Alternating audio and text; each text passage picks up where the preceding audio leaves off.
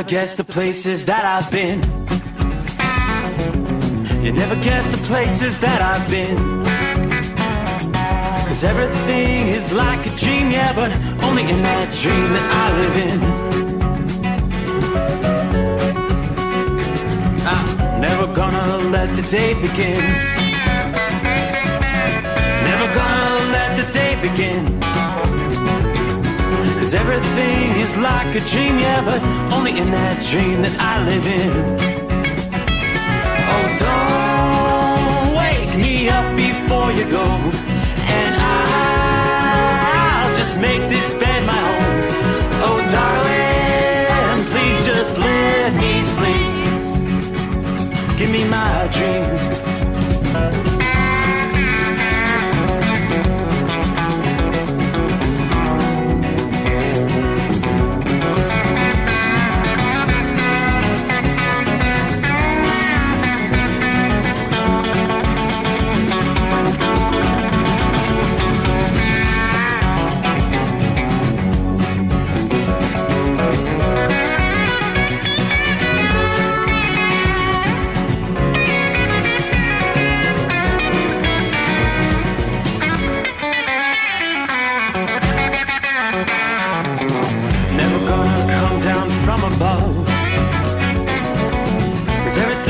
Better from above. Nothing's ever as it seems, yeah, except in that world that I dream of. Never gonna lose the ones I love. Never gonna lose the ones I love. 'Cause everything is like a dream, yeah, but only in that world that I dream of. Oh, don't before you go, 'cause I can't face this day alone. Oh, darling, please just let me sleep. Give me my dreams. Give me my dreams. Give me my dreams.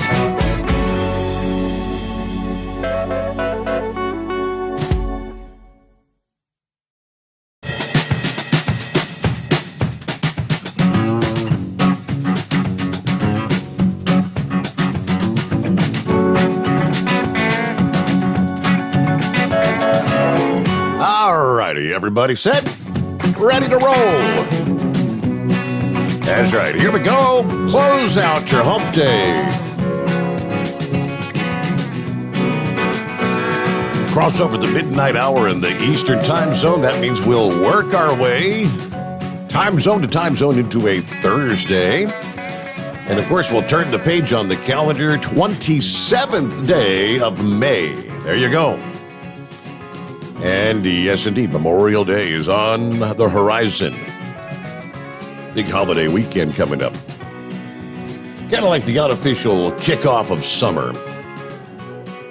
But don't forget the true meaning of what the holiday weekend's all about. It's more than picnics and barbecues and racing and all the fun things people like to do. It's about remembering those who over the years have paid the ultimate price, giving their lives to defend the freedoms that we continue to enjoy, hopefully for a long time to come, which is questionable in this day and age. But yes, Memorial Day weekend, a weekend to remember. Meanwhile, as we get things underway here, we had known the last couple of nights we've been talking about the possibility of a very active night in central portions of the country with the risk of severe weather. And that has pretty much come to fruition. We've got severe thunderstorm watches, even tornado watches. Some of those, especially over western Kansas, have expired as we crossed over the midnight hour Eastern time. We still have tornado watches in place in the Texas Panhandle region. There's a little zone up there in north central Oklahoma.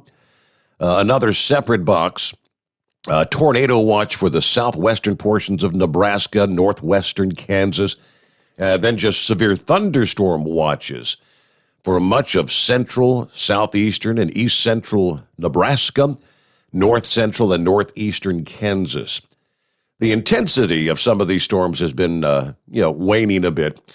Yeah, we've seen a lot of severe thunderstorm warnings in just the past 3 hours. There's probably 40, 50 severe thunderstorm warnings, just a handful of tornado warnings. Now, you go back through the afternoon and evening hours, there were numerous tornado warnings.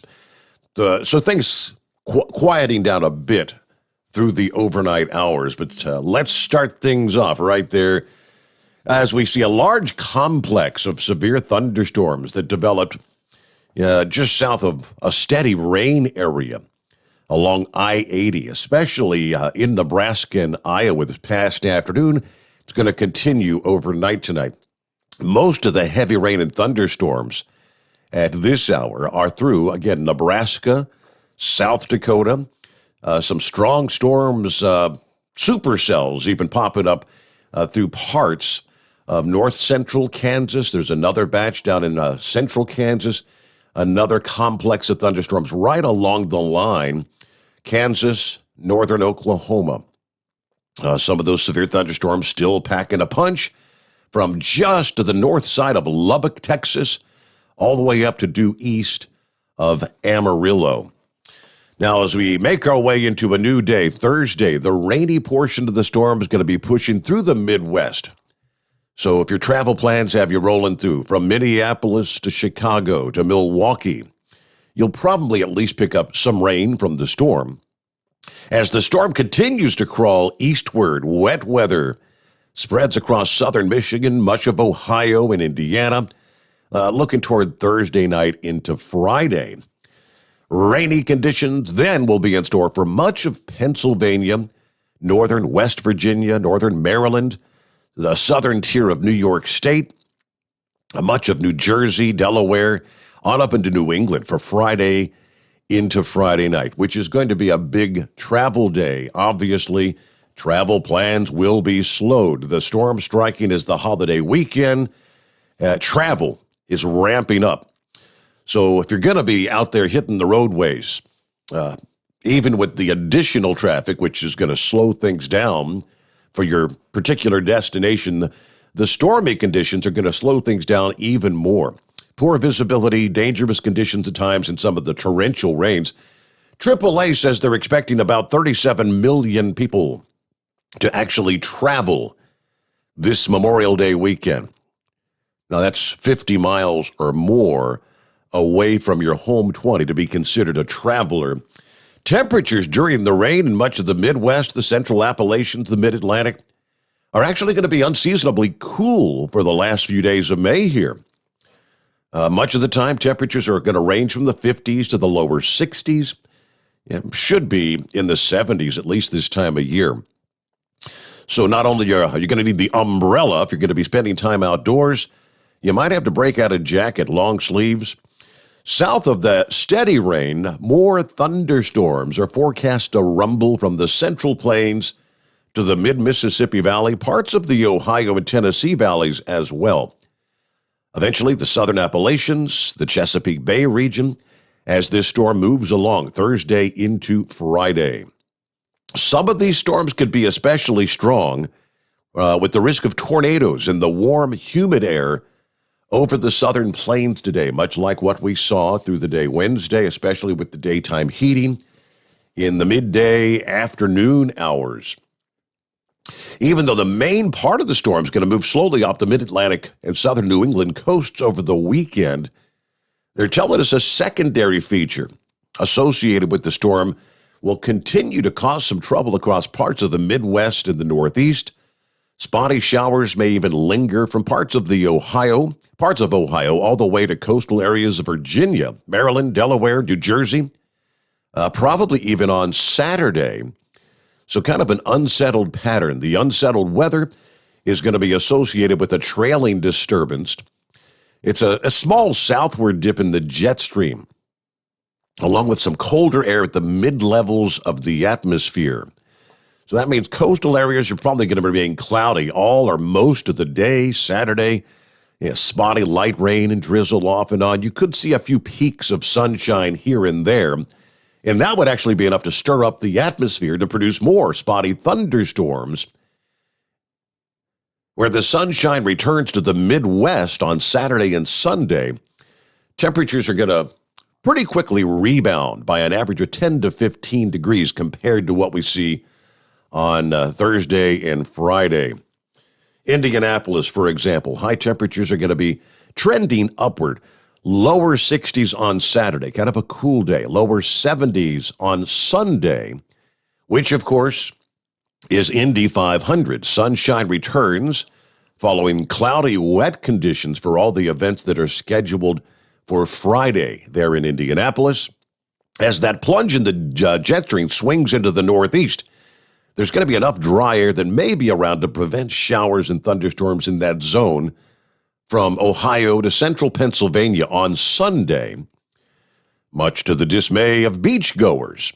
The slow pace of this storm is probably going to keep clouds and continue the risk of off and on showers along the coast from Virginia all the way up into Maine on Sunday. Kind of washing out your beach weekends, right? All right, I'm already talking temperatures, upper 50s in eastern New England, upper 60s when you get into places like southeastern Virginia. May not be the most pleasant weather to head out to the beach on Saturday. Much of the northeast region should be a bit warmer on Sunday. You'll see some sunshine. Highs probably rebounding back into the 70s there. Weather over much of the Midwest should be generally dry. Highs in the 70s on Memorial Day for the ceremonies that are honoring America's military personnel who gave their lives for the nation. One exception to the trend may be with the approach of another storm system that may set off some showers and thunderstorms in parts of the Dakotas and Minnesota later on Sunday and into Monday. Okay, so again, back to the severe weather that really began to ramp up this past afternoon. So tornadoes touching down, including a large, dangerous tornado causing damage and injury. That was actually in Kansas on Monday. Same system, though. The area had a brief reprieve from severe weather on Tuesday. And, of course, ferocious winds, some of the top concerns, as some of these storms over the past day. High potential for damaging winds, large hail. Yeah, particularly dangerous situation was issued for parts of eastern Colorado, southern Nebraska, and western Kansas early this past afternoon, with the National Weather Service citing a few intense tornadoes could occur in that zone. So right now there's a moderate risk of severe weather through the overnight hours. We'll be keeping an eye on parts of Nebraska and Kansas tonight. All right, Storm Prediction Center listed 2 preliminary tornado reports. Both were in Ellis County, Kansas, about 3 o'clock Central this afternoon. Had some hail measuring up to 2 inches in diameter there. By 6 p.m., the number had increased to at least 16 preliminary tornado reports across Kansas and Nebraska. Again, it was a very active afternoon. Through the overnight hours, of individual thunderstorms should begin to merge into more of a cluster. That'll increase the threat for damaging winds and a few tornadoes with these various clusters of thunderstorms that are holding together at this hour. All right, the severe weather risk, actually, they tell us, continues to be rather significant, especially through southern Nebraska into northern Kansas. Well, that's where the ingredients are coming together most prominently for thunderstorms potentially to get upper-level spin. Wednesday night through early Thursday, the storms have the potential to organize into a fast-moving line that could generate a long swath of damaging winds. Now, in the past, we have seen some extreme cases that have yielded a phenomenon known as a derecho, a long-lived area of straight-line winds. If you'll recall, last year, a severe derecho rolled along a 700-mile swath stretching from eastern Nebraska to Indiana. $10 billion in damage. Remember the crops at the time that were flattened in Iowa at that point in time. Not really those concerns because the crops aren't really up yet. But wind gusts, according to AccuWeather, could reach 100 miles per hour across parts of the central states. Now, for comparison, a Category 2 hurricane off the Atlantic or the East Pacific has winds ranging from 96 to 110 miles per hour. An EF1 tornado would generate winds anywhere from 86 to 110. So that's kind of the category some of these storms could bring us tonight. Further south, there's also going to be the sort of severe weather in Oklahoma and the Texas Panhandle regions. Thunderstorm coverage not expected to be widespread there, but wind, large hail, and a tornado or two will still be possible. In the wake of the cold front, then, Wyoming, Nebraska, western Kansas, a much quieter day later today for your Thursday, but the storm activity is going to shift a bit further to the east. As the storm continues through the Central Plains today, your severe weather risk will continue from, we'll say, eastern Kansas into Missouri, noting that the greatest chance of tornadoes would be in the southeastern portions of Kansas, southwestern Missouri. That's kind of the bullseye zone for later on today. Now, depending on the amount of sunshine and the daytime heating you get over the southern plains today, again, there would be the risk of a few strong tornadoes that could be on the ground for more than a few minutes. Risk for severe weather should be much lower by the end of the week as that cold front continues to move southward. Most likely area for any severe storms Friday will be back in Texas and Louisiana, where again we'll see some heavy downpours and an isolated tornado, the most likely threat. Thunderstorms may return again to portions of Kansas, Oklahoma, and Texas by Sunday or Monday. At this point, not clear how strong those storms might be, but obviously forecasters continue to monitor the situation as we head into the upcoming holiday weekend there. Meanwhile, coming up, we'll get to areas in the south where you've been basking in a heat wave for the last several days.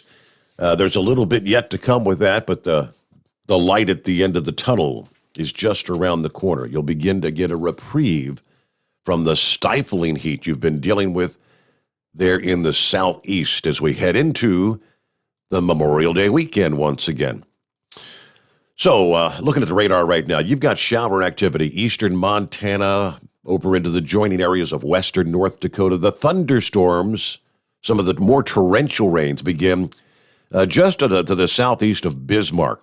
Then you've got areas, cluster of thunderstorms right through central South Dakota. Torrential rains if you're traveling through Nebraska, central and eastern Nebraska tonight.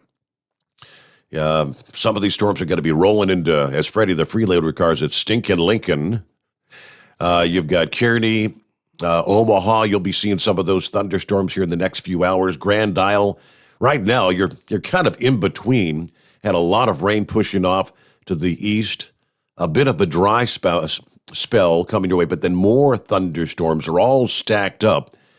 South of North Platte. Some of those may be bringing along with them some pretty strong straight-line winds. So there you go. Again, we'll try to keep an eye on things through the overnight hours. On down into Kansas, rolling along I-70, you're in the rain. From Salina. It's a pretty decent area. More torrential rains a little further south to the north and east of McPherson, Kansas. Those storms packing a punch. If they hold together, some of those probably going to be crossing over I-35 here in the upcoming hours. Medicine Lodge, Kansas, to the east of you, torrential rains. More heavy rains down along I-64. They're in northern portions of Oklahoma tonight. That'll be slowing your travels down. So quick look at our travelers' weather around the country. Hope your week's going well. Yeah, I guess we can say this is our 99th episode of the Steve Sommers Overnight Drive from the live from the Hot Shot Secret Studios. So the countdown clock is ticking. Big night tomorrow night, 100th, and the 100th episode of the show. And we've been talking the last few nights. You've got a little more time left here if you have not got registered yet, or even if you are registered, you go back and register again, get more entries for our big giveaway tomorrow night as we celebrate the 100th episode. Grand prize winner's going to receive a Hot Shot Secret Fluid Swap. We're talking like a $550 value. And that's got some of the top-of-the-line Blue Diamond oil. Yeah, looking at the kind of like the post on Facebook, look, several gallons of that. You've got the big bottle of Stiction Eliminator, the big bottle of Diesel Extreme, and some other goodies. I think there's a bottle of spray. But again, a $550 value. Then we've got 3 second chance winners who will receive a Pluto Duo bundle headset from Stellar Electronic, $200 value for those. Got a bunch of swag packs to give away. Firepunk Diesel Army swag pack, Steve Sommers Overnight Drive swag pack, Exergy Performance swag pack, and I know our friends at Blue Def are also tossing. I believe they're tossing in some gift cards. I believe a $75 value. I think we've got several of those that will be given away. It's simple to get registered. Go to overnightdriveradio.com, click on the contest tab. Just enter your email address. That's it. And again, you can get additional entries by sharing the contest via social media, liking or subscribing to the Overnight Drive social media pages. We'll be announcing those winners here coming up on our Friday morning show. How about that? Other news from our friends at Hot Shot Secret. Here comes the Memorial Day weekend, right? Wouldn't be a Memorial Day weekend, as I mentioned earlier, without racing. This weekend, Kyle's going to be, I think this is the one he'll be at. We've got, I think I've got to flip the page here. Where did I put that one? There it is. All right. Party on the Mountain, the No Prep, presented by Remax XLs. That'll be on the 28th and 29th, so Friday and Saturday, right? English Mountain Raceway in Newport, Tennessee. It's the No Prep Drag Racing. Hot Shot Secret will have a presence. They'll have the booth on site there. Learn more from the Hot Shot Secret Facebook page. At the same time, we've got the 27th through the 29th. Hot Shot Secret is sponsoring the stream where you can tune in via Flow Racing. That's going to be at the Summit Motorsports Park in Norwalk, Ohio. That'll be Pro Mod drag racing taking place there. And yeah, with my Flow Racing subscription, I'll be able to tune in and catch some of the live action there.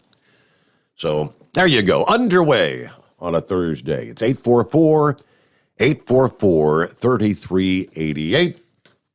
Under our industry headlines, oh boy, it's the good old try, don't succeed. They're back again. A Georgia lawmaker once again pushing Congress to adopt a speed limiter mandate for all trucks and buses. Representative Lucy Macbeth of Georgia, Representative John Katko of New York, introducing the bill this week.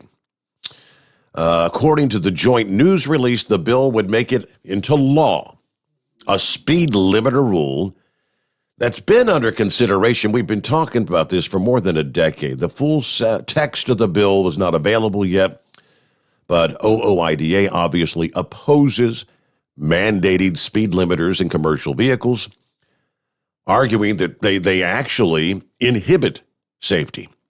You're increasing the interactions between trucks and other vehicles, increasing the likelihood of a crash.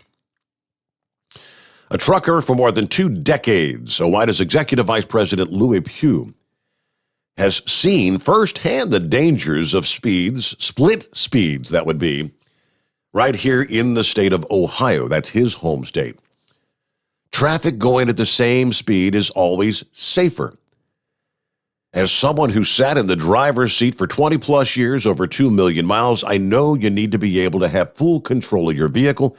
Everyone in the trucking industry wants to see safer drivers, as well as equipment and safer highways. We all want safety that works. That begins with a well-trained driver behind the wheel. Of course, back in the month of March, White sent a letter to our new Transportation Secretary, Pete Buttigieg, urging him to reject the speed limiter proposal that was kind of resurrected earlier this year by the American Trucking Associations, which would mandate your truck operate at a speed of either 60, 65, or 68, maximum speed. Well below the maximum speed limit right now in nearly every state. Todd Spencer said speed limiters are going to provide large carriers an even greater competitive advantage over our small businesses. Drivers actually hate speed limiters because of the operational and safety problems they create. Large carriers would love nothing more than to ensure every truck and carrier is stuck with these devices, because that way their drivers stop fleeing for jobs at more trucker-friendly carriers. Oftentimes you notice the incredibly high turnover rate at some of the mega carriers, many of which have been using speed limiters for many, many years. But for the non-truck driving public, I mean, the example I could cite, we've all been out there during our travels at some point in time, and you come up on the one governed truck trying to get around another speed limiter governed truck, and it's the turtle race. And traffic begins stacking up behind those trucks. If you want to mandate speed limiters for all trucks, you think you've got caught up behind a few turtle races to date. Just imagine restricting every truck that's out there on the highways in the country. It's just going to exponentially have these sort of things happening. And as I mentioned, the traffic begins to stack up behind those trucks that are trying to pass. Everybody's in a hurry. And when one truck finally does get past the other and move over, which may be 3, 4, 5 miles sometimes, all these automobiles that are stuck behind them, they're all jumping lanes, right to left, right to left. So you're in my way. Get out of my way, turtle. Again, you're just increasing the interaction between vehicles. And it's just that one simple mistake. Somebody was in the blind spot. I didn't see him there, and then you've got, boom, havoc on the highways. So again, they've been doing this, trying to push this through for many, many years, but there's the latest. They're back. All right, looking at 25 past the hour. We'll get to some of the other industry headlines, some positives here on a Thursday morning. Lots to cover. What's on your mind at 844-3388. Let me jump over, see what we got. The Restream wasn't operating, so I didn't get to see any of the comments we had thus far. Darn it. All right, that'll get fixed up here. I'll see everything from this point forward, but let's jump on over to the phone and see what's going on here. Who we got on the line? Oh, Horse Feathers, I believe it is. Morning, Horse Feathers. There we go. Got the beep now.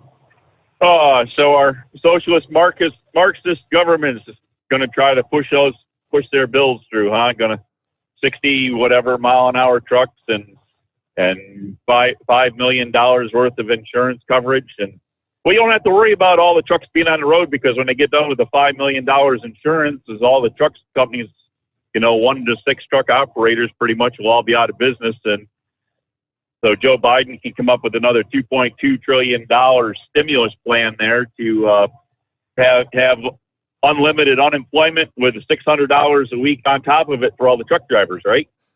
That sounds about right. So anyways, but all the roads will be empty. You won't have to worry about the trucks in your way. The cars can drive. Oh, wait a minute. There won't be any gasoline because the gasoline haulers will be on unemployment. There won't be any need to go anywhere because all the grocery stores and all the other stores, maybe Walmart will be about the only one that has anything in it there, because, they have their own fleet. Maybe they'll be able to keep their fleet on the road. But But anyway, so there you go.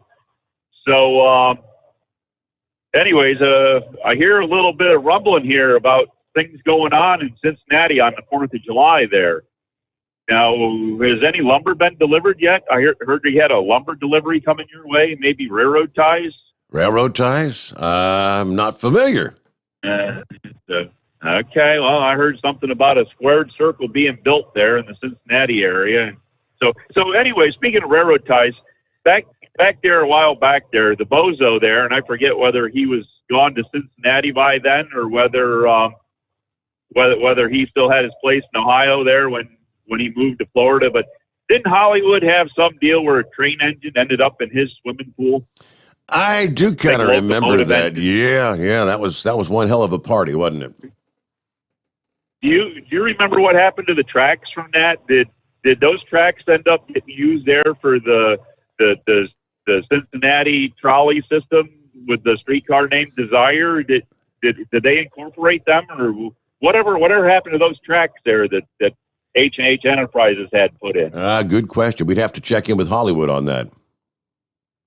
Yeah, so maybe they don't need the complete lumber delivery if those tracks and railroad ties and rails are still available there for the big match coming up there. So speaking of the big match, I'm thinking Avery and Aubrey ought to be real interested in this because I've gotten wind that Crash and Smash there, the two that are taking on the what was it there? We got to come up. I always get the name messed up there. Betty the Beaver, Bush Hog. Yeah, right. I always forget the way. So anyways, Crash and Smash are going up there against Betty the Beaver there, and but word has come that we found out the uniforms for Crash and Smash there, and apparently Smash there he spends his off duty time in the sleeper there. He's got a little bedroll he rolls out there, and when he gets ready to get in there, his jammies are this. You heard of these things called the Snuggie? They're like a onesie for adults. Oh, yeah. Say it isn't so. No. Yeah, but his is a Barney. It's a Barney the dinosaur. Oh boy. Onesie Snuggie. Big purple dinosaur. Yeah, big purple dinosaur with a green belly and a tail, and I'm thinking Aubrey's going to fall in love with that. And of course, they got the theme song. I don't know. Did you ever have to deal with that theme song and rewind that videotape there 17, 18 times a day? That was that's my son and daughter's era. Yeah, I love you. Exactly. You love me. Yeah. So everybody's got to get on and listen. I wish you could play music on this show because you could have that in everybody's mind for I don't know how long towards eternity. And then Smash there. Smash, he does the same thing. He's got his own little Snuggie, but can you believe they made one there from Woody? From Toy Story Woody? And I remember on the cruise ship there, Avery had his Woody with him the whole way around. Every time you saw him, and everywhere he goes, yeah. And I forget now. Was it the Transportation Authority facility? The Santa Clara County Sheriff says that they also found explosive materials in the building. Officials say Cassidy is among the dead. They believe he died of a self-inflicted gunshot. No clear motive has been identified. VTA officials say that light rail services will be suspended for several days while the investigation at the yard continues. And President Biden has asked U.S. intelligence officials for a definitive conclusion on the source of COVID-19. In a statement, Biden says he's asked the intelligence community to redouble their efforts to find evidence that could bring them closer to a definitive answer on the virus's origins. Biden says the intelligence community is focusing on two likely scenarios: a laboratory accident or human contact with an infected animal. This is USA Radio News.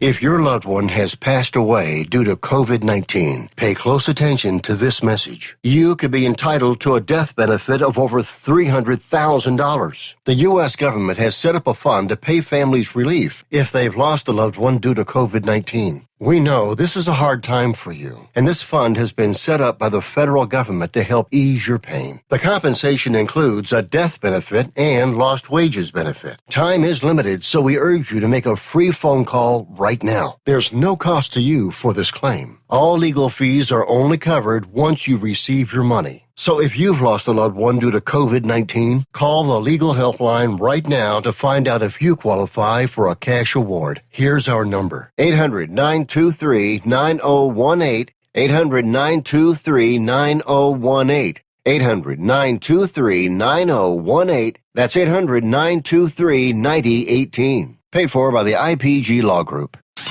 The Overnight Drive with Steve Sommers. Live from the Hot Shot Secret Studios. Call Steve now. 844-844-3388. That's 844-844-3388.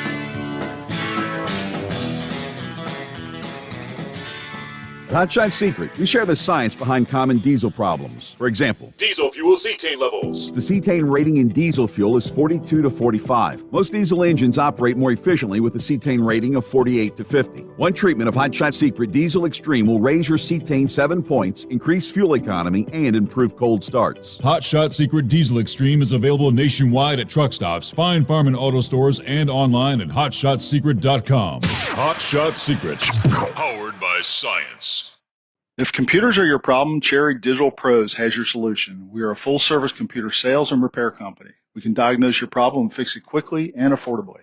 We fix all models of laptops and PCs. We also offer custom-built PCs, servers to your specifications. From PC repair and laptop repair to online internet help to data recovery, we can handle it. Let Cherry Digital Pros solve your computer problem today.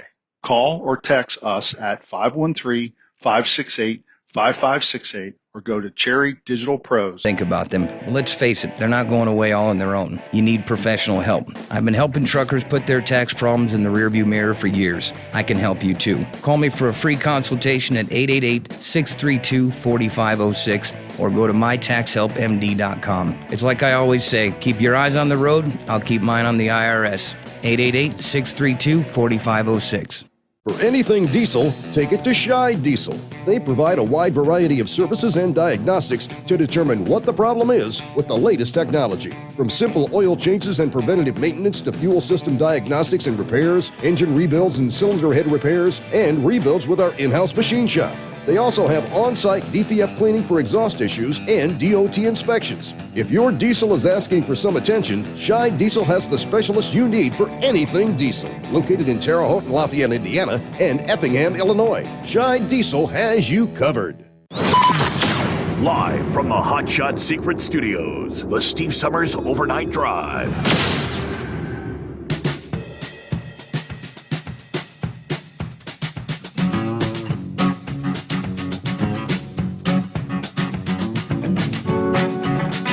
All right, good to have you with us. Thank you very much. Welcome back on a Thursday morning. It's 844-844-3388.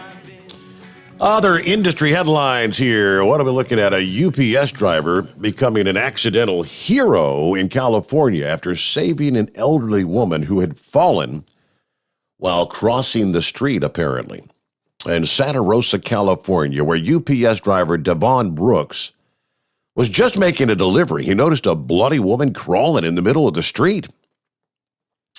Magda Vahey had been on her way to a medical appointment when she fell while crossing the road. That's when Brooks jumped into action, stopped his truck, rushed to her side, picked her up, and carried her all the way to the nearby hospital, where he waited with her until she was admitted. Once admitted, Vahey realized Brooks had even collected the items that had fallen out of her purse and made sure she had all of her things, all of her belongings. When they put my purse on the gurney, I realized Devon had tucked my sweater inside. His actions were extremely thoughtful and special. After that, Brooks just continued on his route and didn't even tell anybody. That is until Vahey and her grandson, who also happens to work for UPS, contacted the company to let them know what a great deed he had done. He's a hero. He saved me from what could have been a horrible calamity. She said, he's a good example of kindness. I don't feel like I'm a hero. He said, I just feel like I did what anybody would do. All right. Although she did break her wrist in the incident, she's expected to make a full recovery. So a tip of the hat. Way to go to the UPS driver there. Authorities say that a Mexican truck driver has been sentenced to prison for attempting to smuggle thousands of rounds of ammunition across the border into Mexico. 42-year-old truck driver Jorge Lopez Apenos, sentenced to 46 months in prison for attempting to smuggle ammunition, according to the U.S. Attorney's Office. Authorities say this was actually May of last year. He conspired with others to smuggle 8,000 rounds of ammunition from Nogales, Arizona into Mexico. But before he was able to pick up the ammo, law enforcement intercepted the shipment. All right, there you go. After his arrest, he told authorities he thought the shipment contained ammunition that he expected to be paid for smuggling the shipment across the border. He also admitted to having smuggled ammunition into Mexico in exchange for payment in the past, not his first time. So Homeland Security, U.S. Customs and Border Protection. And one final update for you here before we get back to your calls. We've got plenty of room for you at 844-844-3388. They tell us the first round of repairs on the I-40 Memphis bridge has been completed this week. So that brings the project much closer to completion.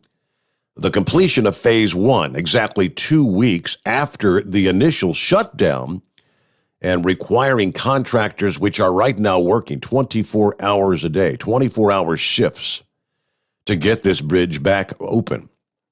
River traffic beneath the bridge, by the way, did resume on May the 14th. But, of course, the bridge itself still closed to traffic until the second phase has been completed. Plans for Phase 2 are right now being finalized, they tell us, and they will ultimately remove and replace that fractured beam. Still no estimated date for the completion of those repairs, so until then, locals are accepting the traffic challenges which have been ongoing.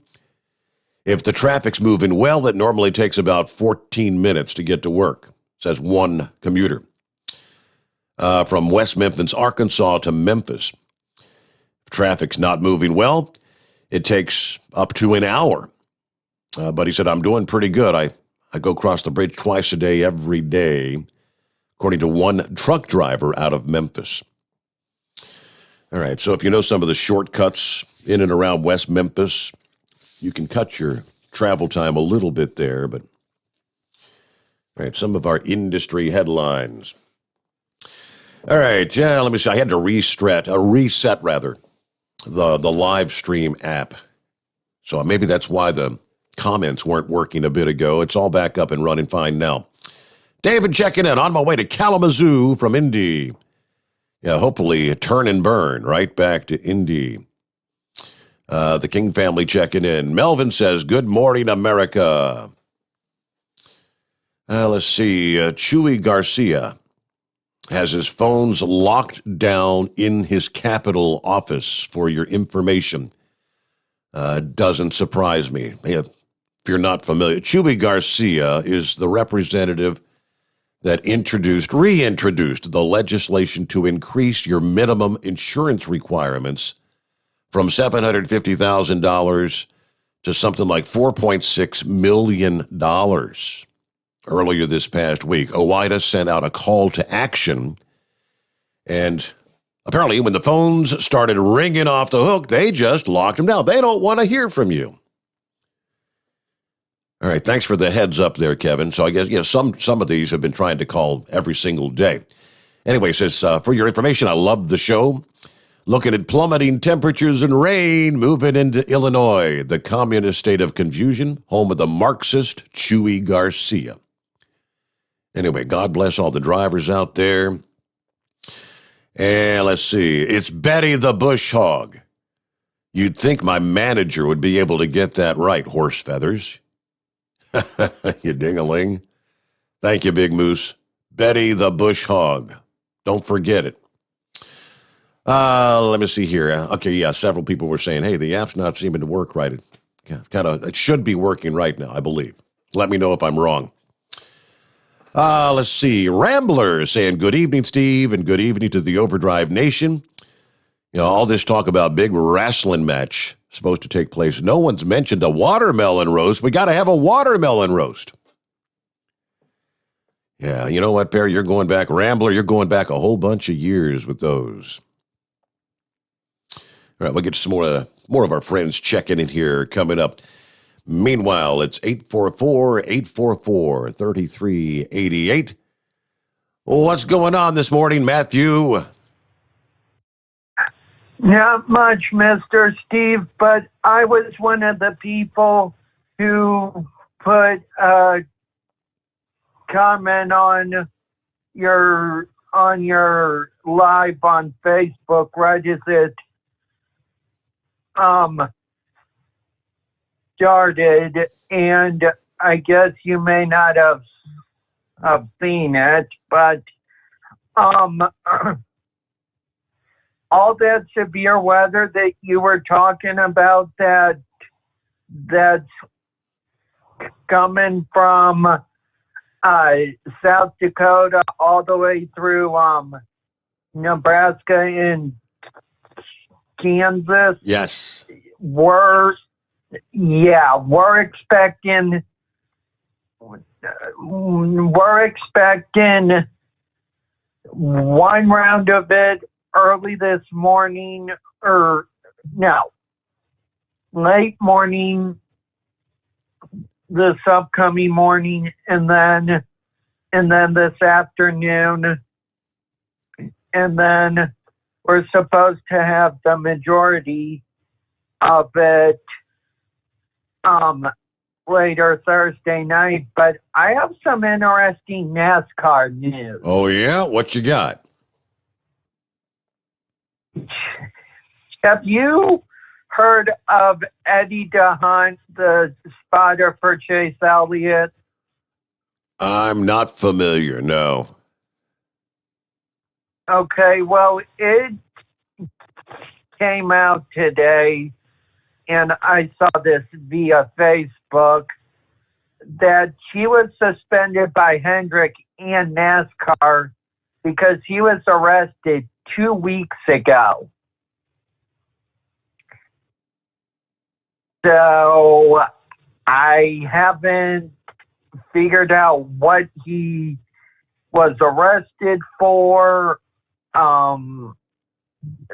The organization is saying he's innocent, but I mean,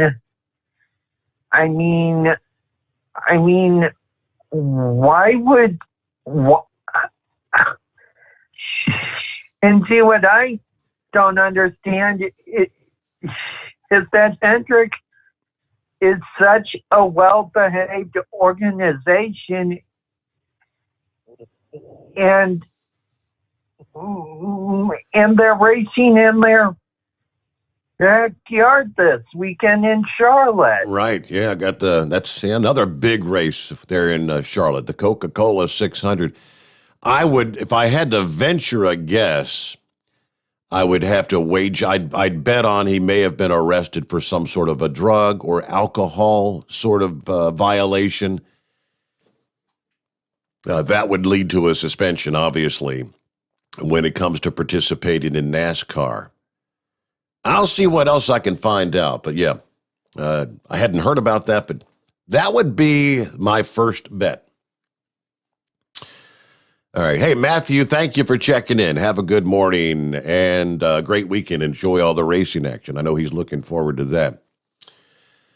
All right. The buzz started last week when word began to spread that Johns Hopkins University was going to be paying $100, maybe even $1,000 for rare blue-eyed cicadas. Scores of callers hoping to cash in on these oddball bugs started ringing up the university's biology department soon after the normally red-eye insects began emerging from the ground. Alas, come to find out, it was a hoax, according to the Baltimore Sun. According to the department's administrator, we tell them, as far as we know, no one is offering to buy blue-eyed cicadas, but that hasn't stopped the calls. It's constant, she says. You hang up the phone, and here comes another. Other university offices keep forwarding more inquiries our way. She said, it's easy to see how people might be fooled, especially those with memories of Baltimore summers shortly after World War II. Back in 1947, Johns Hopkins University biologist William McElroy announced that he would pay Baltimore kids 25 cents for every 100 fireflies they could catch. Lightning bugs. He needed the bugs for his pioneering research into the mysteries of the bioluminescence.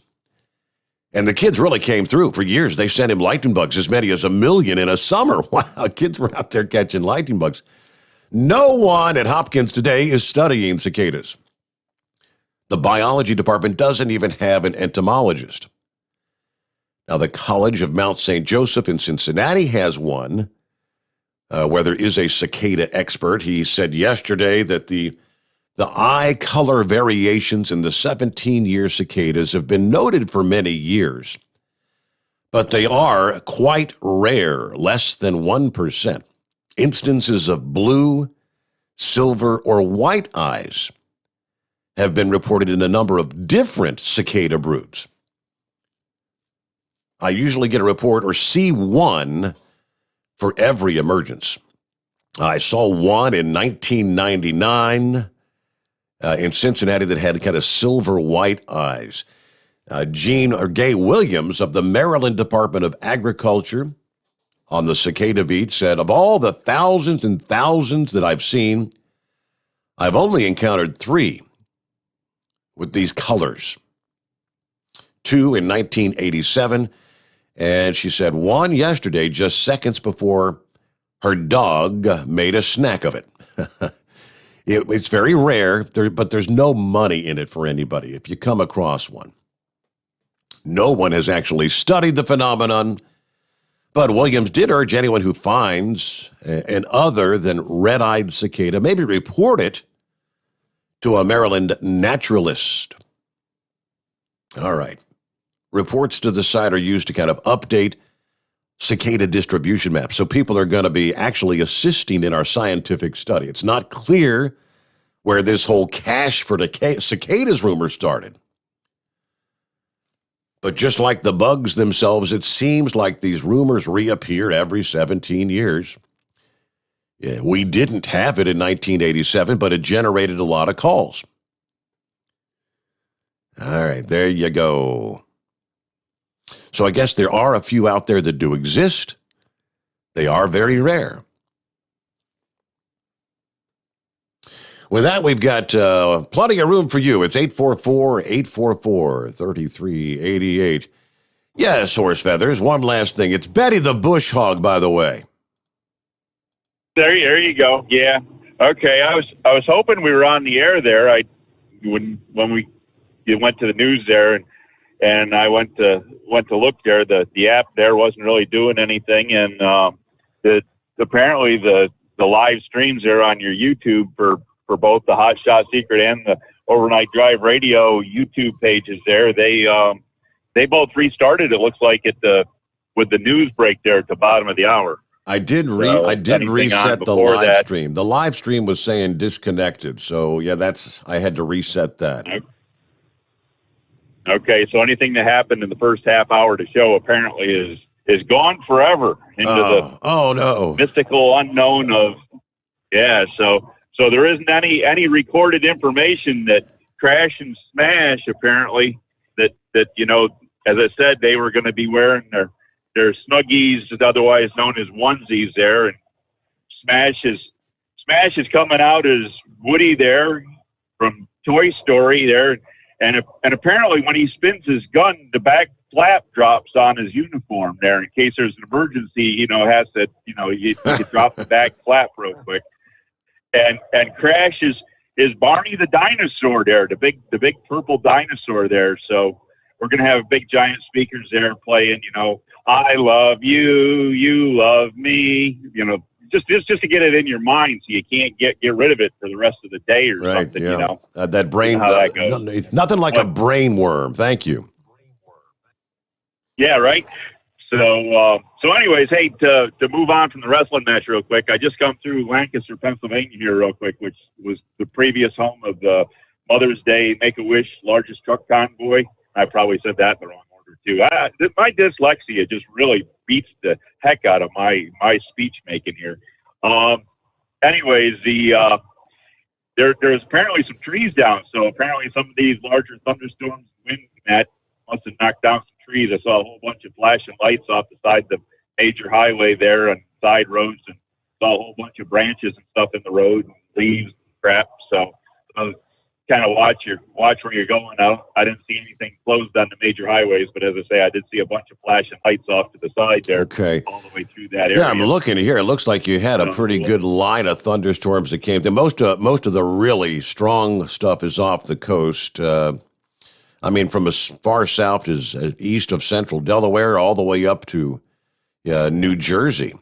So, yeah, you had some pretty good storms come busting through there. Yeah. Last night, I think we had a possibility even having hail at the house there. I was trying to nap there, and it was either hoof beats from Santa Claus or real heavy rain or hail there. But it was you could hear it bouncing on the roof. It wasn't just landing flat and easy and nice, So right. As I say, I'm not sure, there might even been a little bit of hail mixed in. So last night we were talking there about you getting a commission there for every time somebody buys something with overnight drive radio and that. And I've been out, and you talked about the other race car drivers. They have their own thing that they use so that they can be all tracked in that. Well, I was at the Make-A-Wish truck convoy there, and I had the Hot Shot Secret stickers on my truck there, and I went to this little tractor thing here the other day, and I was handing out catalogs, and I was talking to a construction guy there for about 15, 20 minutes there. I think I got him sold on at least the extreme, the EDT, the extreme diesel treatment there to put into the construction equipment for when it rests over the wintertime there because of the stabilizer and the cleaning and right. the cetane boost and all that. So I think I got them sold to at least do that.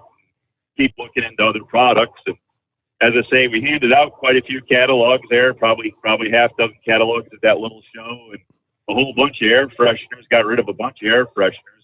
I was wondering if Kyle would put in a code word of horse feathers there, so that if I'm handing out stuff and I tell people to go there, that you can link it to the overnight drive, because I'm blue, I bleed overnight drive blood, blue blood there. So anyways, but if you linked it with horse feathers, then if it was, if I was, how much I was helping out there with the show, from the show, and trying to get, my little thing done. Up there pushing sales. My area know what's going on. Sure, the word of mouth salesman out there. I'm trying, doing all I can there. So, but anyways, I just curious about that. But anyways, but now we're looking forward to that. And so how's it going with getting the cement pond put up? Are we gonna be able to find? Did you come up with anybody yet? I spoke to my uncle this past day. He's got some help lined up, and I don't know. We were out most of the day today, so I didn't get to talk to him. But I guess the only thing we're lacking right now is we're going to need to get some sand. I don't know how much we're going to need. Obviously, we wouldn't need as much as if it was a new pool, because the sand was already down from the old one. But a lot of it's getting like compressed down into the dirt, the mud, and whatnot. So yeah, you got gonna have to get some. You got to fresh freshen it up sand. and make it nice and soft. Exactly. Yep. So just to check, there isn't a sand shortage, is there? There's a shortage of everything else. Is there a sand shortage? I haven't heard much from the quarries here lately. That would be my luck. But one thing we are up to speed on was the princess was able to get a couple of tubs of chlorine, couple of bags of shock, and she got some algicide. So at least as far as chemicals are concerned, once we do get the pool up and running, we should be good to go. Well, I was going to ask you that, if you were going to be able to do the chlorinated pool or if you were going to have to do salt water, because we have to make sure which brand of Jell-O we get here, how it works with the, chemically agent. You can't have it screwing up the Jell-O. So when we get the boxes of Jell-O, because we got a trailer load of Jell-O, boxes coming there to mix into the water there to make the Jell-O shots. But anyways, that ought to work. That ought to work good too for crash and smash when they're cooling off their blood in the mud. And they can just lay back into the Jell-O there, right? Right. Hey, one final thing before we get to our news update here. Top of the hour is upon us, but remember, and then for all the folks that they've been on the last several cruises with us, so maybe throw up a prayer for Chris that things go well later this morning. Tough times for him. Yeah, absolutely. Yeah, I'm sorry to hear that. I kind of remember you talking about that before there with him, that condition, but now sorry to hear about that. Yeah, hope for all the best there. So yeah, I think they're definitely be thinking of them. I think they're doing. I don't know if anytime you're working with stem cell stuff, I think that's kind of experimental or whatever. But a week or so ago, they were harvesting stem cells, millions of them apparently. And so later on this morning, not sure exactly what time, but man, the impact of going from a healthy 30-something-year-old male to now be confined to the wheelchair. And he actually had a few tears flowing when they were shaving his head this past day. So prayers for Chris and Corinne that everything goes well and their kids. News update time. It's 844-844-3388. The Steve Sommers Overnight Drive live from the Hot Shot Secret Studios. USA Radio News with Dan Naraki. President Biden wants U.S. intelligence officials to redouble their efforts to investigate the origins of the COVID-19 pandemic. In a statement, the president said that there was insufficient evidence right now to confirm either of two leading theories behind the origins of the virus. Biden directed U.S. intelligence agencies to issue a report within 90 days. And at least 8 people were killed Wednesday when a gunman opened fire at a light rail yard in San Jose. The shooter, identified as 57-year-old Sam Cassidy, was an employee at the Santa Clara Valley Transportation Authority facility. The Santa Clara County Sheriff says they also found bomb-making materials in the building. Officials say Cassidy is among the dead. They believe he died of a self-inflicted gunshot. No clear motive has been identified. VTA officials say that light rail services will be suspended for several days while the investigation at the yard continues. This is USA Radio News. Friends, Mike Lindell is a great supporter of conservative radio, but most of all, he's a man who has invented a great USA product that will help you get a great night's sleep. For over 3 years, I've told you how the MyPillow Premium Pillow has changed my life. I get the best sleep of my life. But more importantly, the pillows don't go flat. You can wash them and dry them as many times as you want. They maintain their shape, and they are made in the USA. Here's the best deal you'll ever get on a MyPillow Premium Pillow. $29.98 for a standard or queen size pillow. King size only $5 more. You're saving $40. Go to mypillow.com, click on the radio listener square, use my promo code USA, or call 1-800-951-8175. You can save up to 60% on any MyPillow product when you use my promo code USA, or call 1-800-951-8175 and ask for the MyPillow Premium Pillow Special. The Transportation Security Administration is gearing up for a busy post-pandemic summer travel season at airports all across the nation. John Clemens has more. According to Patricia Mancha of the TSA, most airports across the country will be operating at 80% capacity. At the height of the pandemic, we were seeing maybe 70,000, 80,000 people a day, and this is nationwide. Now we're back to 1.7, 1.8 million people traveling at airports across the country on a daily basis. All travelers must be wearing a face mask. Every traveler who is on airport property is required to wear a face mask that covers their nose and their mouth, and they're required to keep that face mask on while they're in the airplane and while they travel. From the USA Radio News Texas Bureau, I'm John Clemens. And you're listening to USA Radio News.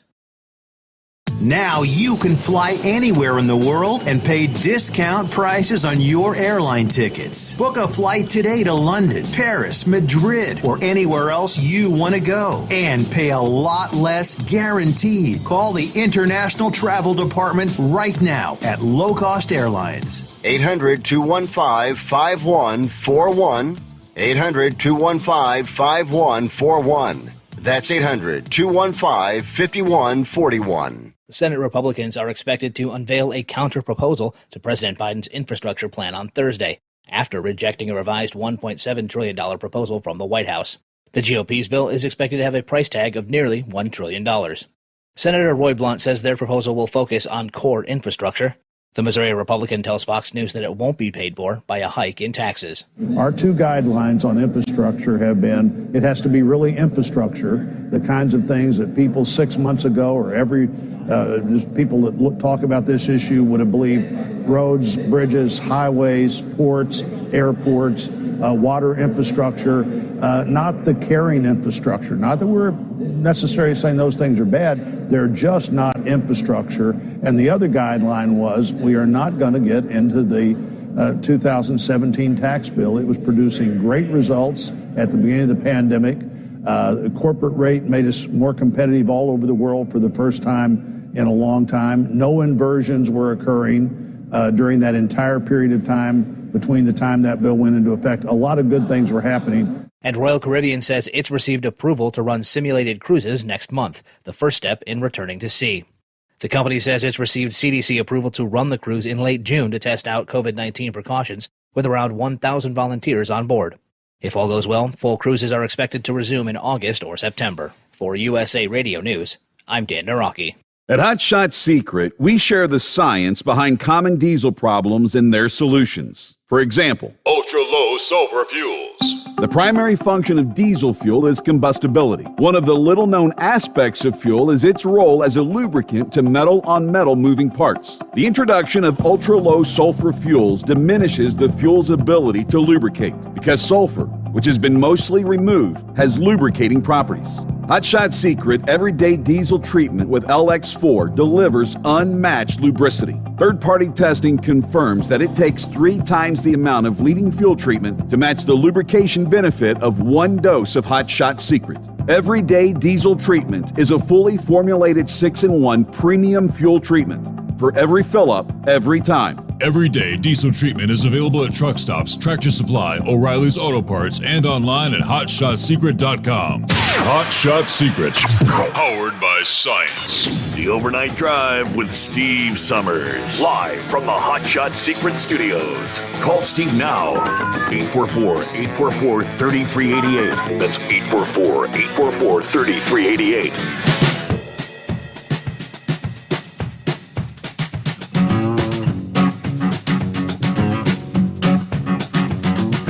All right, who else checking in here? Tank says, morning, Steve. Happy Thursday. 81 degrees out here on I-40 in California. Headed back east to the home 20. Looking forward to a long weekend. Everybody truck safe. Have a great day. All right, so it's 844-844-3388. Everything looks to be working on my end, but I'm getting messages here. People saying that, Facebook's not streaming right or something? Everything appears correct on my end. I'll try to reset that here once again. What's going on? Heat wave, I believe it is. Oh, no, it's Crash. Crash. I'm not too happy about Crash, yes. Not too happy about Horse Feathers talking about my fur-lined sleeping bag. No. Oh, I can't do that. I just can't do that. That hurts too much. That is terrible. I have a damn fleece-lined sleeping bag because I keep the sleeper cold in the back whenever I'm sleeping. And then he comes up with these lies of saying, oh, I've got a onesie with footies on it, and I dance like Barney or whatever. Oh, goodness gracious. All I can say is, I don't know. I can't say nothing. So, anyways, this wrestling match is going to be epic with Betty the Bush Hog versus Crash and Smash. I'm going to do the crashing, and Smash is going to go there, and he's going to nail him down to the ground. Betty the Bush Hog is going to go down faster than a hooker at a Viagra convention. Oh, goodness. It's going to be fast. It's going to be epic. And we're going to need that pool up so we can put old Betty the Bush Hog in there so she can wash the mud, the blood, and the crud off of her. Just make sure we get the Jello shots out before that happens, because I sure hate to try one and have sand in it.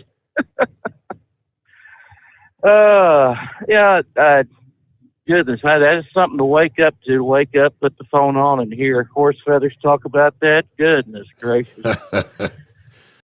So you're just getting your day started, are you? Yeah.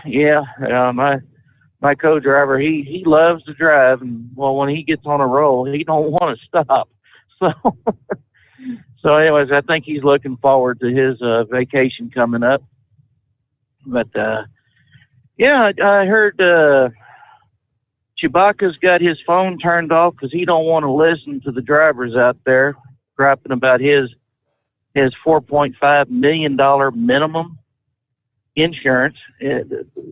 The hell does he think we drivers are? Especially those that are, owner operators and independent contractors. They think they're made out of money. Right.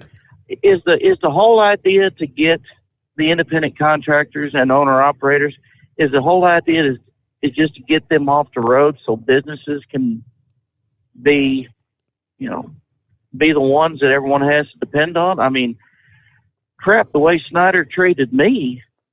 I mean, I thought I was in their good graces till their head of dedicated said I was nothing but a damned old truck driver, when all I asked for was a fuel card for the multiple rental cars that I had, because they were real slow on getting the reimbursements taken care of. And it wasn't my office that was slow doing it. It was Green Bay.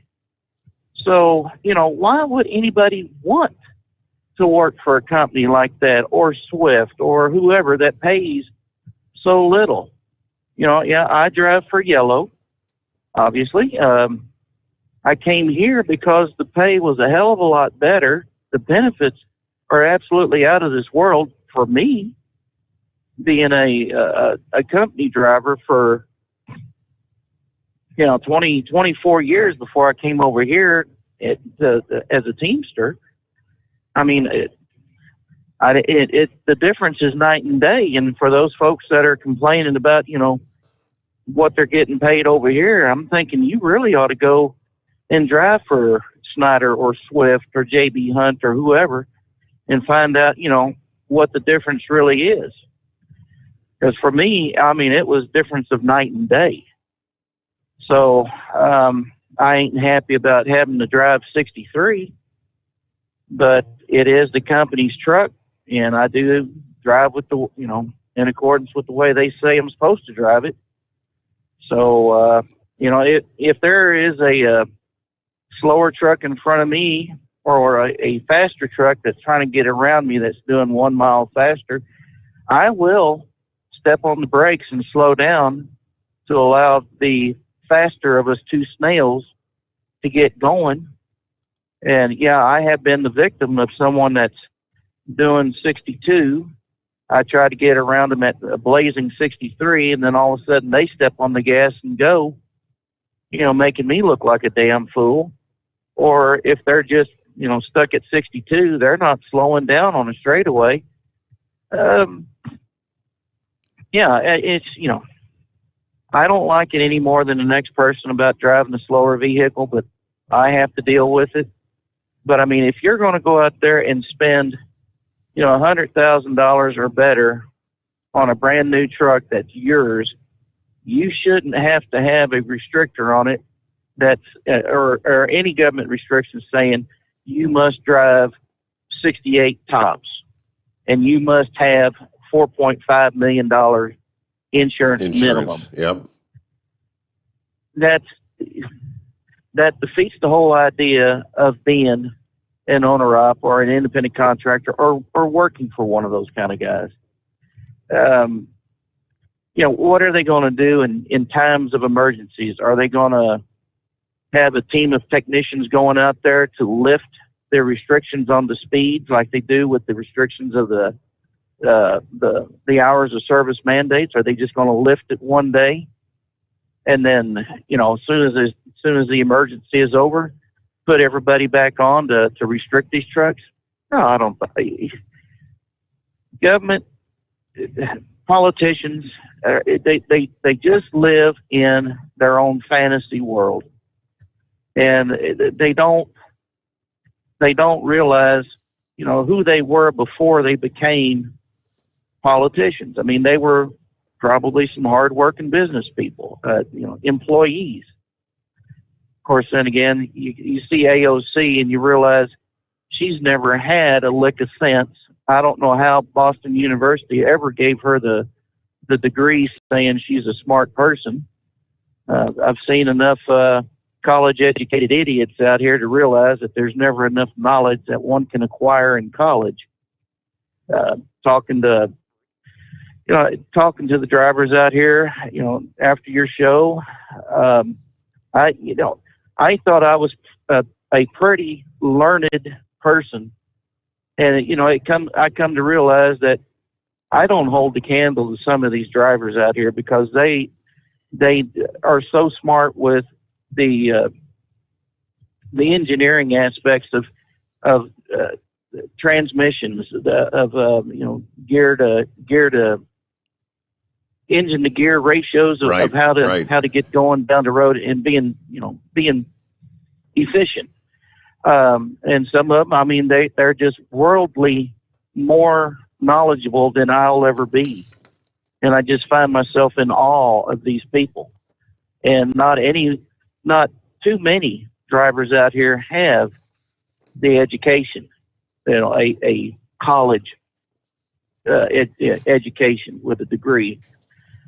So, these people that are sitting up on their high pearly thrones up there in D.C. and wherever, they need to realize that it's not a utopian world out there.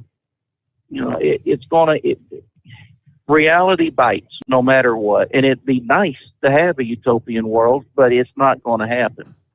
It's not human nature to have, everything just flow their way, because when something does happen, that's going to require someone to be a leader, whether it be a natural emergency or whatever. No one's going to know what to do. And it's going to be us guys down here on the ground level that actually sees what's happening. And we're going to be the ones that say, this is how it needs to be done. This is how we need to get our product over here to these people. They have their lofty ideas, but we're the ones that have to actually make it work. Yep. So, yeah, I mean, they've tried this out many times to mandate the speed limiters and whatnot. I mean, some say it's a ploy by the big carriers who have had them in place. And I mean, when you drove for Schneider, they had them, right? Yes. Yeah. Yes. So they're looking to, do you think are they looking to level the playing field? Because an ungoverned truck, an independent like the Red Mule, could definitely get a load somewhere quicker than the other big carriers that are governed, because he can put more miles behind him in any given day. Right. Well, I mean, Snyder did at one time hit the team trucks up to, I believe it was 70, and the solo trucks up to 65 when the fuel crunch went with Obama, when that went away. And then they went ahead and decided, you know what, that was too fast. So team trucks were set at 65 and solo trucks were at 63. But Snyder is such a bigger company that, at the time that I went to work for them back in 2007, I mean, they were a $16 billion company. That's what they made after all their other expenses were taken care of. They made $16 billion. They can more afford to let one or two drivers slack off, whereas an owner-operator or independent contractor, he can't. He has to make his hay while the sun's shining, so to speak. Right. And whereas Snyder can go ahead and do maintenance on their trucks and help out with the cost of tires and whatnot with their ICs and owner operators that sign on with them. You can't do that like in Red Mule's case or Big Moose's case or the Monkey Gouger. Whatever they make, they get, and I don't know if they can get stuff at a discounted price, but I mean, if they can't, I mean, the prices out here just for tires, I mean, that would wipe me out just as being a company driver. Well, if you're an independent and you're out there, especially out west in states where you've got 75 and even some 80 mile per hour speed limits, you tell that individual your truck can't go any faster than 65. You just essentially mandated a pay cut to them because most of them are getting paid by the mile. I mean, I know there's some that work on a percentage, but you're being paid by the mile. Yeah, you're losing. Yeah, how many miles a day? 50 miles or more than that. You add that up over weeks and months. You're taking a big time pay cut. Yes, well, I mean, if you can average. Here it is. We're in a 63 mile an hour truck, and we can average 60 mile an hour, just going down the road, just flat getting it. And that's with stopping, rest areas, nap time or whatever that we got to do. When we're driving, we can average 60 mile an hour. Now, if you have a truck that's not governed or that can go speed limit, I mean, I'm sure that they can do 700 miles in 10 hours or 70 mile average an hour. I mean, you're looking at a really big difference there, of at least, in a 10-hour day of anywhere between 100 and 150 miles more than what we can do.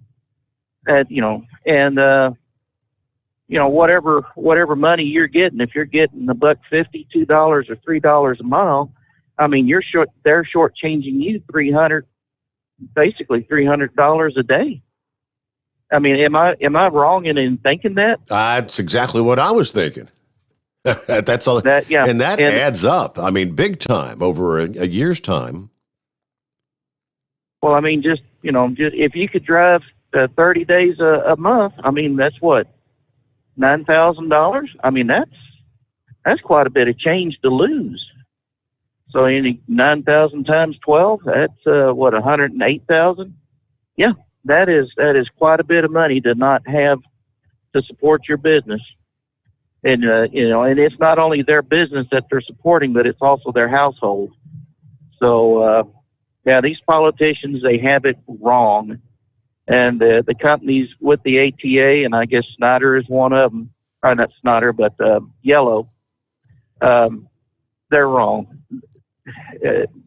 We can't all do it out here at governed trucks. You're going to have those that can run the speed limit. And I really wish we could. And I think one of our drivers has sent a letter to Kansas and said, we can get more done in a faster truck than at these 63 mile an hour trucks. And they gave them all the facts and figures. And I guess corporate told that one driver, they said, if you want to drive faster, go to another company. So it's not all peaches and cream out here with a Teamster company either. So, well, Senor, I am very much looking forward to that swimming pool you got because, like I said, it's going to be a hot day. The fireworks are going to be lit. And in addition to the watermelon roast and the wrestling, Let's have a snipe hunting gig. Okay. Just go out there and hunt snipes. There you go. All right, looking forward to it. And the fireworks, if we can find any. Remember, there's supposed to be a fireworks shortage. Buy early if you're planning to have your big 4th of July celebration. All right, we'll get back to your calls here momentarily, but I want to talk about the heat wave. Forecasters say there's more blistering heat to face in the southeast, but there is relief not too far down the line. As much cooler, less humid air is going to sweep through the region over the Memorial Day weekend. We're still talking low to mid-90s, pretty much a given. That would be normal in the dog days of July and August in the South. Some in the South may even argue that the high heat over a 2 to 3 month period are long enough. Temperatures at and above this level during late May are not only premature, but we've been talking highs close to daily record territory. I don't care if you're a longtime Southerner or a recent transplant from further north. You got to use caution when you're outdoor in these extreme temperatures. All right, actual temperatures thus far this week, and even through today and into Friday, are averaging 10 to 15 degrees above average for late May. There has been and will continue to be some day-to-day variation in part of the region, but highs generally ranging from the middle to upper 80s in the southern Appalachians to the 90s elsewhere for the balance of the week here, next several days. So some daily record highs, such as the 99-degree mark that was set in 2019 for Columbia, South Carolina. You may challenge that later today. Wow. In general, most record highs are likely to be out of reach from this point forward, as an uptick in moisture in the air between now and Friday should limit the ability for the temperatures to soar. But Tuesday of this week, the record of 90 set in 1953 was actually tied in Tri-Cities Airport in Tennessee. Jackson, Kentucky set a new record high of 89, broke the old record of 88 from 2019. There's a couple of waves of cooler air that begin to chip away at the heat in the southeast as we head into the weekend. Again, finally, some relief on the horizon. The first press of cooler air, it'll be rather weak. Areas in Kentucky, Tennessee, Virginia, overnight tonight and into Thursday. Temperatures projected to peak near, say, 80 in Nashville today. Highs in the lower 90s is what you've been seeing since Sunday. Lower 90s on Wednesday. Charlottesville, Virginia. Temperatures may be held to the upper 80s later today. All right, the second push then of cooler air will be much more noticeable and almost rare for late May this weekend, thanks to a big dip in the jet stream, which will be ushering in some northerly winds. All right, after several days where it felt in excess of 100 degrees from Georgia to the Carolinas, major cool down comes in this weekend. Temperatures dropping anywhere from 10 to 20 degrees lower than what you're going to see today and Friday. The cooler, less humid air will be a gradual one, not a massive, fast-moving sweep that tends to occur this time of year, early spring. But the relief first felt from the northern Gulf states to North Carolina on Saturday, areas from South Carolina to northern Florida. You're still going to be hot. For example, highs in Charlotte will tend downward from 91 on Friday to 85 on Saturday. Then, get a load of this, a high of 69 on Sunday. That's going to feel much, much cooler. Clouds are expected to rule during the day Sunday as that cooler air drifts in. Following the chance of a shower during the day, conditions are forecast to clear over Sunday night. Now, temperatures projected to fall through the 60s and into the upper 50s during the Coca-Cola 600 race at Charlotte Motor Speedway Sunday evening. they do still have capacity restrictions. That restrictions have been lifted at this point in time for all races through this weekend there. Okay, so they've lifted the capacity restrictions. I kind of wonder, what kind of interest, what kind of attendance we might be seeing there for the Coca-Cola 600, longest race of the season in any given year for NASCAR's top series. There you go. All right, let's get a news break in, get back with more of your calls. It's 844-844-3388. The Steve Sommers Overnight Drive, live from the Hotshot Secret Studios. USA Radio News with Dan Naraki. The trade envoys from the U.S. and China had their first conversation Thursday since President Biden took office. In a statement, U.S. Trade Representative Catherine Tai said that she and Chinese Vice Premier Liu discussed the Biden administration's worker-centered trade policy and an ongoing review of the U.S.-China trade relationship. Both sides said they looked forward to future discussions. And a new poll shows that a majority of Americans agree with the moves that several states have made in ending enhanced federal unemployment benefits. At least 23 states have announced they would opt out of the federal program that provided an extra $300 in weekly unemployment benefits. A Quinnipiac poll released Wednesday showed that 54% of Americans believe that ending the extra payments is the right move, with 38% saying it's the wrong thing to do. State officials who have moved to end the benefits argue that the extra payments have contributed to labor shortages. You're listening to USA Radio News. Hi, this is Pastor Greg, host of the Chosen Generation Radio Show. I like discounts, and I bet you do too. If you're age 50 or older, the Association of Mature American Citizens, AMAC for short, has plenty of discounts available for their members. Airlines, hotels, restaurants, auto insurance, and help with your Medicare plans. What I like most about AMAC is they understand my values and they're fighting for them every day. Unlike the other guys that just talk a good game, AMAC is actually holding to my biblical Christian American constitutional values. It feels good to belong to a true American organization. Why don't you join me by calling them at 855-696-7930. That's 855-696-7930. Again, the number is 855-696-7930. And use the promo code Pastor Greg. That's Pastor Greg. And get your first year on me. Because Channel 19's a little congested. Call Steve now at 844-844-3388. The Overnight Drive. At Hotshot Secret, we share the science behind common diesel problems and their solutions. For example, Hotshot Secret Diesel Extreme. Today's ultra-low sulfur fuels leave injector deposits causing frequent DPF regens and low throttle response. Diesel Extreme is a once-every-6-month treatment that will clean your entire fuel system, including the tank, lines, pump, and the injectors. Hotshot Secret Diesel Extreme is available nationwide at truck stops, fine farm and auto stores, and online at hotshotsecret.com.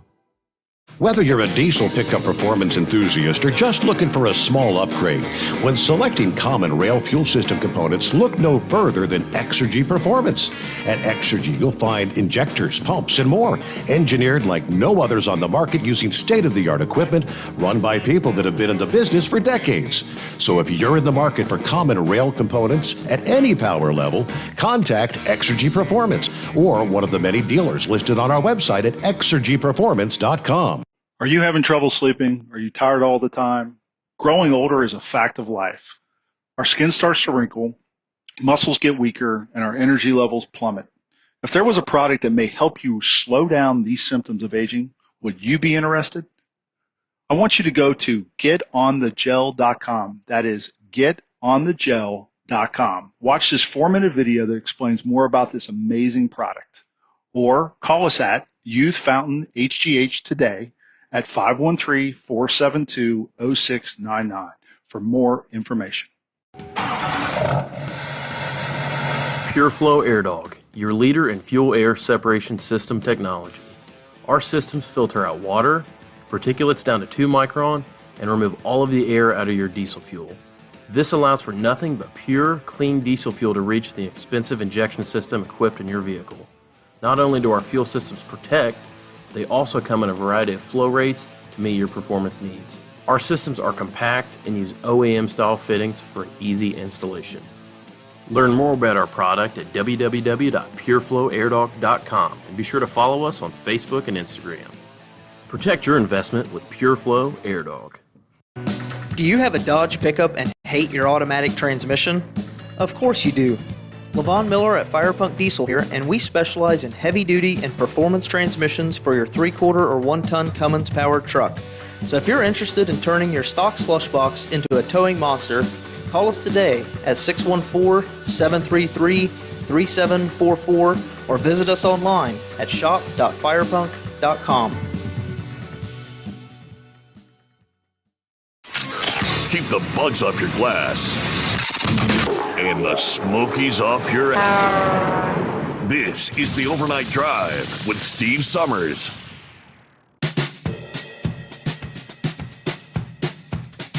All right, that brings us right back into it here. Rolling into a Thursday. Close out your hump day. Time zone to time zone. Thanks for hanging out with us through the late night, early morning hours. And you want to jump on board? It's 844-844-3388. All right. Say it isn't so. I'm not sure if Sylvester's with us this morning there in Australia, but it looks like here we go again, they're saying. Australia's second most populous state of Victoria is going to enter a 1-week lockdown again, forcing its nearly 7 million residents to remain home except for essential businesses, as authorities struggle to contain a highly infectious outbreak. From 11:59 p.m. local time Thursday until June the 3rd, people will only be allowed to leave their homes for essential work, health care, grocery shopping, exercise, or to take a COVID vaccine. We've seen more evidence we're dealing with a highly infectious strain of the virus, a variant of concern, which is running faster than we've ever recorded, according to the acting premier. Wow. He said contact tracers have identified more than 10,000 primary and secondary contacts who would need to quarantine, test, and self-isolate. The number will continue to grow and change. A fresh cluster of infections in Melbourne, detected early this week, swelled to 26 on Thursday after the state reported 12 new cases overnight, while the number of virus-exposed sites rose above 150. So the lockdown just days after authorities reinstated curbs from some of the state capital of Melbourne, limiting the gathering sizes and making masks mandatory in restaurants, hotels, and other indoor locations until June the 4th. Officials say they've traced the latest cluster, the first in the state in more than 3 months, back to an overseas traveler who was infected with a variant first found in India, although the transmission path is still unclear. It seems like that India mutation is a bad one, as they say, as the death toll in India continues to skyrocket. The unnamed Victoria man tested negative after finishing his quarantine in neighboring South Australia. He flew to Melbourne, then tested positive 6 days after he arrived. Boy, the people there have got to be just... Victoria endured one of the world's strictest and longest lockdowns last year, amounting for 90% of Australia's total deaths. They lost, COVID killed more than 800 people in Victoria in that state. So they say swift contact tracing, snap lockdowns, and strict local distancing rules have helped keep Australia in. The COVID numbers of relatively low, just over 30,000 cases in the country, 910 deaths. But when will these sort of things come to an end, I guess, is the bigger question.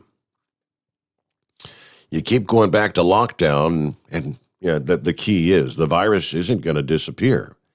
Actually, it's going to continue to mutate. And so let's get back to the calls here. Hello, Lone Ranger. Good morning. Steve, wasn't it proven that people being cooped up helps spread the virus quicker than people that are out and about outside? Didn't they figure out that that's what did it? People being cooped up and around other people close by? My understanding was that the lockdowns and all that didn't seem to really make a difference. No, Florida's been wide open since last October, and you don't hear any big problems down there. When I was down there, no masks, restaurants were full, no problem at all. Yep. Yesterday, I took my trip down to Baltimore to pick up a car, and I went to one of these massive dealer auction facilities. They're hundreds of acres. So they don't let you pull truck and trailer in. You have to go to a security guard and show them your paper, and then you have to walk to your car, which my car, I thought by the time I got done walking to find it, I was going to be back up in Philadelphia. But on my journey, they actually give you a map. They have to give you a map, and there's different sections that have location numbers on them, and you got to find your car. So as I'm walking, I go past one of the storage areas, and when I'm coming up on it, I spot probably 60 or 70 tandem axle tractors. Now, at first glance, when I was a distance away, I thought they had sleepers, but then when I got closer, I found out they had this square box, maybe about, it was as tall as a sleeper, a regular sleeper, not a walk-in. And they were about, I don't know, maybe 1.5 feet or 2 feet wide, this large box mounted behind the cab. So as I got up closer, now these were all the Amazon colors. They were gray with the blue stripe, and then they have that kind of a white arrow on the side. It almost reminds you of the Nike, but it's upside down. Yeah. So I get up closer, and I'm right there with them. And of course, I left my phone in the truck, so I couldn't take a picture and send it to you. But they were all, there was mostly Volvos, a couple of Kenworths thrown in there. But they had polished aluminum wheels, nice looking. They were brand new. They had fresh grease on the fifth wheels, never been used. I guess they probably used the area for storage because they were brand new. So I'm looking at this box as I'm walking by, and then on the side of the cab, it says natural gas powered. And I'm thinking, and there was a bunch of them there. So when I got home, I just took a quick look. There's an article on Reuters about this. Seems like Amazon bought 700 natural gas powered tandem axle day cab trucks. And the first thing came to my mind, now I see these Amazon Prime trailers everywhere on the road. And it appears to me that they're being hauled mostly by owner operators. I haven't seen any of a lot of times when a company has a lot of business going on, these bottom feeder companies will come in there with cheap rates and cheap wages and try to steal the work away. And I'm thinking, boy, if this guy, it turns out in the article they bought 700 of them. And farther down the article, it said they bought, now I see the vans at these facilities all the time, the Amazon vans. They are everywhere. I mean, hundreds and hundreds. Turns out, according to the article, they bought 100,000 electric package vans. And then in Europe, I guess they bought, it's a startup company. It starts with an R. I forget the name now, but it's a startup company that's making these natural gas powered. It's got a Cummins engine, natural gas powered tractors. And the ones in Europe, I guess, are from Mercedes. But the first thing that hit me, now this Jeff Bezos, he is on the move. This guy is looking to put everybody out. I think his target probably is UPS and FedEx. But he also donated a bunch of money to Biden's election because he's looking to be the sole carrier for government packages. And if he got that contract, he's going to need a lot more than 700 tractors. But first thing I thought is, if you're leased to a company or you're pulling one of those Amazon Prime trailers, you might be close to being out of a job. And I hope I'm wrong, but this guy, he looks for the cheapest way to go. And I know he's real strict with those package car drivers, but a friend of mine did it for a while and he couldn't take the pressure of it.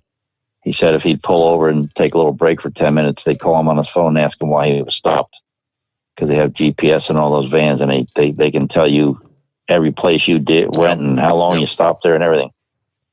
But it was quite a sight to see all these tractors. I never saw one on the road, so I don't know if they're in use yet, but if they got 700 of them, you'll see quite a few of them on the road to start out. But I found it interesting. I never saw a natural gas-powered, full-size tractor like that. Interesting. And it was just kind of weird because you look at the skirt, they have the skirts that cover the fuel tanks, but there's no fuel tanks. As I walked by, I saw you could look inside, the side of the skirt, and there's no fuel tank on the truck. It just looked kind of weird sitting there with no fuel tanks on it. But that big box behind the cab, I guess that's where the compressed gas is. They must have some kind of tank or something. I don't know, but it was quite a weird sight. So he's on the move again. There ain't nothing stopping this guy. Wow. They put 2 big warehouses in my area. Some multi-gazillionaire is building warehouses around here. This area is becoming the warehouse central because we're so close to New York and there's a lot of interstates that come together here. And this guy, massive, massive warehouses. Some of these warehouses are 1 million square feet. And what he did, the warehouse is painted white. And probably the top, I guess maybe 6 feet, it's hard to tell because it's so big, is painted gray with a blue stripe in the middle. And I looked at it and I said, geez, I talked to some people that are in real estate in my area, and they said, oh, he did that because he's speculating that Amazon is going to eventually rent those 2 warehouses. I said, you got to be kidding me. He spent all that money? These things are monsters, and they're not occupied. They're not rented. They've been sitting for a few months, brand new. And he said he's speculating that Amazon, with the way they're growing, they're eventually going to need those 2 warehouses because they're growing so fast. So I think Reuters is where I saw the article about these trucks. It's pretty interesting if you want to look at it. But this guy, nothing's holding this guy back. He is moving on. So that's my little. I thought you might find that interesting, and maybe might be a few people listening that are pulling a Prime trailer, and they probably know more about it than I do. But look out, because it looks like he's coming. So that's about all I got. Quite the adventure for your Wednesday. All right, thanks for checking in, Lone Ranger. Let me see here. Let me throw this your way. I must have missed the email he sent a bit earlier from Buckeye Boy. He said, I'm in Flowers, Mississippi at the Loves on I-20, and it is total chaos. Place is packed. Trucks still trying to park. There's trucks on the ramps. Every pull-off and shoulder or spaces between the on and off ramps. Apparently, there was a fatality accident involving 3 tractors and a 4-wheeler around Jackson on the eastbound side, and the highway was closed. Now, I've been here for almost 2 hours, and I gave up sitting and stop and go with no AC. I can't tell if traffic's moving from where I am, so drivers may need to check. I'm going to bed. I'm going to get up very early and try to get to Montgomery, hopefully. Anyway, have a great night. Prayers for the drivers involved. I did have another thought, though. What happens when a major traffic event causes these kind of tremendous delays and you've got a bunch of electric cars and trucks running out of juice? You know what? That is a thought there. Buckeye Boy, thank you for the heads up. Again, he sent that a bit earlier, so I'm not sure if that's still an active scenario there in Mississippi or not. All right. See, Darren was hanging in there. We lost Darren a moment ago. If you get a chance, dial us back up. We'll get you back up to the top there, Darren. He wanted to comment on the 100th show, according to the call screener there. Okay, who's next up? Hello, Chevy Guy. See how you are? They get this great idea about electric cars and trucks, and you got to throw a wrench into gear. Sorry. See, that's just the way you are. What can you say? Propane-powered tractors, I guess they won't be able to go through down 77 on them tunnels in West Virginia and Virginia. I guess they'll have to go around like the tankers have to. That's interesting. I hate to say this, but my wife made mention of it. That's not really an arrow on the side of those trucks. It looks like an erection. That comes from my 70-year-old bride. I kid you not. She floored me. I don't know where she got that, but yeah, every time I see one now, that company's really sticking it to us, I guess. Political choices. I think Monkey Gouger said it last night. Yeah, he called his representatives. My representative, I'm not political active. I'm ashamed of myself, but I'm all like Heat Wave said, we're in awe with some of these guys that call in. I mean, Monkey Gouger, he's right there. He talks to them. They know him. He makes sure they know him. And they kept saying, hey, we ain't much we can do. We don't have the power. We don't have the leadership. And but I guess it really does fall on the rest of y'all out there in the other parts of the country where you're representing. You got Democrats in power in your state, and you're just going to have to make that call if you want to, fight this thing with the per mile tax. Looks like they're doing it. They had to shut down their phones. So, hey, congratulations, guys. But like I think you or somebody said, yeah, they just don't want to hear you. But I guess just any way you can. Jim Clyburn here has Facebook. It comes out from time to time, and I can jump on there and I'll make note, hey, if these policies, you're jacking up the gas prices, you're not helping your constituents. Because they're having to pay a lot more in gasoline prices, and if you overtax trucking, in other words, I go in the back door. He throws it out there. I can throw in a few words. Maybe it'll make him think, or make his lot of sycophants or Democrats that's on his page. Really, hey, we are paying too much for gas, and we are paying more for food and everything. So, you got to do what you got to do, keep active. And let me tell you, I was listening to Heat Wave, and we were talking earlier on the 7th hour of the show. And, I'm amazed that all this time he can tell me all these miles he's been driving out west. And that's cool. I got that.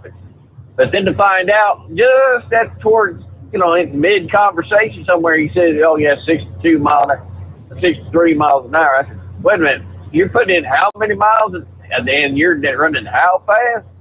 I said, shoot. That old boy sits there all day, and he does that.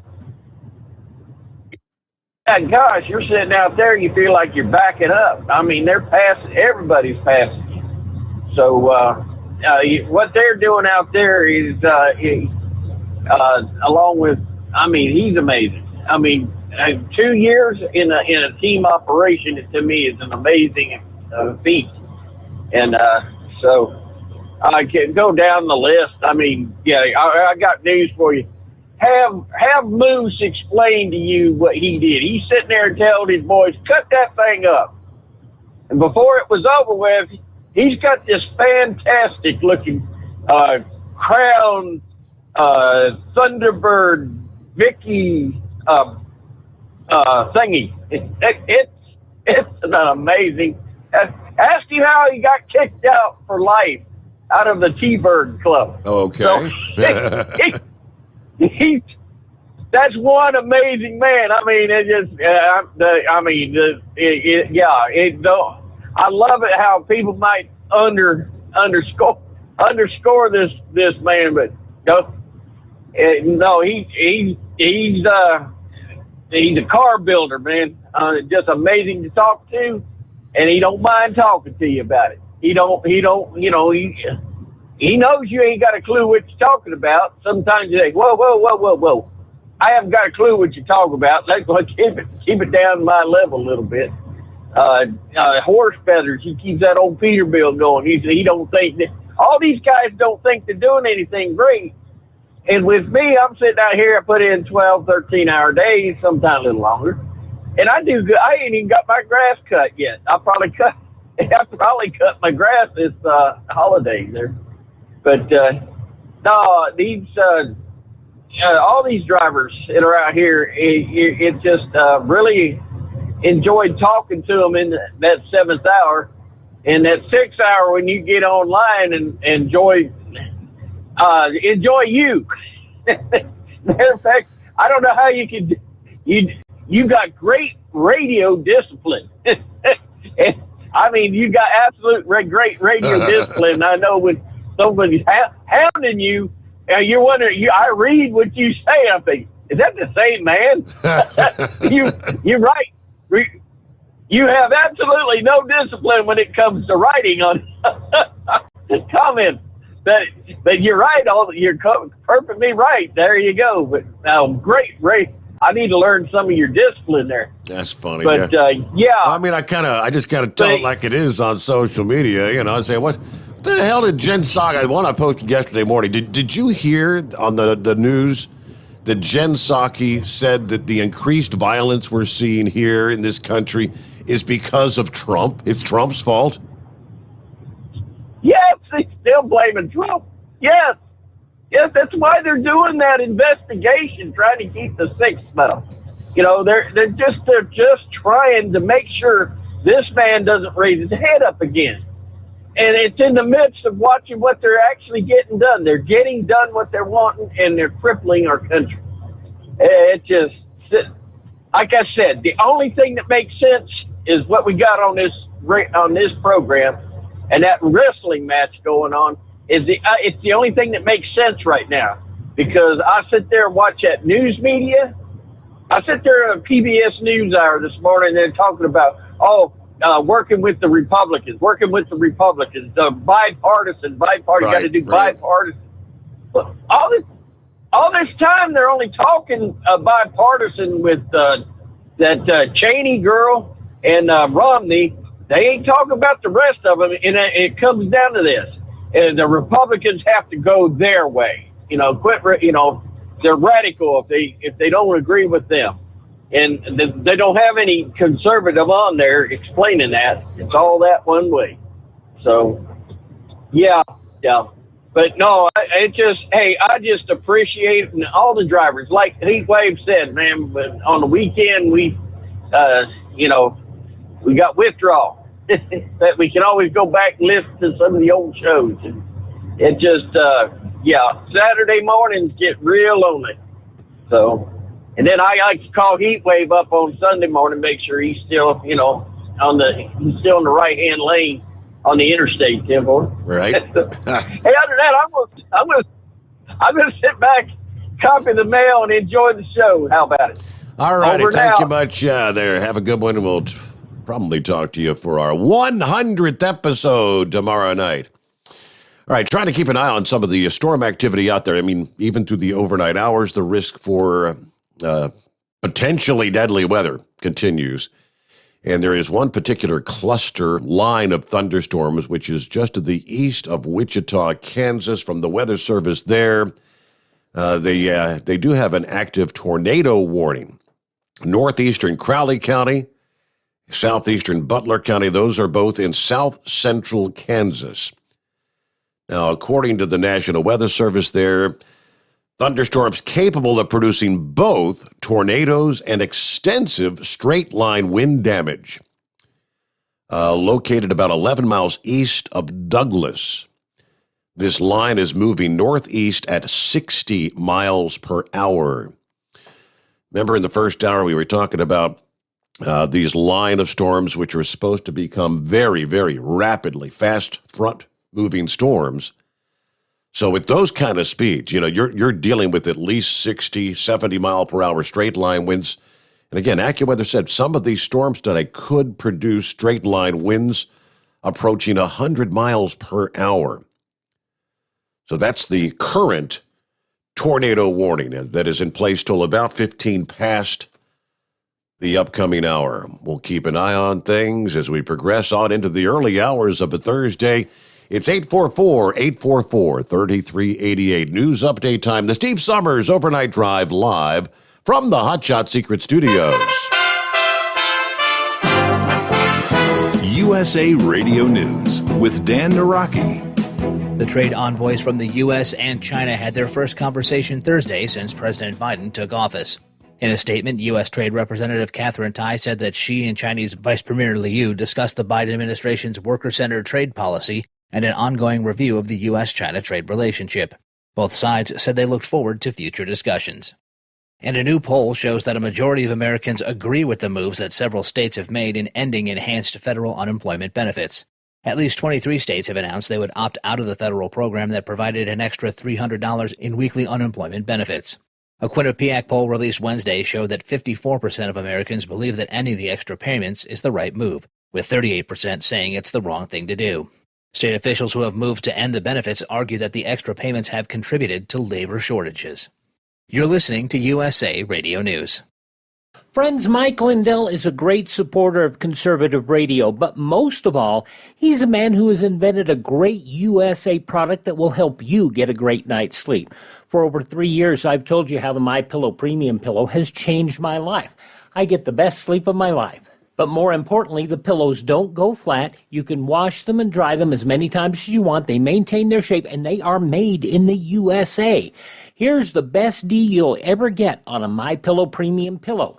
$29.98 for a standard or queen size pillow. King size only $5 more. You're saving $40.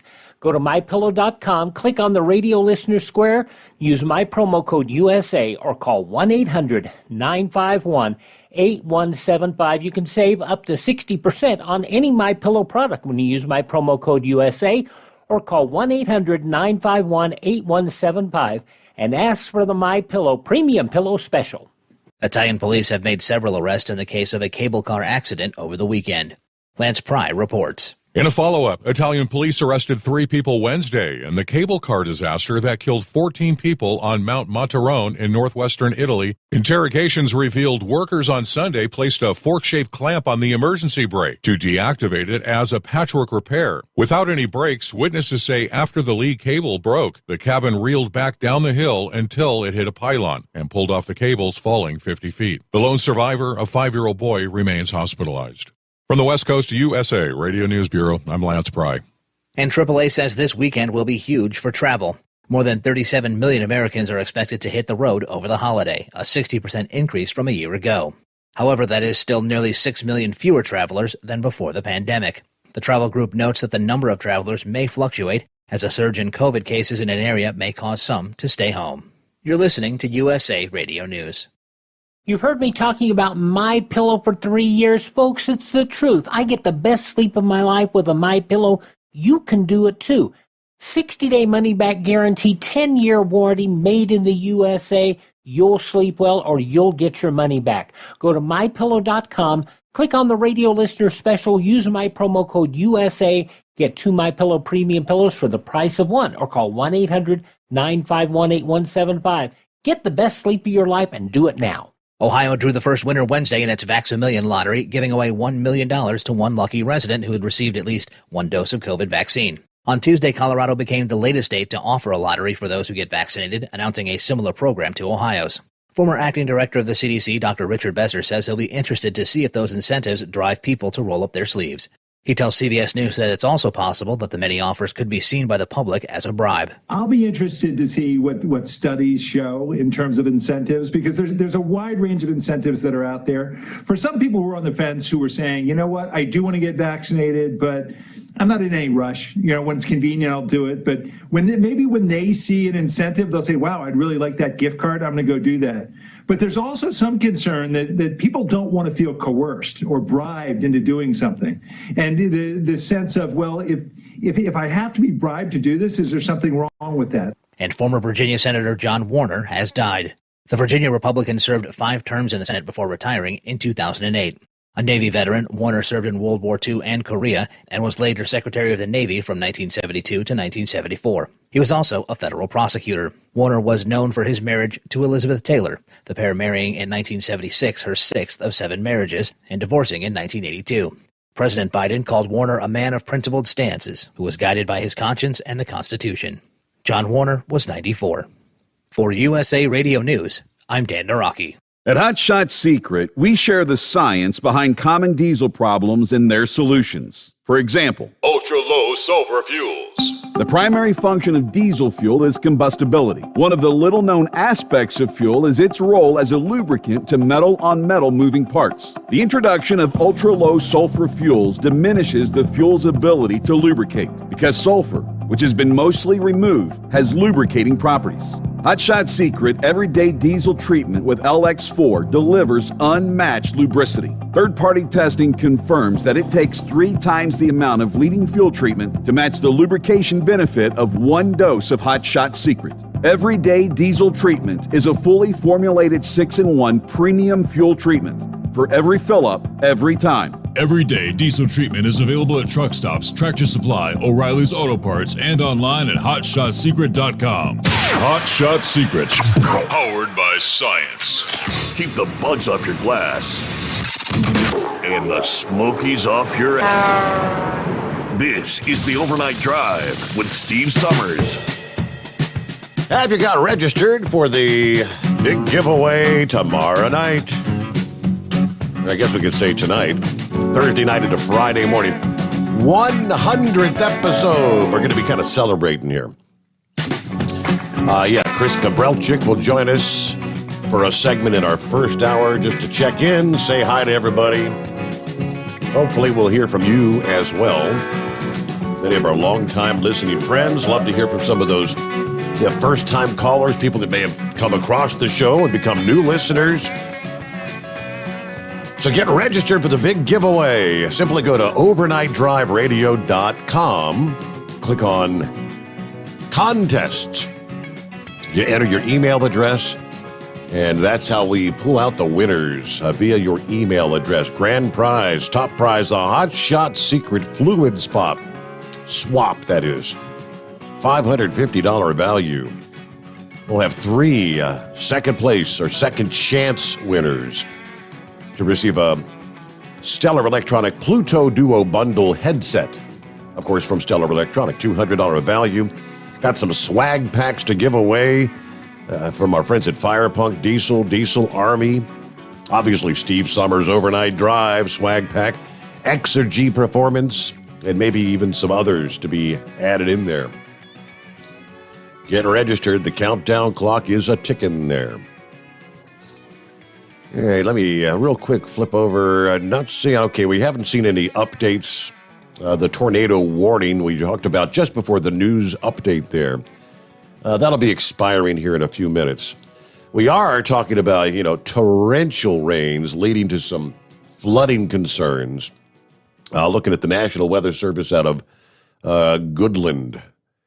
And they're talking about southwestern Nebraska, torrential rains moving through.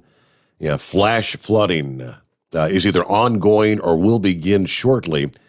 The radar indicates you're going to see 2.5 to 3.5 inches of rainfall in a 3-hour period of time. That's a lot of rain. So remember the old advice, turn around, don't drown, as they say. All right, let's get back to our calls here this morning. What's going on, Eagle? Yeah, nothing much. I wanted to talk about truck driving deal first, but I'm gonna talk about this shooting that took place in California after I finished with the truck driving deal. I don't think you said anything about this shooting in California, but I got something to say. Okay, listen, Steve. Right now in the trucking industry, I told you things are pretty good right now. I got people calling me up left and right, offering me jobs. I even had somebody. There's a company out there right now that's offering drivers. They're so desperate for drivers, they're offering you a $3,000 sign-on bonus on your first paycheck after you start driving for them. They'll give you $3,000 to drive. But like I say, I'm still looking into this company. I don't know if they're a good company or not, but I'm still investigating the situation. I'm happy where I'm at right now, but I'm always interested in making more money. Sure. But you know something, Steve. Like I told, I've gone over this with you before. I'm in Texas right now, and I've told drivers, some of these other drivers, they don't have the options that I have, and some other people have because they don't have the experience I have. I've been driving trucks since 1999, and so I can pick and choose where I go. But I'm not driving like the other guy. He says he drives for Yellow. I'm not driving no truck, no 62 miles an hour. It's not. They're not. As a matter of fact, they're in the way. They're a safety hazard. When you're running, you come and he bring that truck down here to Texas where I live at, and he runs 75 miles an hour. He'll get run over by the four-wheeler, drive right through him. I promise you, he's not. Your 62 mile an hour truck is not going to operate in the state of Texas when the speed limit is 75 and 85 in other parts towards El Paso. And like I said, the police, state patrol, they don't even patrol the roads half the time out here. So these people are basically doing what they want to do. Like I say, the speed limit is 75, but most of these people run at 80, 85 miles an hour when they drive by me. So like I said, it's not safe to operate a truck at 62 miles an hour. Yellow Transportation, they should know that. Nobody shouldn't have to tell them that. He said in his phone call, the guy voiced his opinion about upping the speed of the trucks, and they told him to look for another job. Right. And that's exactly what I would have did. And that's exactly what I would have did when they had the nerve to tell me that they wasn't going to up the speed of the truck to look for another job. That's exactly what I would have done. They had to tell me twice. But you know something, Steve? These companies, like I say, I've never been an owner-operator before. I've always been a company driver, and I told you before, I'll stay in a company truck because the expense is too expensive to operate your own vehicle. And like I say, for the government to stick their nose into the business of truck drivers and try to enforce these different insurance regulations, which is outrageous, the amount of money that they're trying to get from these drivers. Plus, they have the nerve to want to put a governor on an owner-operator's truck. That's your truck. You should be able to operate that truck at whatever speed you want to operate it at. And the government shouldn't have anything to say about it. Me, like I say, I'm in a company truck. I have to do what the company tell me. If they want my truck to run 75, which that's what my truck does, that's what I'll do. If they want me to run 65, then that's what you have to do, or find somebody else to drive for. But like I say, owner-operators are monkey gougers and other people that call into your show. They shouldn't have a governor on their truck because they make the truck payments. They pay for the fuel, and they pay for everything on that truck, not the government. And the government shouldn't be allowed to tell them what they can do with their truck. Simple as that. Okay, now let's talk about this situation, Steve. We have another shooting. We have another shooting again today. I think I heard on the radio they say this is the 27th shooting that we've had, mass shooting in America. As a matter of fact, I want to get to Chicago too before I hang up with you too, since we're talking about shooting. But anyway, 27 mass murders in the USA, and we ain't even at the halfway point of the year yet. And remember my old saying, Steve, it's not a matter of if we're going to have another mass murder. It's just a matter of when. So you can continue for the next 6 months to continue to have mass murders anywhere, isolated incidents all over America, from Colorado, California, Texas, you name it. The states, it's going to happen. Simple as that. They just had one in New Jersey a couple of nights ago. So this guy here, apparently he was a disgruntled employee. He got fired from his job, and he decided to go back to the job and take his frustrations out on the other employees. So I think he said he's killed 8 individuals, and over 21 to 25 people went to the hospital. Okay, so this is going to continue in America because, like I say, Steve, we living in a different America. It's the gun is not the problem. We have a problem with the people that actually live in this country. People do not know how to behave. They do not know how to conduct themselves. These people were not raised up right, Steve. You don't solve a problem by shooting an individual. You try to talk it out with the man, and if that doesn't work, then you be a man about it, and you go and you fight him like a man with your fist. That's the way I was raised up. If you got a problem with an individual, you don't go and grab a gun and shoot somebody. You fight the man with your fist like a real man. That's what a real man does. But apparently these people in America don't see it that way. So we're going to continue to see people get shot. Like I said, and people, every time we have a shooting, these different people in Washington, D.C. will say they want to get the guns. Listen, Steve, we know this, Steve. We've had guns in this country since the 1800s, 1900s, and we've never had mass murders and gun shootings like this. But like I said, we have a culture change in America with the people, and the gun is not the problem. Like I said, we've had guns in the USA for over 100 years, and we've never had mass murders like this up until this point. So, like I say, until the people learn how to conduct themselves, which they won't, we're going to continue to have these shootings. Now, let's talk about Chicago right quick, because this is one of the biggest so-called holidays in Chicago, and for the ugliest mayor in the United States, Lightfoot, no telling how many individuals are going to be gunned down in Chicago over this Memorial Day weekend, which starts on Friday and goes through Monday. Just this past weekend, Steve, I think they said that over 40 or 50 people got gunned down in Chicago, and that's before Memorial Day. Yep. So, like I said, and Lightfoot, like I told you last week, she had the nerve to say that she didn't want no white reporters interviewing her. That's the least of her worries. She needs to be concerned about stopping this gun violence on the streets of Chicago, but she's not concerned with it because she's been in office for a long time now, and she's done absolutely nothing about it, and she won't do nothing about it.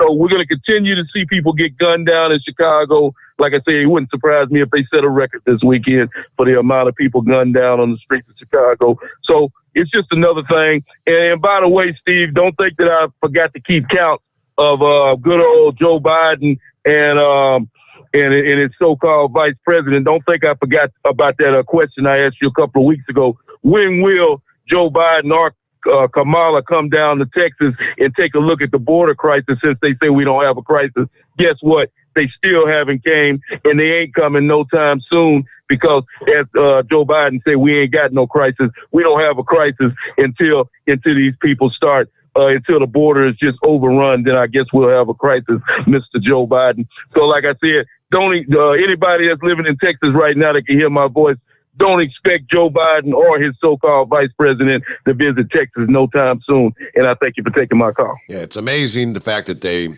neither one of them have still to date been there. It's preposterous. All right, Eagle, thank you for the call. Talking about giving bonuses, sign-on bonuses. Yeah, trucking companies. Yeah, someone mentioned they had heard of a company offering, I believe it was a $10,000 sign-on bonus. I mean, astronomical. A couple of weeks ago, we were talking about, I think it was in the Orlando area, McDonald's restaurant, a franchise owner there that had a number of franchise locations, who was actually offering $50 just to show up for a job interview. And even with that, can't get people to show up for job interviews. You can add on to that from Illinois this past day. There's a McDonald's restaurant there that's offering a free iPhone. A viral tweet showing the poster outside the store, which says, McDonald's now hiring, free iPhone. The sign did not forget to include the fine print that says, after 6 months of employment and you meet your employment criteria. This is in Alamont, Illinois. So obviously, McDonald's and all the other fast food chains competing, trying to find workers and all over the country.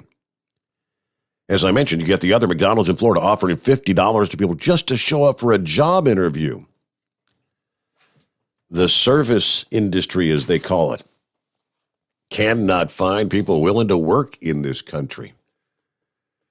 Yeah, I mentioned my uncle a couple times. It's looking to help us get our pool installed. Now, he does construction work. Yeah, home renovations, the big projects, small projects, complete renovations and things. And he can't find people willing to work. He said he hired a guy about a week ago. And it was either his first or second day on the job. He said he had to leave at like 10 o'clock because I got to go home and pet my dog. He said, I'm not kidding you. This lazy SOB didn't want to work past 10 o'clock a.m. because he wanted to go home and sit around and pet his dog all day.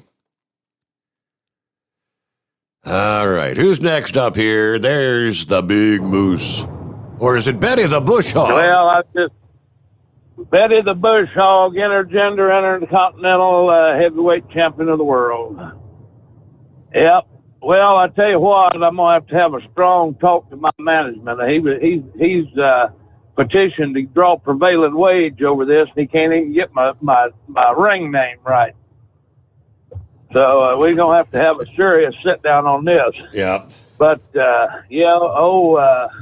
Bash and Smash or Barney and Woody, I've been getting droves of hate mail from these two clowns talking about how I'm going down and ain't nothing I can do about it, and they've got a plan, and they're going to take me out at the knees, and they're going to cut me like mowing grass and all this crap, So I'm going to take the high road in this whole situation, and we're just going to let it lay. I figured 4th of July weekend, I should be back up 90% or better anyway, so, I've pretty much made up my mind. I'm just going to take the high road. I'm going to let them gas on about this stuff. And then when it comes down to D-Day, we're just going to see if they can put their money where their mouth is. You know what I'm saying? Yeah, right. And I'm all for the watermelon roast. Matter of fact, I'll go in on some burgers and dogs if somebody wants to barbecue. Because, after I get done whipping them two clowns, old Barney and Woody there, and baptized them in your new pool, I ain't going to feel much like cooking. So if somebody wants to cook, I'll buy if they fry. You know what I'm saying? Yes, sir. But yeah, I was just thinking today, everybody talking about all the goings on in the world. And I was thinking about what a prophetic orator our commander-in-chief is, I was just going back through some of his most pronounced statements to the media, and I found this one, and it just goes to show you what kind of a literary genius, what kind of an in-depth scholar our new commander-in-chief is. He said, and I quote, "Buy a man eat fish, he day teach a man to a lifetime." Now you tell me, is that just breathtaking, or is it that just all inspiring? It's like prophetic. That's what I'm thinking. Here's the bad thing. Here's the bad thing. I have never had no use for Joe Biden. As long as I can remember, I've never had any use at all for Joe Biden. But what they're doing to that poor bastard right now is criminal. He is not well enough to tie his own shoes. I doubt that man knows where he's at any given time. Yeah. He is in la land. He has got a legitimate mental condition, whether it be Alzheimer's or what, I don't know. But you can tell you know, the lights are on, but nobody's home. You know what I'm saying? Absolutely. And if you or I was to go get our old great Aunt Nellie out of the rest home and parade her around like they're doing this poor man, they'd throw us in prison for elderly abuse. You know, this guy, this goes to show you how our government works. This old fella here been up there 50 years, and now he's not even, he's taking up space, but he's not there no more. Yeah. And they're using him as a puppet, as a showboat to you know, promote their agenda. And I tell you what, as bad as I can't stand his politics, his whole lifetime of politics, like I said, I don't think I've agreed with one thing that has ever come out of Joe Biden's mouth. But what they're doing to that man right now on a human level is downright criminal, and at least it's pitiful. I don't think they ought to be able to do anybody like they're doing him. You know, this guy don't know where he's at. He don't know what he's signing. He's trying to do his best to read these cue cards and teleprompters, and he's failing miserably.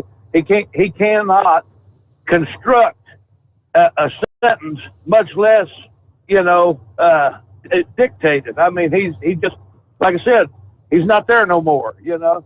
And this is a big dog and pony show. And you know, I've come to the conclusion there is no such thing as a Biden supporter. They're just Trump haters. Yep. Because I don't care who you are, what kind of political background you've had. I don't care if you're one of them old Democrats from the 1950s who, you know, don't realize that the Democrats aren't what they used to be, and you're still showboating that Democrat flag. Or if you're one of these new idiots that ain't got a clue what's going on, you just like the colors in the rainbow flag, that's the reason you vote for them or whatever. But I'm telling you, the condition this country is in, the primrose path that we've been led down into this, there is no way anybody can support what has happened to this country. So there's no such thing as a Joe Biden supporter. They're just Trump haters. And I think it's awful pitiful that the media, the mainstream media, has created such a hatred toward our former president that people would allow this to happen just simply so he would not be in office. You know, I tell you what this equates to. That's like waiting till you're 40,000 feet in the air and shooting a pilot because you don't like the pilot. He's the only one that knows how to fly the plane. You know what I mean? Yes, sir. So, you know, I don't know. It's just disgusting. And as bad as I hate to say it, I was telling some guys earlier today, you know, I hate to say it, but I believe it's the truth. I believe the best days in this country, we've already lived them, because it's going down the pipe, you know. Yeah. You know, I've said it over and over and over again. We're making the last lap around the bowl, and I'm not trying to be funny. I mean it, you know, and I hate it.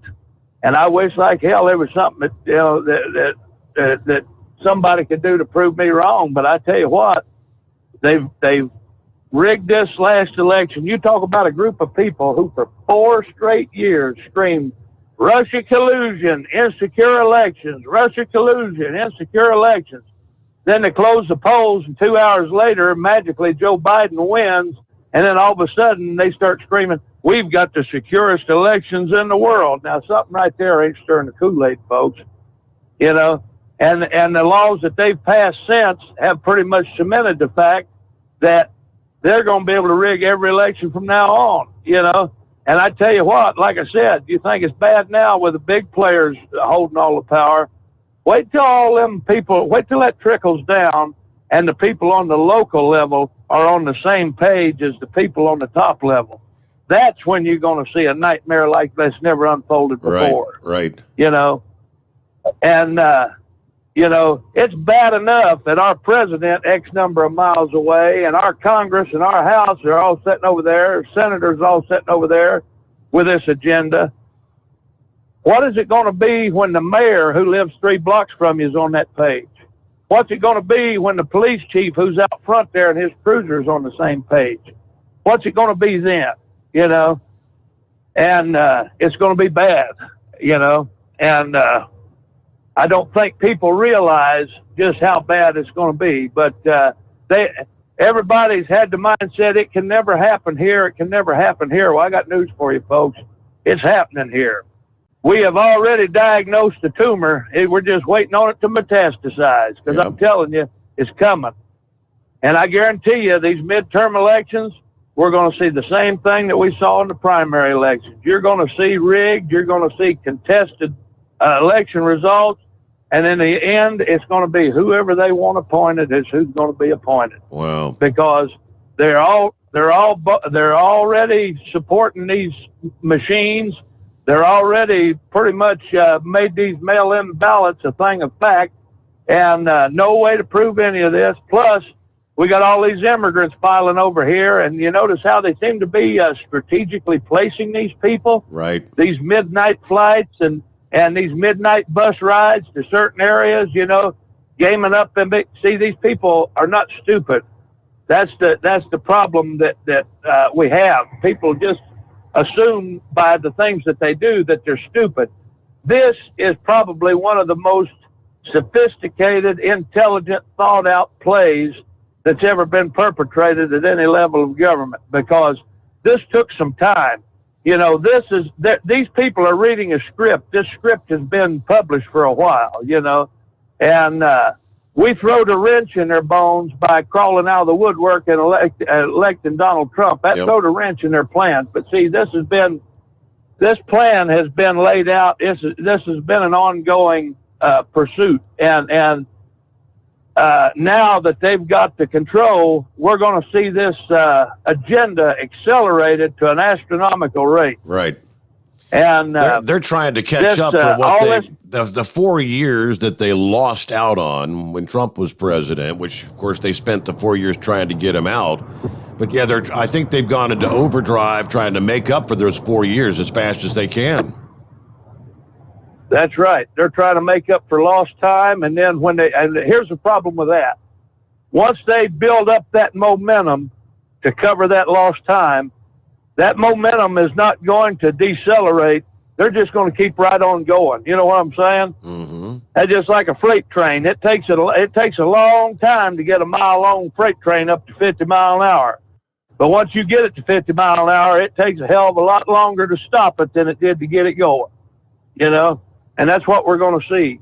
And I tell you what, I hate to be Debbie Downer, but I don't think that there's nothing we can do. Like I said, our vote ain't going to amount to anything anymore. They've already proven that. It doesn't matter how many of us go to the poll and actually vote.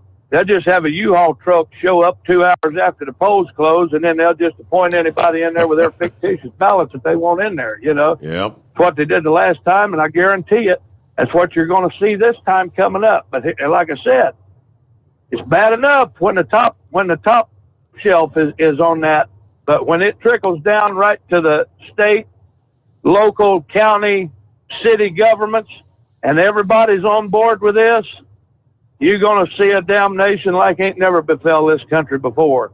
And I tell you what, I hate to even insinuate this comparison, but I tell you what, the United States of America is going to be the United States of Venezuela, I'm afraid, because, there has never been a successful socialist, communist, Marxist government ever. There's never been one that has been successful, and people don't realize this. And we got all these college kids thinking, because they got some kind of piece of paper on the wall that Dr. Democrat from Joe Schmo University says that they're a major in psychology, that they're some expert on the way the world works. You're talking about a generation of people who had never had to prairie dog in a coal mine, never had to go beat slag out of the slag dumps at a steel mill. These people have no idea what kind of hands-on effort it takes to build a country like this, but yet theirs are the only opinions that's getting broadcast on these televisions, and it goes right back to that indoctrination. These liberal colleges and schools have indoctrinated these kids who are now of voting age into thinking that this is going to be the the perfect solution to everything, and they have no idea what they're voting for, So only thing I'm glad to say is that I've hit a pretty good lick. I've pretty much done anything I wanted to do, seen everything I wanted to see. If I wanted it sooner or later, I pretty much got it. So I'm just sitting at the stop waiting on the bus. So I don't have to worry about it. I'm gonna be out of this mess, a lot sooner than most of them. But I tell you what, I feel sorry for the children that are being born now, because I can't imagine if they live to be our age, what kind of hell they're going to have to deal with when they get there, So, well, with that, I'll let somebody else get on there and talk. Keep it twisted, spotted, and solid, sunny side up, greasy side down, and we'll be 10-10 till we do it again. Hey, we'll chat with you for our 100th episode, I hope, tomorrow night, right? Thank you, Moose. He was on a roll, but he's 100% correct. Talking about the United States of Venezuela. Yeah, that's where socialism takes you. And he's correct. It's never been successful as many times as it's been tried. But the younger generation, they're coming out of college saying, well, no, we know how to do it. We'll do it in a different way. They haven't done it right, but we know how to do it. All right, live and learn, right? It's 844-844-3388. Got to get a news break.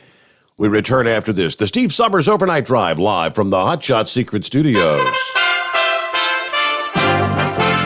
USA Radio News with Dan Naraki. The Senate has passed a bill forcing the Director of National Intelligence to declassify information related to the origins of the coronavirus. The passage coming on the same day that President Biden ordered intelligence officials to redouble their efforts to uncover information regarding the origins of the virus. The Senate's bill gives the Office of the DNI 90 days to declassify all information relating to potential links between the Wuhan Institute of Virology and the origin of COVID-19 and deliver an unclassified report to Congress. And Pacific Gas and Electric has reached a settlement with 10 communities in 3 Northern California counties over damages caused by a 2019 wildfire.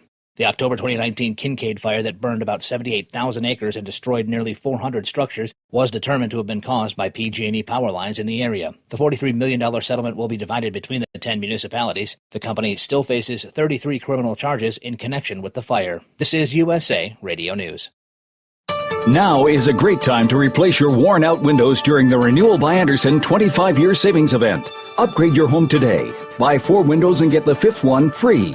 Plus, get 12 months with no interest, no money down, and no payments. Call now. Get 4 windows and get the 5th one free. Installation and warranty included. Renewal by Andersen takes every CDC-recommended safety precaution to protect your family. For 25 years, people have trusted us for their window replacement needs, and you can too. Call now to learn about our Buy 4, Get the 5th one free window replacement offer. 800-603-8489. 800-603-8489. 800-603-8489. That's 800-603-8489. Interest accrues from date of purchase, but is waived if paid in full within 12 months. Other conditions apply. We've adjusted our operations to serve you safely following all CDC guidelines. Visit renewalbyandersen.com for details. Live from the Hot Shot Secret Studios, the Steve Sommers Overnight Drive.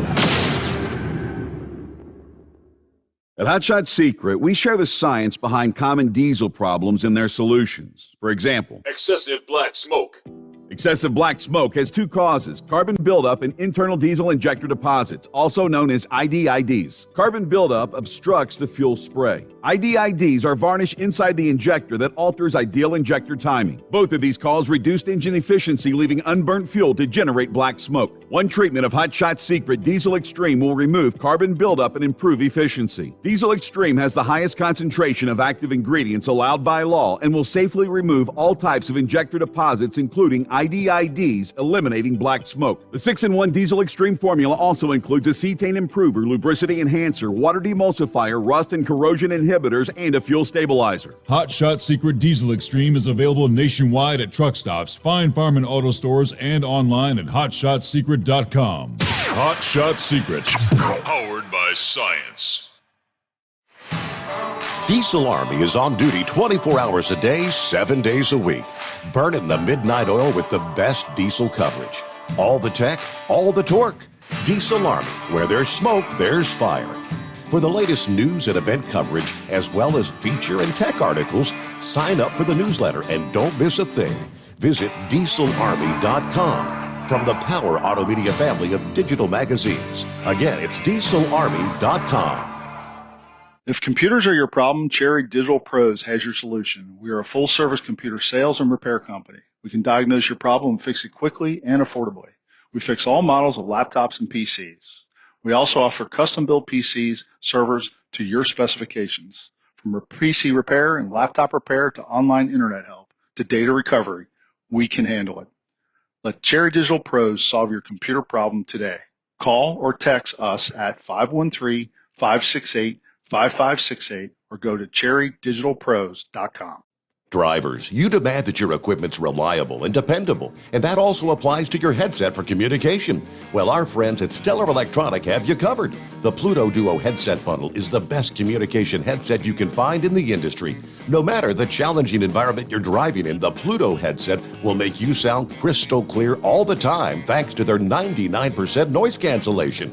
And the Duo's not only a stereo converter for the headset, but also a power bank so you can charge as you go. Learn more at StellarElectronic.com or visit them on Facebook. Do you have a Dodge pickup and hate your automatic transmission? Of course you do. Levon Miller at Firepunk Diesel here, and we specialize in heavy-duty and performance transmissions for your 3-quarter or 1-ton Cummins-powered truck. So if you're interested in turning your stock slush box into a towing monster, call us today at 614-733-3744 or visit us online at shop.firepunk.com. Whether you're a diesel pickup performance enthusiast or just looking for a small upgrade, when selecting common rail fuel system components, look no further than Exergy Performance. At Exergy, you'll find injectors, pumps, and more, engineered like no others on the market using state-of-the-art equipment run by people that have been in the business for decades. So if you're in the market for common rail components at any power level, contact Exergy Performance or one of the many dealers listed on our website at exergyperformance.com. Dean Michael, the tax doctor here. Are you one of those truck drivers that came home after a long haul and found the only thing waiting for you was a stack of IRS letters? Your significant other was gone, but your newfound IRS problem is still there. I've heard this story many times over the years. While I can't help you with your broken heart, I can fix your tax problems. If you owe more than $10,000 to the IRS or haven't filed for many years, call me for a free consultation at 888-557-4020 or go to mytaxhelpmd.com. Like I always say, you keep your eyes on the road, I'll keep mine on the IRS. At Hot Shot Secret, we share the science behind common diesel problems. For example, Diesel fuel cetane levels. the cetane rating in diesel fuel is 42 to 45. Most diesel engines operate more efficiently with a cetane rating of 48 to 50. One treatment of Hot Shot Secret Diesel Extreme will raise your cetane 7 points, increase fuel economy, and improve cold starts. Hot Shot Secret Diesel Extreme is available nationwide at truck stops, fine farm and auto stores, and online at hotshotsecret.com. Hot Shot Secret, powered by science. The Overnight Drive with Steve Summers. Live from the Hot Shot Secret Studios. Call Steve now. 844-844-3388. That's 844-844-3388. Well, if you don't like driving in the rain, I hope you're not rolling through eastern portions of Kansas, eastern portions of Nebraska, eastern portions of South Dakota, and much of North Dakota, especially the southern portions of that state.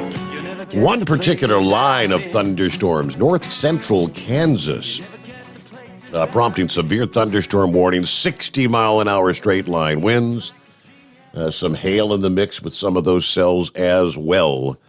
So definitely slowing your travel down. Some of the heavy rains now pushing into western portions of Iowa. As we progress on into a Thursday, we'll see those thunderstorms reaching over toward Des Moines here in a few hours, based on the rate things are progressing to the east. But I am looking at numerous severe thunderstorms warnings there. south central, pushing into southeastern Kansas. And let's see, they had one tornado warning, which has now expired. So I do not see any active tornado warnings, but the threat still exists for a few isolated tornadoes here in the early morning hours of a Thursday. Meanwhile, let's get back to the calls. Plenty of lines available. You want to jump in? It's 844-844-3388. Not seeing a name. Somebody wanted to talk about the natural gas trucks, I believe it is. It's CB, Steve. Hey there. What's going on, CB? Hey, real quick, pre-congratulations on the 100th show there, and man, it's been a good ride. We love every bit of it from all the guys we have there. But real quick, they've been doing those natural gas trucks. I don't know if Ranger knew it, but UPS is using them, Frito-Lay's using them, Ruan's using them, but they've been using those quite a bit. But he's saying about Amazon. I believe in the old Mitsubishi plant in Bloomington Normal that he is actually building his own vans in that facility that they closed down. I don't know if they're in production yet, but I know that they've talked about it, and I live pretty close to there. And secondly, I want to talk to Fly Rod and Heat Wave. This deal with Big Moose there. I wanted to give him a little bit of advice that came to me a long time ago. It's just an old saying that take an awful big man to whip me, but it ain't going to take him long. And I believe that's what's going to happen to him, fellas. But yeah, I just wanted to chime in on that there, and I appreciate your show, and thank you for everything you do for us. All right. Well, CB, thank you so much for being with us, being a part of our first 100 shows. All right. What are we looking at? Hey, we got wide open lines here. It's 844-844-3388. Who's next online? Let me jump over to see who's checking in via the social media this morning. Let's see. Charlie says Amazon building a huge distribution center west of Fort Wayne off of US 30. Okay. Russell says, good morning. Props to you, Eagle. And good morning, Steve. Everybody stay safe out there. Pappy's tuned in this morning. Got a message from Moose. He said, we don't want you to take the high road, Moose. Come on, man. Stand up. We've got your back. Moose gets the big cookie for the night. Yes, he does. Let's see. The Michigan Madman sure was good to hear from Eagle. I could not agree with him more. Hope everyone has a good Memorial Day weekend. And remember what the weekend stands for. Some gave some and some gave all. A huge racing weekend. Get out there. Take your family to the closest short track. Start a tradition. Yeah, there will be a lot of action out there, short tracks, straight line racing, you name it. Indy 500 weekend, Coca-Cola 600 there in Charlotte. I'll just call it the 600 in Charlotte. Who was it earlier? Talking about when we mentioned Australia going back into lockdown, following caller said, haven't we learned at this point? I think it was Lone Ranger we were talking to that they've already discovered that these lockdowns don't really have the intended outcome. It really just kind of delays things for, they're going to shut down for another full week in Australia. And he said, well, look at Florida. They didn't follow the guidance, open things up earlier. And sure enough, Florida Governor Ron DeSantis should be credited as the pandemic winner for leading the country in reopening businesses, requiring schools to stay open, according to a Bloomberg columnist. Can anyone doubt it? Pointing to Florida's swift economic recovery as the country tries to recover from the pandemic psychologically as well as economically. Florida is way ahead of just about every other state in the country. As of March, their unemployment rate was at 4.7, compared with 8.5% in New York, 8.3% in California. Census Bureau reports more than 250,000 people moved to Florida last year, second only to Texas. From all indications, the influx has only accelerated here in 2021, indicating that the Republicans' policies during the pandemic, of course, were met by the media with criticism at almost every turn. DeSantis was vilified by the media, especially when the cases spiked last year. Now, the opinion writer said, I was actually one of the skeptics after rooting for him earlier. Many public health officials predicted his policies are going to be disastrous. His critics took to calling him, they were actually referring to DeSantis as Death Santis, Ron Death Santis. But they were wrong. The pandemic crippled the country. Many states resorted to shutting down completely. Their efforts did not achieve the level of success achieved by DeSantis' Florida. For whatever reason, the virus did not flatten Florida the way it did New York or Rhode Island or Arizona. The nation's third most populous state ranks 20th in cases per capita and 27th in deaths per capita. Whether DeSantis was adept or maybe just lucky, the results obviously have been something to brag about, which of course is exactly what he's been doing. So there you go. Death Santis, right? But yeah, sure enough, locking things back down in Victoria. Morning, Sylvester. That's right. It's Victoria, not all of Australia. That's right. A portion of Australia. True. Just a quick correction there. And the thing is that the people here know that they don't actually work, you know? But and that government down there is really, really far left. That's part of the problem. Queensland is really bad, too, where Brisbane is.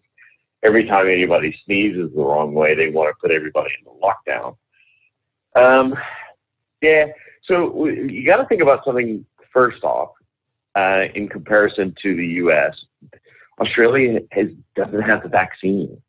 They know nothing like in the States. We can't produce our own vaccines over here at the moment.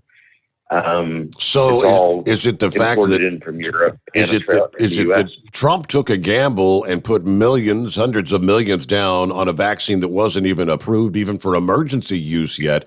Other countries, I know Canada was way behind.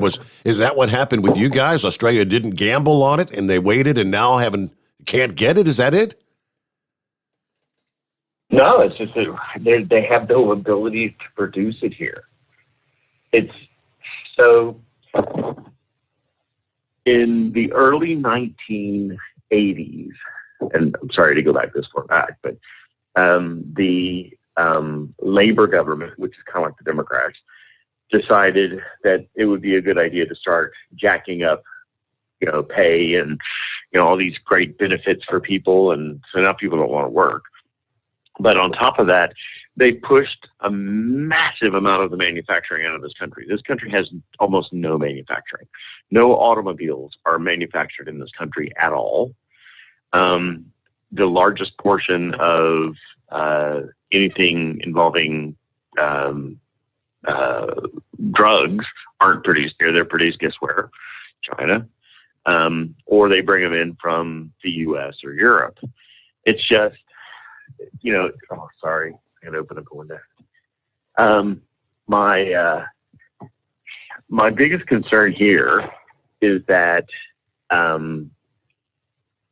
it's just going to continue to get worse.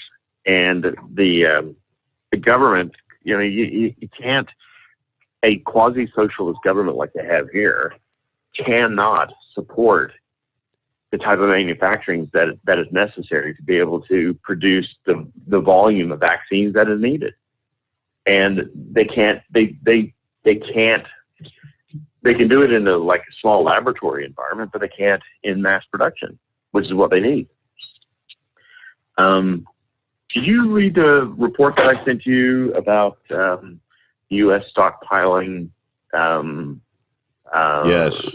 Well, weapons here in Australia? munitions in northern Australia. Yeah, I did. I shared that last evening, and your concerns about China, and I guess some of your military personnel saying we should anticipate a swift response from China of some sorts. Yeah. Well, I mean, that's already happening. I mean, they're just going to continue throwing sanctions on everything Australian. It's just going to get worse, and there's nothing that we can do about it. Okay, first off, I apologize. I may have to go here pretty quickly because my stepdaughter, God bless her, one of those college students you're talking about, doesn't understand basic cooking. And so she and her boyfriend, when they're over here, when they're by themselves, will cook sausages, kind of like hot dogs, directly on the the rack in the oven. Yeah. Right? And then it'll drip down everywhere. So I'm trying to make chicken soup for Susan because she's sick. And it's almost like a smoker in the thing because there's so much rubbish in there. It's smoking now. So I may have to let you go if the fire because you could have the grease will catch fire in that oven. Yes, sir. Unbelievable. Just unbelievable. I love her dearly, but I'm serious. Anyway. So it's not just the U.S. stationing or putting more stockpiles here of armaments. Australia, and I don't know if did you read the report about Australia buying missiles from the U.S., new missiles? I don't know if that was in there or not. Not the one I read. Right. So that might have been from today, but the U.S. is now selling Australia a type of ballistic missile and then Australia is actually going to produce them as well under license over here. The Australian government as well is now deciding maybe it's a good idea to modernize the Navy. Was something they should have been doing 10 years ago. Yeah. It's just, it's kind of late to start getting ready for war when war is already happening. Now, and I understand that what's going on over there with the Democratic Party is really bad and all that. But man, the stuff that's going on with China is going to affect the U.S. even more. I'm not saying don't concentrate on what's going on over there, but we have to be aware of all the things that are going on, not just a couple of things, like the whole Biden fiasco and, the whole woke movement or whatever it's called over there. But I don't know how much I don't see these things being on Fox News or even CNN, any of it. Have you been seeing any of these reports about what's actually going on? No. In the South China Sea and with the Philippines and the other countries? Have you been watching that? Have you heard anything about that in the States? Only place you might find that is say via Newsmax, the conservative outlet, but that's about it. Right. Okay. Yeah. So I'm concerned that some of these things may be being pushed by China and Russia so that they don't, people aren't watching what's really going on around the world. This is big, and when you start getting Australians who are generally pacifistic saying, "Hey, there is a war coming," and these aren't just the normal ones that you would hear saying that over about it. these are everybody's saying it now. They're saying it's happening. It's going to happen. Had a gentleman in yesterday, and he and I were talking. He's a professor at University of Sydney, University of New South Wales, Sydney, and he was going on about the Chinese and how they're in the university system now in Australia, and making it so that you can't speak out against what's happening. I mean, and it's only getting worse. We're seeing more shortages over here. Silicon is one of them, but that's evidently an issue, something going on in the States, and a variety of other, products, all from China. Lithium batteries, because of the embargo that the Chinese started putting on lithium, and the majority of the lithium for lithium batteries comes from about 5 different locations, all of which are controlled by the Chinese except for one, which is in Australia. And what they've done is they've choked off the Australian lithium market, and nobody else can process it. Nobody else on Earth can process these into lithium batteries except for in China. It's a big concern. So we're going to go to all electric vehicles, and we're going to rely on essentially China for all the batteries to supply our automobiles here, which there's no guarantee we'll get. Right. Yeah. So Vladimir, I think it was Vladimir Lenin, coined the phrase "useful idiots." The greenies have become the useful idiots of the Chinese, totally unwittingly, because they don't understand that they're being played. This process that the Chinese are using to get people to quote unquote believe in this green energy, and then to be able to continue to sell that which they control. Did you read the article that I sent you about the undersea nodules, the rare earth nodules, and that's why they want to control the South China Sea? No, I did not. I don't think I caught that one. Okay. So I sent it to you. I think it was Saturday.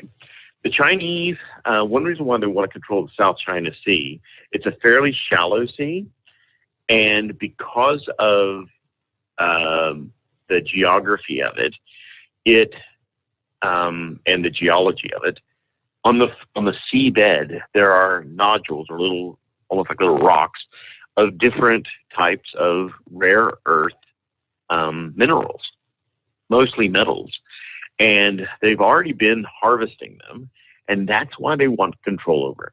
Is because they will then have control over this gigantic amount of rare earth metals and minerals, kind of like lithium, which is the whole reason why they've taken over all but the one lithium mine. Even the one in Canada is now Chinese.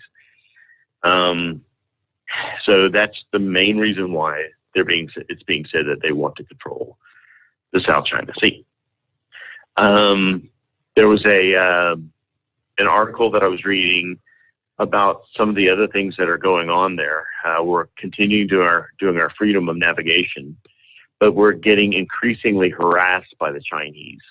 Some of their quasi-military, quote-unquote, fishing boats, etc. And it's not just us; it's also Taiwan and the Philippines and the other nations that are in that area. But remember, folks, every time you buy something that's Chinese made, you're buying a bullet or something that eventually will be used to kill an American and get rid of freedom and liberty. Yep. You gotta look at the pedigree every time you buy something. It's scary over here because I check like food items, and there's so many food items over here that are Chinese. The thing about New Zealand is that they don't have the same requirements that Australia does, where they have to have the country of origin. all they have to put on it is from global sources. They don't have to say the country of origin. Yep. And so you buy something, and if it's made in New Zealand, it could be from anywhere, and usually it's China. It's a bad situation. I'm waiting for the time when we won't be able to communicate, this way, or like on Facebook Messenger and all that kind of thing, and Facebook generally. But there are other options. Okay, so we were talking about MeWe a few weeks ago now. MeWe is one of them. It isn't blocked yet, but they also don't censor it. They don't censor. I kicked somebody off of one of my pages today because I got sick and tired of some of the crap that he was saying on there. But except for on that level, you're not going to get fact checked, for example, which we've just found out how much BS that's been from Facebook. Go to MeWe. I mean, even if I don't care if you go to my page, but start moving away from that, moving away from Facebook. I haven't. Did I lose you? No, I pulled it up last week. When we were talking about the page you had set up for us, but I did not set up an account per se, so I haven't logged in or anything. But all right, hey Sylvester, we got to get our news update. Thank you for checking in, though. Yeah, things to think about, points to ponder. All right. We return after this. Lines available. It's 844-844-3388. The Steve Sommers Overnight Drive live from the Hot Shot Secret Studios.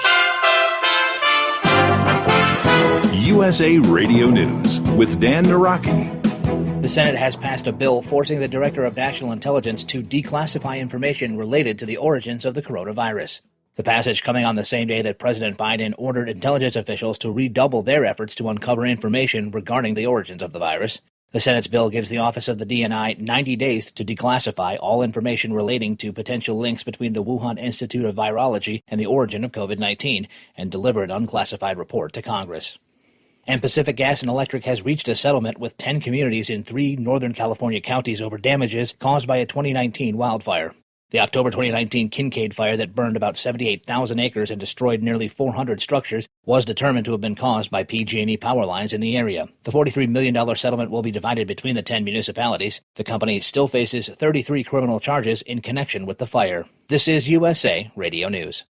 If your loved one has passed away due to COVID-19, pay close attention to this message. You could be entitled to a death benefit of over $300,000. The U.S. government has set up a fund to pay families relief if they've lost a loved one due to COVID-19. We know this is a hard time for you, and this fund has been set up by the federal government to help ease your pain. The compensation includes a death benefit and lost wages benefit. Time is limited, so we urge you to make a free phone call right now. There's no cost to you for this claim. All legal fees are only covered once you receive your money. So if you've lost a loved one due to COVID-19, call the legal helpline right now to find out if you qualify for a cash award. Here's our number, 800-923-9018, 800-923-9018, 800-923-9018. That's 800-923-9018. Paid for by the IPG Law Group. President Biden wants U.S. intelligence officials to redouble their efforts to investigate the origins of the COVID-19 pandemic. In a statement, the president said that there was insufficient evidence right now to confirm either of 2 leading theories behind the origins of the virus. Senator Lindsey Graham says it's vital to get China to cooperate into any investigation, but the only way to do that would be through sanctions. The South Carolina Republican tells Fox News that he intends to introduce those in Congress soon. So how can the Congress help President Biden? We should put together a sanctions regime against China, put in place sanctions until they fully cooperate with the international community to find out the source of the virus. I don't think without sanctions, without international pressure, they're ever going to help. So you can look at this till you turn blue in the face. The only way China's going to respond is when the world makes them respond. So sanctions led by the United States, embraced by the world, I think would get us to where we need to go. And I intend to introduce those sanctions relatively soon. This is USA Radio News. Hi, this is Wyatt Cox. Each and every day, the USA Radio Network produces 3 hours of the greatest radio programs of all time. Comedies, drama, suspense, it's all there. Classic radio theater. Now, if your radio station doesn't carry the program, you can find them anywhere podcasts are served, including iHeartRadio, Spotify, Spreaker. Just search for USA Classic Radio Theater. Find it. USA Classic Radio Theater. You'll love it. The Senate Republicans are expected to unveil a counter-proposal to President Biden's infrastructure plan on Thursday, after rejecting a revised $1.7 trillion proposal from the White House. The GOP's bill is expected to have a price tag of nearly $1 trillion. Senator Roy Blunt says their proposal will focus on core infrastructure. The Missouri Republican tells Fox News that it won't be paid for by a hike in taxes. Our two guidelines on infrastructure have been, it has to be really infrastructure, the kinds of things that people 6 months ago or people that talk about this issue would have believed: roads, bridges, highways, ports, airports, water infrastructure, not the carrying infrastructure. Not that we're necessarily saying those things are bad, they're just not infrastructure. And the other guideline was, we are not going to get into the 2017 tax bill. It was producing great results at the beginning of the pandemic. The corporate rate made us more competitive all over the world for the first time in a long time. No inversions were occurring during that entire period of time between the time that bill went into effect. A lot of good things were happening. And Royal Caribbean says it's received approval to run simulated cruises next month, the first step in returning to sea. The company says it's received CDC approval to run the cruise in late June to test out COVID-19 precautions, with around 1,000 volunteers on board. If all goes well, full cruises are expected to resume in August or September. For USA Radio News, I'm Dan Naraki.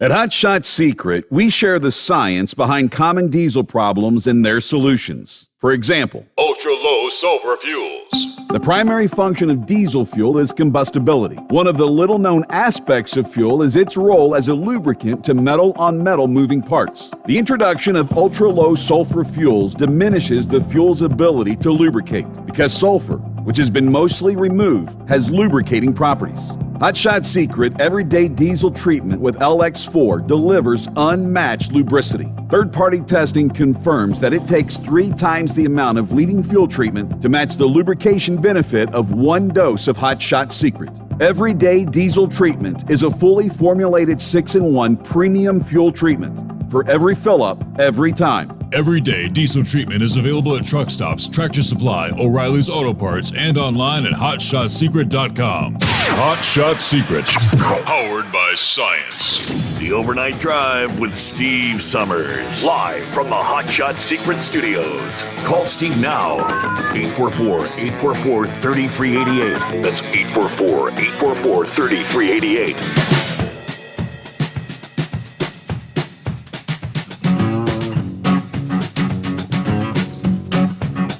All righty, back at it here. Thursday, that means weekend is on the horizon. Yeah, to which we'll have, 37 million people expected to travel this Memorial Day weekend. More on that coming up here. Knucklebuster sent me a link of 5 things you didn't know about Memorial Day. So they say, or maybe you do. Maybe you're smarter than the average bear. Yeah, let me share this one with you. Kind of hearkening back to day number 1 of the Biden administration. Executive orders. We're going to end construction of the Keystone XL pipeline.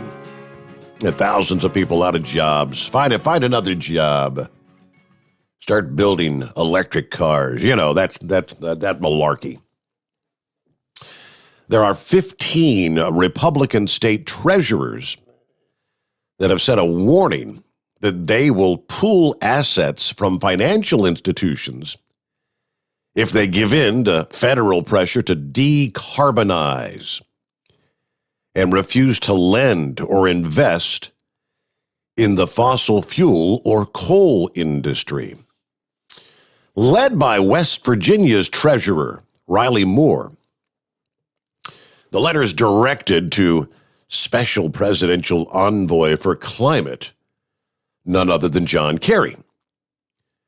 expressing concern over reports that Kerry and other members of the Biden administration have been privately pressuring U.S. banks to stifle the fossil fuel industry.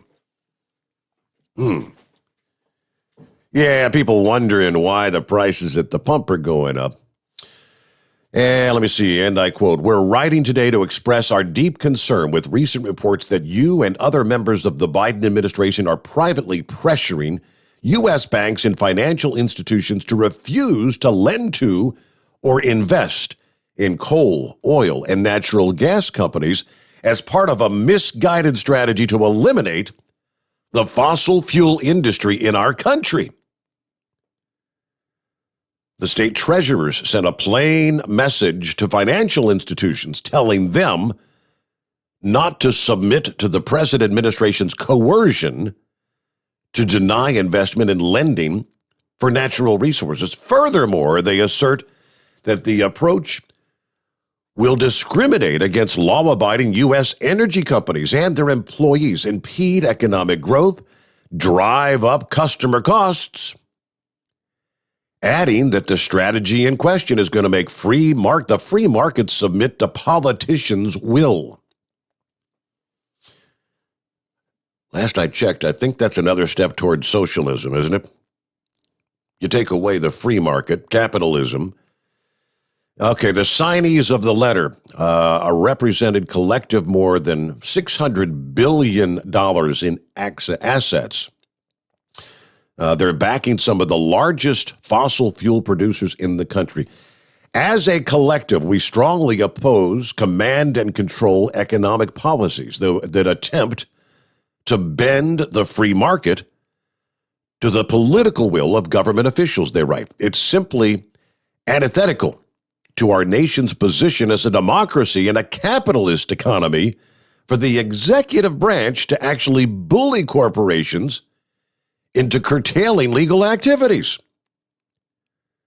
The Biden administration's top-down tactics of picking economic winners and losers deprives the real determinant group in our society, the people, of essential choice.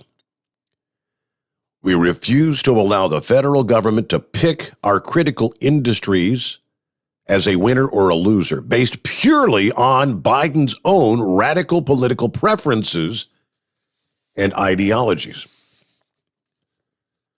The Obama administration's previous conflict with American coal and natural gas industries is mentioned as an attack on jobs, tax revenue, and health insurance provided to families across the country, specifically hardworking middle-class families. As the chief financial officers of our respective states, we entrust banks and financial institutions with billions of our taxpayer dollars.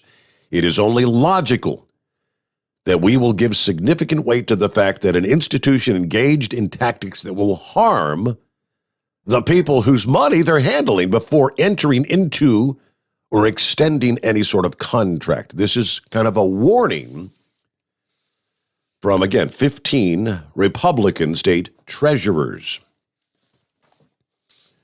There's a real battle going on out there behind the scenes. Okay, so for the Memorial Day weekend coming up here with many Americans fully vaccinated, the lockdown restrictions being lifted. This year's Memorial Day's probably going to be pretty exciting for many. Typically, it's a great reason for people to kick off their summer, backyard barbecues, a trip to the beach. It's likely this year's celebrations will involve gathering more with friends and family that haven't been together in person for over a year. With that in mind, we put together 5 interesting things to consider while we're celebrating and paying respect to the men and women who died serving this country. Number 1, we're all aware that Memorial Day is a day of remembrance, but Congress has also established an exact minute of remembrance. I didn't know that. The National Moment of Remembrance Act, which was adopted in December of 2000, encourages every citizen to pause each Memorial Day at 3 p.m. local time to remember the brave men and women who died serving this country. In addition to any federal observances, Major League Baseball games usually come to a stop during the moment of remembrance, and for the past several years, Amtrak engineers have taken up the practice of sounding their horns in unison at precisely 3 p.m. Did you know that? Number 2, according to the U.S. Department of Veterans Affairs, Memorial Day is celebrated in late May because that's when flowers are likely to be blooming across the country.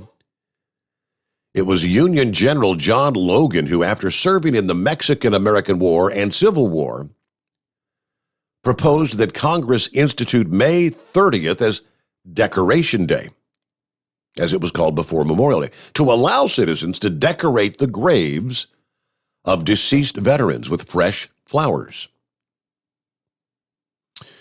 Number 3, the Ironton Lawrence Memorial Day Parade in Ironton, Ohio, is recognized as the oldest continuously running Memorial Day parade in the country, beginning all the way back in 1868.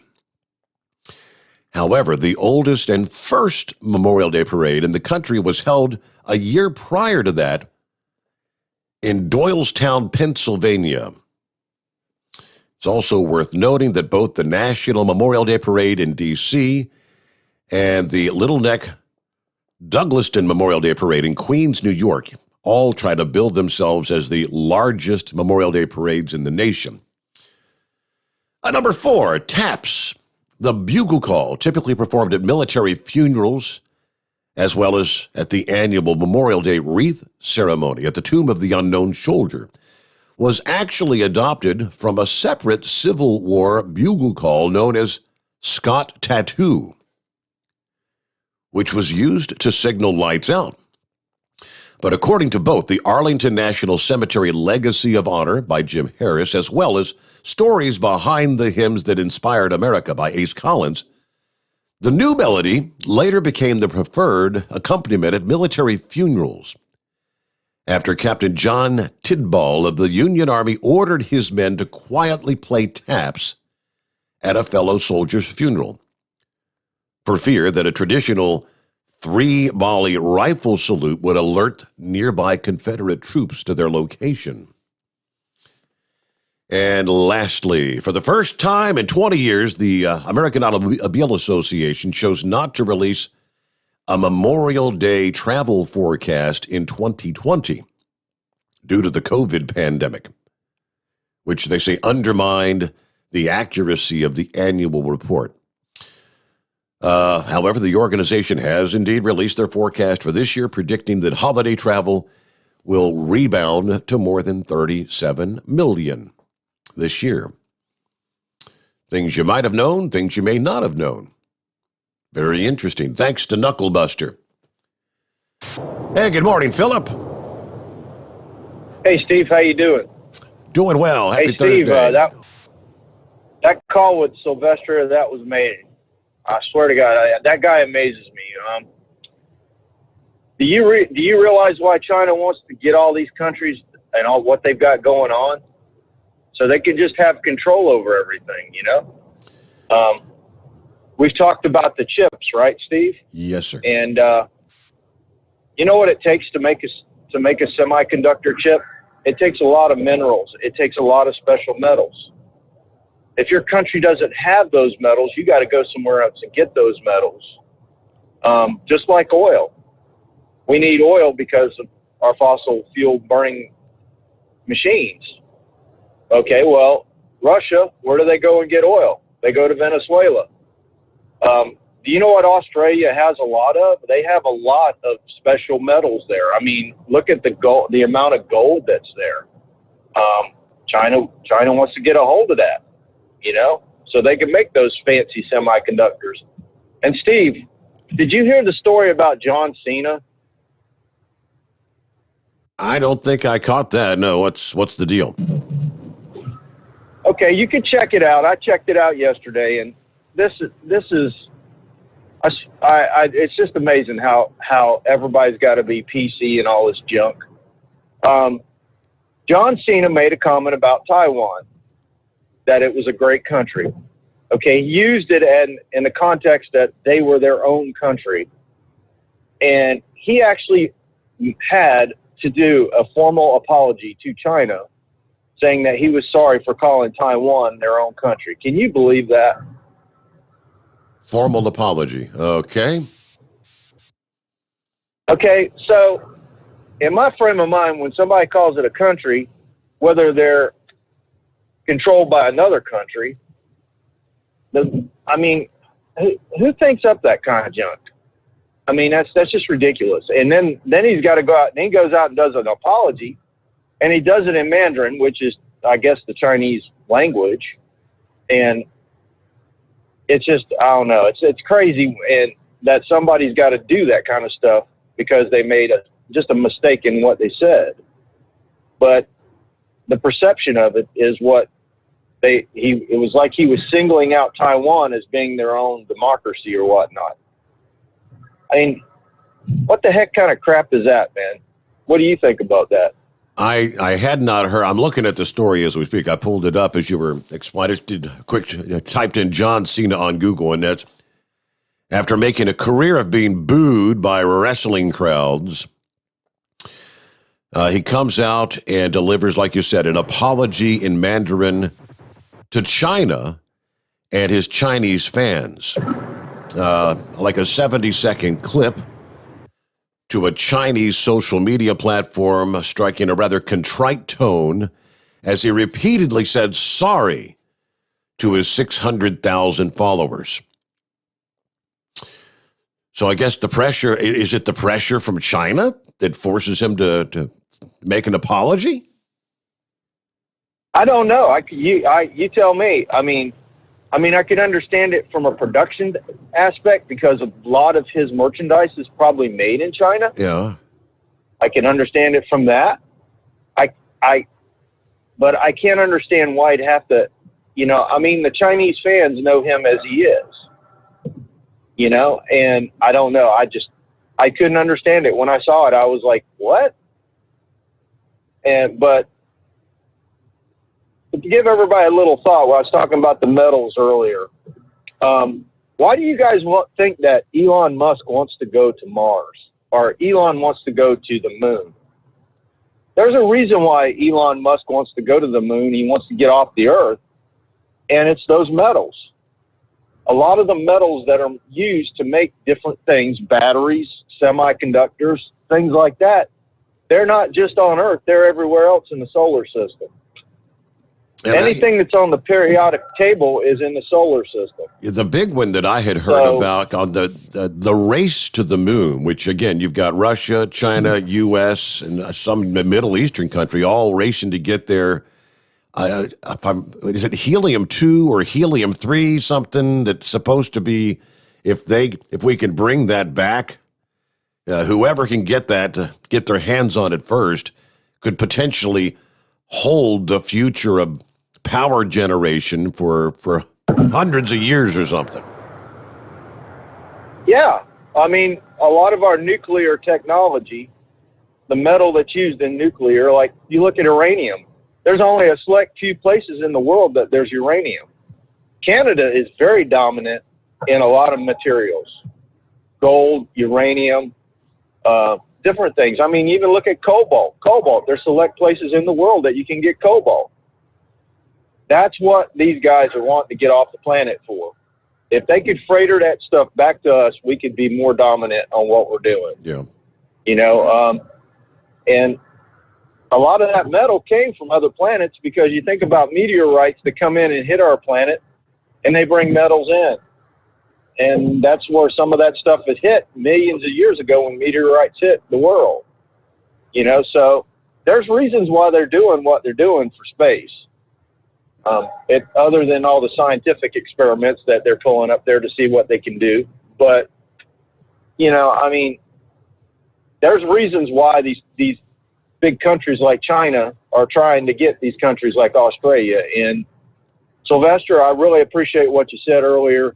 It makes a lot of sense. The Chinese I believe they are doing that. And this was what President Trump was trying to get people in office or get people in the situations to be self-reliant. That's what he wanted our country to be. That's what our country needs to be. We need to make our own stuff here, but we got to figure out how to get that material here too. So it's a balancing act right now. So, but that's all I pretty much had to say about that, Steve. I appreciate your time, bud, and you have a good one. Thank you. As always, thanks for checking in there. Be safe. Have a good day there in Florida. Or I think you're going to have another hot one. Another warm day. Let me see here. Yeah, one of the little posts this past morning after listening to one of our news updates where Jen Psaki is asked about the increase in violence in this country. And she actually said it's Trump's fault. The reason we've got more violence under the, quote, Biden administration. Did I say Biden? That's probably more correct, isn't it? Under the Biden administration is because of Donald Trump. All right, well, the real numbers look like this. 73% of Americans believe crime is higher now under Biden than it was under former President Trump. Majorities believe crime is increasing both nationally, 73% say there's more crime, as well as in their local communities, 54%. According to the poll released this past day, 54% of polled respondents also said their local areas had more crime now than it did in the last year. Only 28% said they believe there's less crime. Another poll released this past day said 30% of Americans sometimes feel unsafe in public as crime rages in American cities. The results come as the far left demanded defunding police departments. Did you catch that? Who demanded that? Donald Trump. Donald Trump followers did not demand defunding police departments. It's you damn lefty liberal Biden supporters that have done it. All right, according to the numbers on May, homicides have dramatically increased from last year, up 22% in Chicago, up 127% in Los Angeles, 113% increase in Minneapolis, 132% increase in Oakland. Here's the biggie. Yeah, where have the far lefties been out there rioting the streets for damn near a year now plus? Yes, Portland, Oregon. Homicides have increased 800% in Portland, where the chaos rules the streets. But according to Jen Psaki, and if you watch CNN or MSNBC or any of the big three, whatever you want to call them, you know, Biden, if there are supporters, Biden supporters or Trump haters, they believe what she has to say. If Jen Psaki says it, it has to be true. Just lie after lie after. That's why they came up with that little, what was the meme? They're calling her Little Red Lying Hood. Jen Psaki, Little Red Lying Hood. News break. It's 844-844-3388 as we roll into the early hours of a Thursday. Good to have you with us. When we come back, what's next on the list? And another share from Knucklebuster. I should have asked somebody about this. FreightWaves had asked truck drivers via social media which tunnels in the U.S. and Canada really give you the heebie-jeebies, rack your nerves. Now, they said it's by no means a comprehensive list, but these are some of the tunnels that drivers mentioned in comments from several Facebook pages for women in trucking, rates and lanes, rate per mile masters. Which one do you think would top your list? Share more on that coming up here. The Steve Sommers Overnight Drive live from the Hotshot Secret Studios. USA Radio News with Dan Naraki. The trade envoys from the U.S. and China had their first conversation Thursday since President Biden took office. In a statement, U.S. Trade Representative Catherine Tai said that she and Chinese Vice Premier Liu discussed the Biden administration's worker-centered trade policy and an ongoing review of the U.S.-China trade relationship. Both sides said they looked forward to future discussions. And a new poll shows that a majority of Americans agree with the moves that several states have made in ending enhanced federal unemployment benefits. At least 23 states have announced they would opt out of the federal program that provided an extra $300 in weekly unemployment benefits. A Quinnipiac poll released Wednesday showed that 54% of Americans believe that ending the extra payments is the right move, with 38% saying it's the wrong thing to do. State officials who have moved to end the benefits argue that the extra payments have contributed to labor shortages. You're listening to USA Radio News. Hi, this is Michael, creator of Michael's MNP supplements. Let's talk energy. Do you wake up tired even after a full night's sleep? Does keeping up with your family and or your job leave you exhausted by noon? Do you find yourself turning way too early in the day and too often to caffeine-loaded drinks just to get you through it all? Why not turn to Michael's MNP's Energy Factors instead? Our Energy Factors are safe, healthy, and a natural way to keep your body energized and without that caffeine crash that you get from those laden drinks. Visit us today at michaelshealth.com. This is Pastor Greg, and I use Energy Factors. They're great. Order yours today at michaelshealth.com. That's michaelshealth.com, and use Pastor Greg for your special discount. That's Pastor Greg, and get your special discount today. Keep the bugs off your glass and the smokies off your ass. This is the Overnight Drive with Steve Sommers. At Hot Shot Secret, we share the science behind common diesel problems and their solutions. For example, Diesel particulate filter regeneration. the DPF catches particulates left over from combustion. The DPF regeneration cycle cleans the filter with temperatures exceeding 1,000 degrees Fahrenheit. A computer sensor triggers the DPF regen, which is often accompanied by a loss of power and fuel economy. The frequency of DPF regens are in correlation to the cleanliness of the fuel burn. Under heavy operation with a dirty burn, DPF regens can occur multiple times per day. Hot Shot Secret Diesel Extreme Fuel Additive promotes a more complete combustion, creating fewer emissions and therefore fewer DPF regens. Vehicles using Diesel Extreme experience 83% less DPF regens. Hot Shot Secret Diesel Extreme is available nationwide at truck stops, fine farm and auto stores, and online at hotshotsecret.com. Hot Shot Secret, powered by science. Are you having trouble sleeping? Are you tired all the time? Growing older is a fact of life. Our skin starts to wrinkle, muscles get weaker, and our energy levels plummet.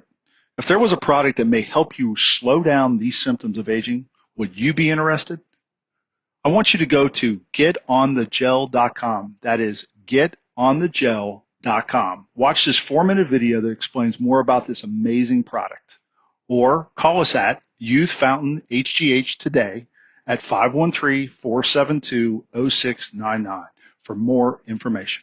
Dean Michael, the tax doctor here. Are you one of those truck drivers that came home after a long haul and found the only thing waiting for you was a stack of IRS letters? Your significant other was gone, but your newfound IRS problem is still there. I've heard this story many times over the years. While I can't help you with your broken heart, I can fix your tax problems. If you owe more than $10,000 to the IRS or haven't filed for many years, call me for a free consultation at 888-557-4020 or go to mytaxhelpmd.com. Like I always say, you keep your eyes on the road, I'll keep mine on the IRS. PureFlow Air Dog, your leader in fuel air separation system technology. Our systems filter out water, particulates down to 2 micron, and remove all of the air out of your diesel fuel. This allows for nothing but pure, clean diesel fuel to reach the expensive injection system equipped in your vehicle. Not only do our fuel systems protect, they also come in a variety of flow rates to meet your performance needs. Our systems are compact and use OEM-style fittings for easy installation. Learn more about our product at www.pureflowairdog.com and be sure to follow us on Facebook and Instagram. Protect your investment with PureFlow Air Dog. For anything diesel, take it to Scheid Diesel. They provide a wide variety of services and diagnostics to determine what the problem is with the latest technology. From simple oil changes and preventative maintenance to fuel system diagnostics and repairs, engine rebuilds and cylinder head repairs, and rebuilds with our in-house machine shop. They also have on-site DPF cleaning for exhaust issues and DOT inspections. If your diesel is asking for some attention, Scheid Diesel has the specialist you need for anything diesel. Located in Terre Haute and Lafayette, Indiana, and Effingham, Illinois, Scheid Diesel has you covered. Whether you're a diesel pickup performance enthusiast or just looking for a small upgrade, when selecting common rail fuel system components, look no further than Exergy Performance. At Exergy, you'll find injectors, pumps, and more, engineered like no others on the market using state-of-the-art equipment run by people that have been in the business for decades. So if you're in the market for common rail components at any power level, contact Exergy Performance or one of the many dealers listed on our website at exergyperformance.com. At Hot Shot Secret, we share the science behind common diesel problems and their solutions. For example, Hot Shot Secret Diesel Extreme. Today's ultra-low sulfur fuels leave injector deposits causing frequent DPF regens and low throttle response. Diesel Extreme is a once every 6-month treatment that will clean your entire fuel system, including the tank, lines, pump, and the injectors. Hot Shot Secret Diesel Extreme is available nationwide at truck stops, fine farm and auto stores, and online at hotshotsecret.com. And now, back to the Steve Sommers Overnight Drive, live from the Hot Shot Secret Studios.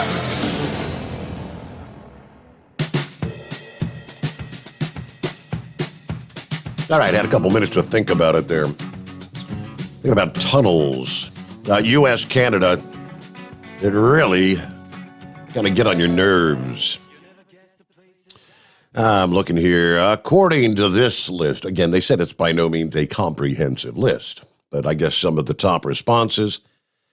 Virginia, the Chesapeake Bay Bridge Tunnel, a 17.6-mile bridge tunnel that carries U.S. Highway 13 at the mouth of the Chesapeake Bay, the Hampton Roads Harbor, and nearby mouths of the James and Elizabeth Rivers in Virginia. As of January, there have been more than 140 million vehicle crossings, according to the Chesapeake Bay Bridge Tunnel Authority, or the website. Mike Hawkins is an owner-operator who's hauled freight through this tunnel several times in a 53-foot trailer with just one lane in each direction, each only 12 feet wide. He said, that tunnel made me very nervous. First time I passed through, I got to admit, I was white-knuckling it. My senses were on high alert, feeling terribly claustrophobic, no bailout position. He said, I kind of got over my fear the next time, and the CBBT is now one of my favored routes to and from the Hampton Roads communities. Okay. Let's see, next on the list, Wyoming, Wind River Canyon Tunnels. Drivers will find these 3 tunnels along U.S. Highway 20, State Route 789 in northwestern Wyoming, between the towns of Shoshone and Thermopolis. The tunnels are bored through solid rock.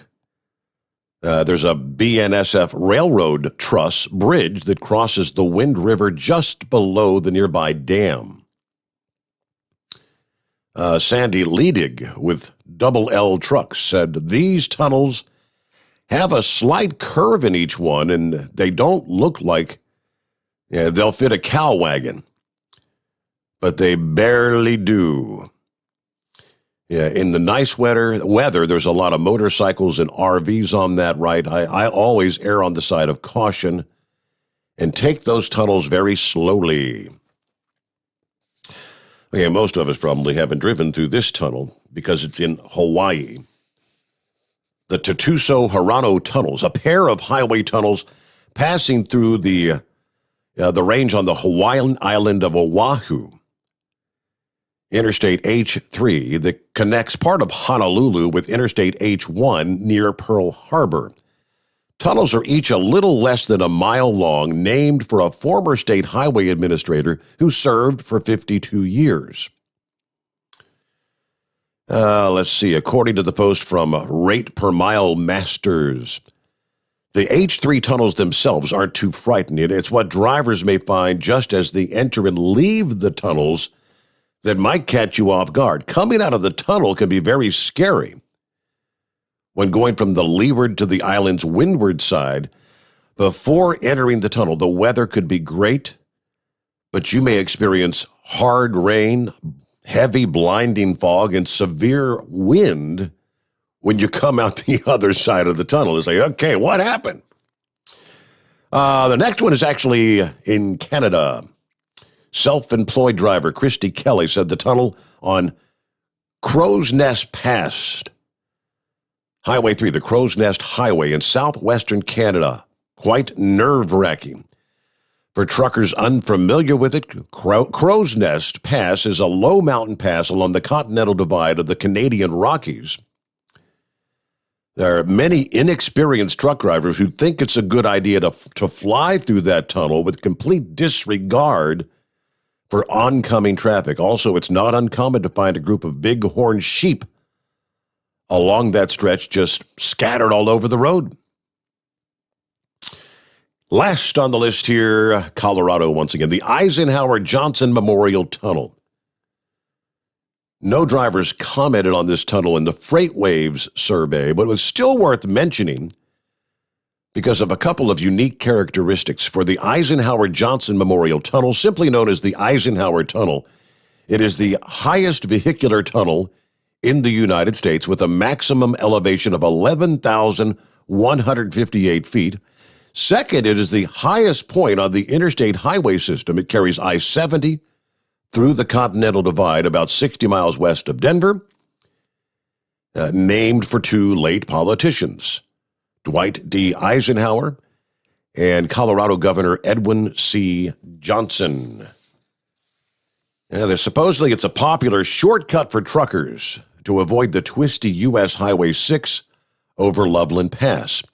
However, this section of I-70 is often shut down for long periods of time for long winter storms. Interesting. I don't think I've been through any of those tunnels in my lifetime. How about you, Jolly Green Giant? Passed through any of those in your career? I have passed through a lot of them. You were talking about the Chesapeake Tunnel Bridge, and I do remember that bridge and tunnel. I have definitely been in that one. But one thing you didn't talk about, and I'll tell you what really petrifies me, and a lot of you drivers out there are probably going to agree with me. I get claustrophobic. I've only been in the Kansas City caves in Kansas City only one time. And I was delivering groceries when I worked for CRST at the time. And that was extremely frightening, going inside to those caves, completely underground. I felt very, very claustrophobic in that situation. Is that like I think that's a big facility for long-term storage because the humidity level it's all controlled because it's underground? Is that the kind of thing? I would imagine so. Like I said there, it was so long ago, but I have never forgotten it. It was absolutely frightening for me at the time. But at the time, I hadn't been driving very long, and but I do understand some of the stuff that some of these bridges and tunnels, how that could be frightening. Well, that was frightening for me, in my opinion. But I remember having the blind side back inside those caves. So inside docks, I have found can be frightening to me, going completely inside. So in my career, I've had an opportunity to do that once or twice. So the tunnels I don't think it's really that bad, but one of the longest tunnels is that one that's down in Chesapeake. I know that beyond shadow of a doubt. And I've only been across that area maybe twice in my career.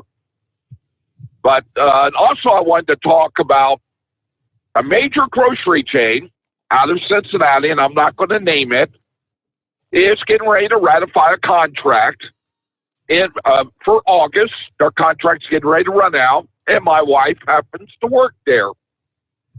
And so they are going to get $2 an hour increase in the next 5 years.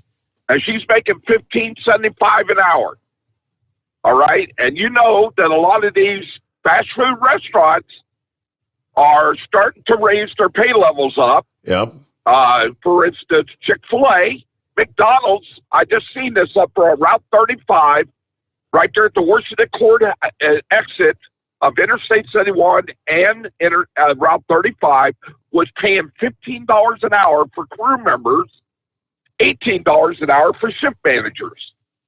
So for the next 5 years, they're going to give the employees at this grocery chain 40 cents on the hour raise for the next 5 years. Now, my wife will be 63 this year, so she'll be 68 when that contract is up. That means she'll be at $17.75 an hour. Now, I know what you drivers out there are thinking. Why don't she find a job somewhere else? Well, she's 63, and she gets 4 weeks paid vacation. Next year, she gets 5 weeks paid vacation. So she enjoys doing what she does. But, so it's hard to move at the age of 63. It really, truly is. Wow. Yeah. So I'm not a big fan of that particular union. And I'm not criticizing unions in general, because I want to thank the unions, because if you look at the trucking industry, it's because of the union that we make the kind of money we make. And I want to thank the union because of that. But this particular grocery chain, I have no respect for that particular union at all, because of those employees work their buns off for people like you and I, and they're just not paid enough. I think they should be making $20 an hour, in my opinion. Now, my reason I called, I'm sorry I have to bring this up, but Hot Shot Secrets, Chris, this message is for you, brother. You need to get Steve a translator. I'm having a hard time understanding some of these individuals calling in with hillbilly talk. I don't understand some of this hillbilly talk. And Sex Maniac, you happen to be one of them. You living up there in Hamilton, hillbilly heaven? I think you need a translator. I'll be honest with you, Steve, because I'm scratching my head, and I'm just saying, I don't know what these guys are saying. But I do appreciate you calling in on your show. I got hung up on 5 times again tonight, Steve. I don't know what's going on with your phone system. I had to do but I do appreciate your show. You were hanging on there when I went into the news break at the bottom of the hour, and I had to do the phone reset. And that's so while I'm trying to get this thing to reconnect, it's going to keep hanging up on you when you call back in until it does finally reconnect. So, and by the way, I do appreciate your show, but hopefully they'll be able to work that technical problem out. But I just wanted I appreciate, like I said there, what these grocery chains employees do. But if it wasn't for them, we probably would not. Like I said, my spouse, she works extremely hard in the deli. She works at night, right? She's working, she's not working tonight, but normally she works from 3 to 11, and she goes up and does the grab and go is what they've called. So I just think that they should be paid a lot more than what they are. Like I said, I know that a lot of these fast food restaurants are definitely stepping up to the plate. And I do agree that, it's going to cost us more money. But I got to be honest, I'm willing to pay extra money for my Kentucky Fried Chicken. And anybody that knows Jolly Green knows that Jolly Green loves Kentucky Fried Chicken. Uh-huh. Okay. So there you go. So I guess maybe I do have some hillbilly in me because I like Kentucky Fried Chicken. So there you go. But I just want to say all the drivers out there and everybody that's listening, I hope everybody has a good night. And you take care, Steve. I appreciate you letting me talk. All right. Thanks for checking in there, Jolly Green Giant. Have a good morning. And good to have you with us there. All right. So what are we looking at here? Rolling towards get our top of the hour news update here in a few. First, let's get to Fly Rod checking in this morning. What's happening? Well, greetings and salutations, Mr. Steve Sommers. We are so proud of you. Tomorrow is your 100th episode, and we're just curious. The boys want me to ask you a question, Steve. Would that be all right? Sure. Go ahead. Lay it on us. Well, the boys wanted me to ask you, that's the listening audience, they wanted me to ask you, are you going to have any special show prep tomorrow? Isn't it tonight that Chris Gabrowczyk and Kyle Fisher are going to take you and the princess out to dinner at the Skyline Chili in a stretch limo to celebrate this revolutionary moment? I don't think we're supposed to have anyone live in the secret bunker, but yeah, I know Chris is going to dial us up and join us for a few minutes. You know, he's not going to spend the whole 5 hours. That'll be next Friday, the following Friday morning, that he'll come on the show with us. So, yeah, I'm not sure. I don't have a whole lot special lined up. Really, just looking forward to trying to make some folks winners out there. Winner, or chicken dinner, right? That's right. And for all those folks out there who've sent their contest details in to the Steve Sommers Overnight Drive Radio Network show, good luck to you. Steve, I have to tell you something. I've got more intel to share with your listening audience, if I may. Okay, what you got this morning? Well, look, folks, let me, if I may just set this up momentarily. Look, several months ago, that assjacker, Big Ed, set this whole thing up with this fella by the name of Big Goose. You call him Big Moose. With a picture, you know, we've seen all that. We know all about that. Well, we just recently gathered new intel from the London truck stop down there in Kentucky. And we have found out that, once again, more irrefutable proof and evidence that the Big Goose really is a dripping wet 156-pound, 5'7" bag of nothing. Because what we seen yesterday in the truck stop, our intel division, was that they seen the Big Goose running around the truck stop parking lot with his red shorts on and his green T-shirt that says "I love puppies," practicing jogging.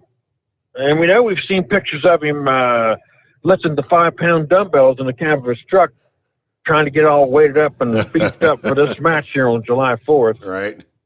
So, look, folks, Steve, I've got to tell the listening audience, look, you have been duped by a classic textbook narcissist.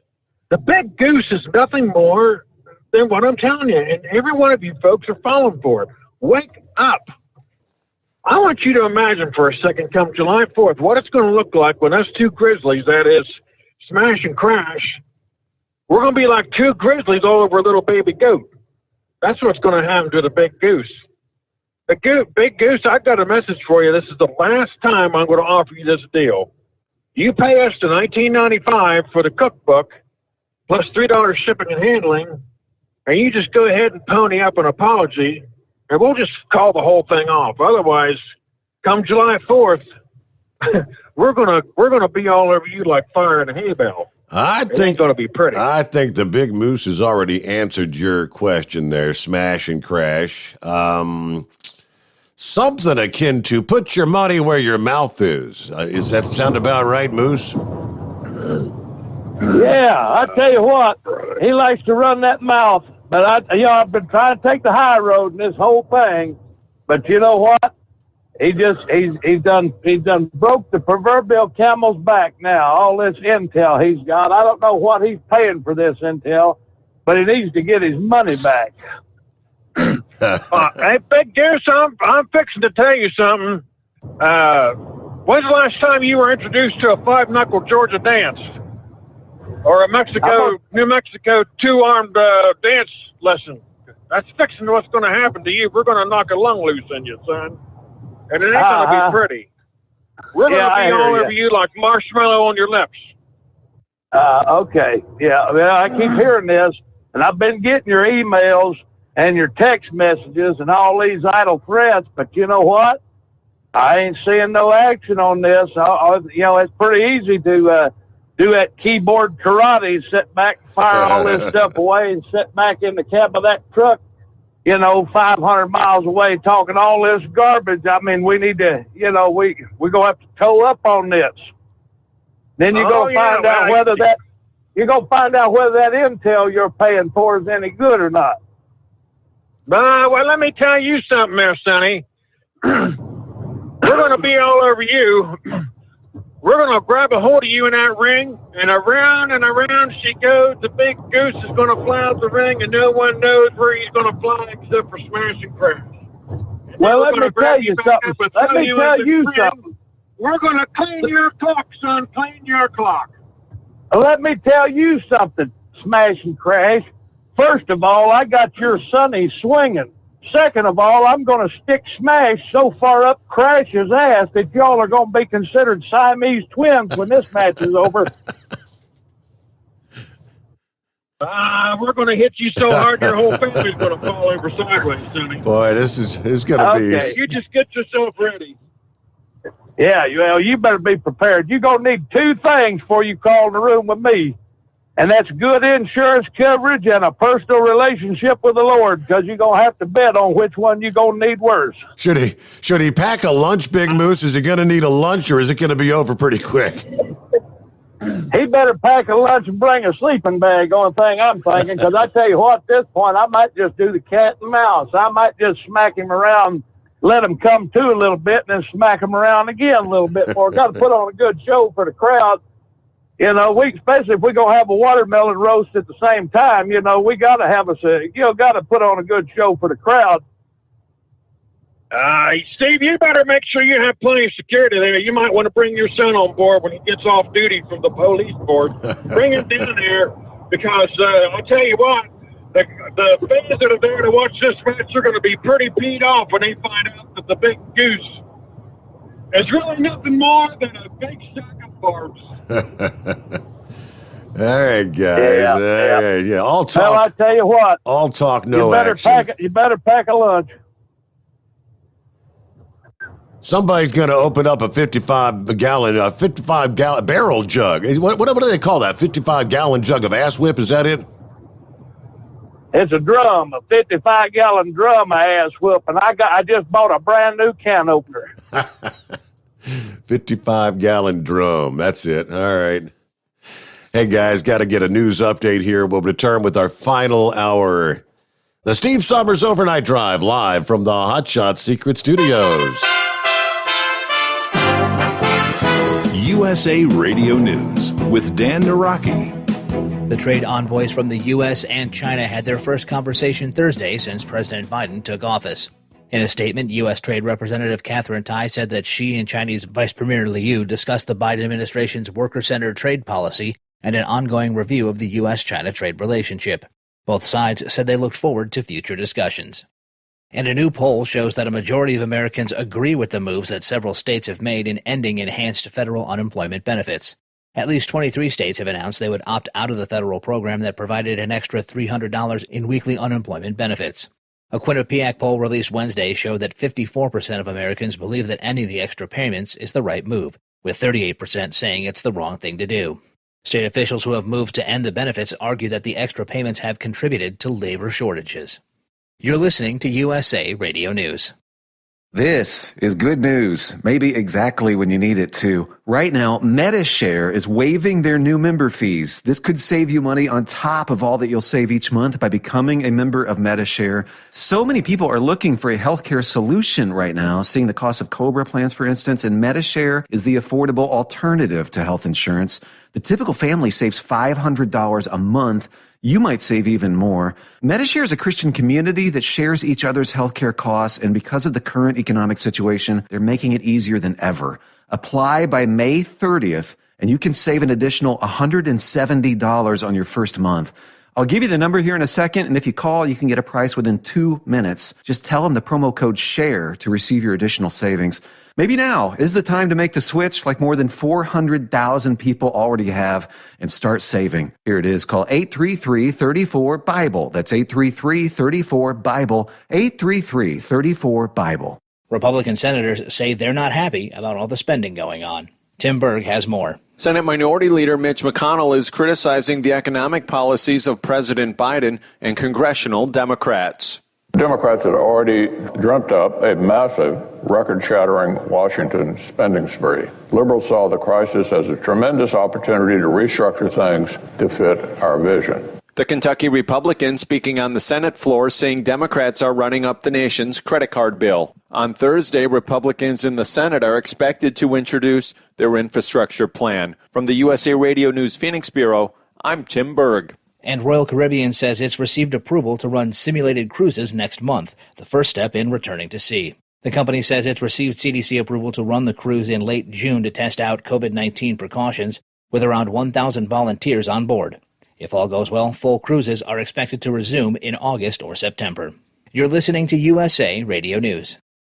Now you can fly anywhere in the world and pay discount prices on your airline tickets. Book a flight today to London, Paris, Madrid, or anywhere else you want to go. And pay a lot less guaranteed. Call the International Travel Department right now at Low Cost Airlines. 800-215-5141. 800-215-5141. That's 800-215-5141. Ohio drew the first winner Wednesday in its Vax-A-Million lottery, giving away $1 million to one lucky resident who had received at least one dose of COVID vaccine. On Tuesday, Colorado became the latest state to offer a lottery for those who get vaccinated, announcing a similar program to Ohio's. Former acting director of the CDC, Dr. Richard Besser, says he'll be interested to see if those incentives drive people to roll up their sleeves. He tells CBS News that it's also possible that the many offers could be seen by the public as a bribe. I'll be interested to see what studies show in terms of incentives, because there's a wide range of incentives that are out there. For some people who are on the fence who are saying, you know what, I do want to get vaccinated, but I'm not in any rush. You know, when it's convenient, I'll do it. But when they see an incentive, they'll say, wow, I'd really like that gift card. I'm going to go do that. But there's also some concern that people don't want to feel coerced or bribed into doing something. And the sense of, well, if I have to be bribed to do this, is there something wrong with that? And former Virginia Senator John Warner has died. The Virginia Republican served 5 terms in the Senate before retiring in 2008. A Navy veteran, Warner served in World War II and Korea and was later Secretary of the Navy from 1972 to 1974. He was also a federal prosecutor. Warner was known for his marriage to Elizabeth Taylor, the pair marrying in 1976 her 6th of 7 marriages and divorcing in 1982. President Biden called Warner a man of principled stances who was guided by his conscience and the Constitution. John Warner was 94. For USA Radio News, I'm Dan Naraki. At Hot Shot Secret, we share the science behind common diesel problems and their solutions. For example, ultra-low sulfur fuels. The primary function of diesel fuel is combustibility. One of the little-known aspects of fuel is its role as a lubricant to metal-on-metal moving parts. The introduction of ultra-low sulfur fuels diminishes the fuel's ability to lubricate because sulfur, which has been mostly removed, has lubricating properties. Hot Shot Secret Everyday Diesel Treatment with LX4 delivers unmatched lubricity. Third-party testing confirms that it takes 3 times the amount of leading fuel treatment to match the lubrication benefit of 1 dose of Hot Shot Secret. Everyday Diesel Treatment is a fully formulated 6-in-1 premium fuel treatment for every fill-up, every time. Everyday Diesel Treatment is available at truck stops, Tractor Supply, O'Reilly's Auto Parts, and online at HotShotSecret.com. Hot Shot Secret, powered by science. You're listening to the Overnight Drive with Steve Summers.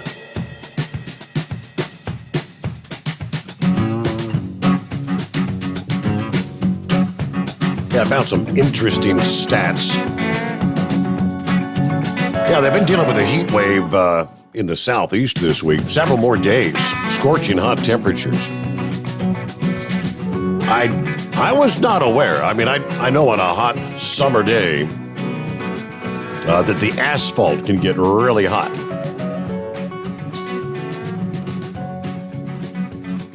I did not realize that on a sunny day, I mean, even just a mere 77 degrees, the asphalt temperature would be 125 degrees in the sun.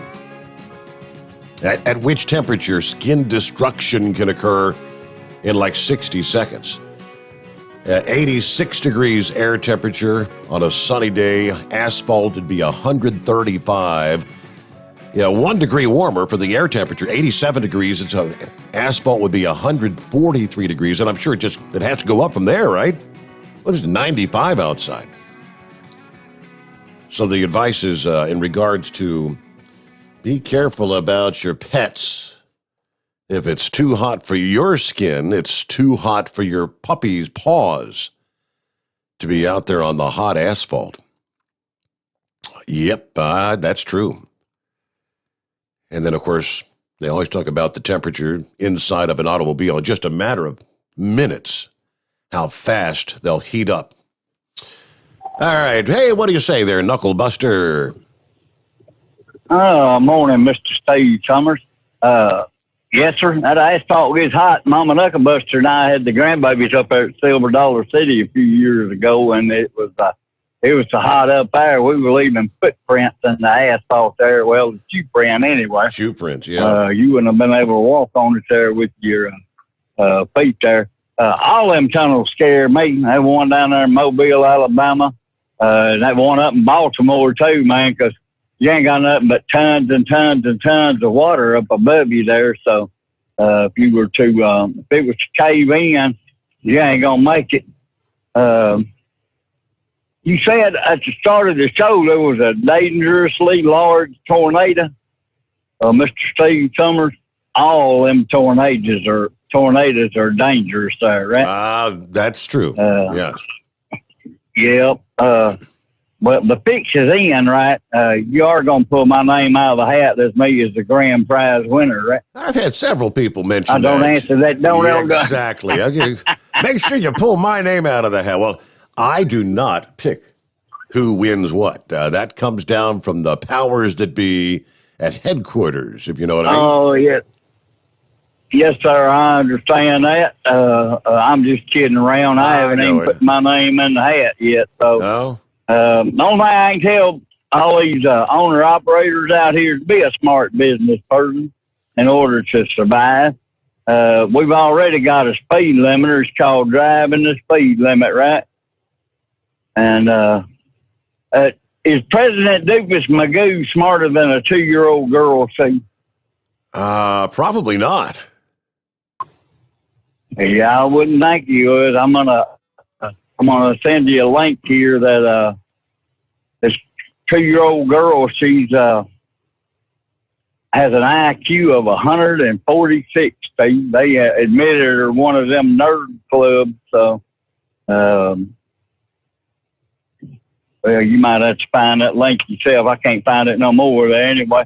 But she's pretty smart. She can identify all the states by just the shapes of them. Chemicals on the periodic table.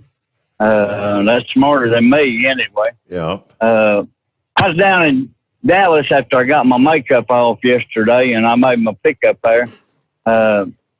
This young man there, he kept telling me, "Yes, the boss man. Yes, the boss man." When he finally come back in the office, he don't be boss man no more because your boss man's up there in the front office there. I'm not the enemy. And he turned out to be a nice young man at that stage. Really. I know there's racists among all races, but, that's the way it goes there, right? Right. And it's been a fantastic show. Congratulations on number 99 tonight, and congratulations on number 100 tomorrow. And don't forget to pull my name out of the hat.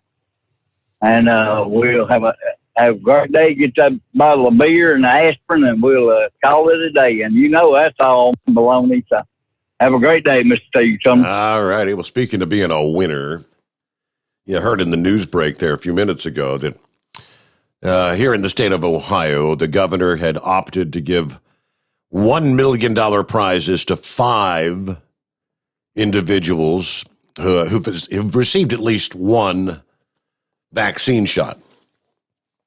So if you've taken one of the Pfizer or Moderna, or you've got the Johnson & Johnson one and done shot, anyone who's had the shot is registered. The first $1 million winner was announced this past evening. And it's actually someone from right here in the Cincinnati area. A Dayton area team was awarded the first full-ride college scholarship offered by the program. Winners, names drawn from more than 1.5 million entrants. The random drawing had the information confirmed before the formal announcement at the end of the Ohio Lottery's Evening Cash Explosion television show. Lottery announcing Abigail Buginski of Silverton, again, near Cincinnati, it's a suburb, was the $1 million winner. Joseph Costello of Inglewood near Dayton, the college scholarship winner.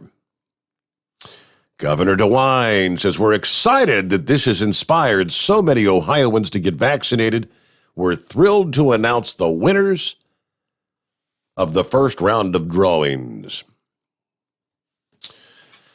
What do we see here? More than 2.7 million adults signed up for the $1 million prize. More than 104,000 12 to 17-year-olds entered the drawing for the scholarship. 4 more $1 million and college scholarship winners will be announced each Wednesday for the next 4 weeks. All right, trying to incentivize people to get the vaccine. Apparently, the Ohio Lottery conducted the first drawing Monday afternoon at its draw studio in Cleveland, using a random number generator to pick the winners ahead of time, then confirmed the eligibility of the ultimate winner. Participants must register to enter.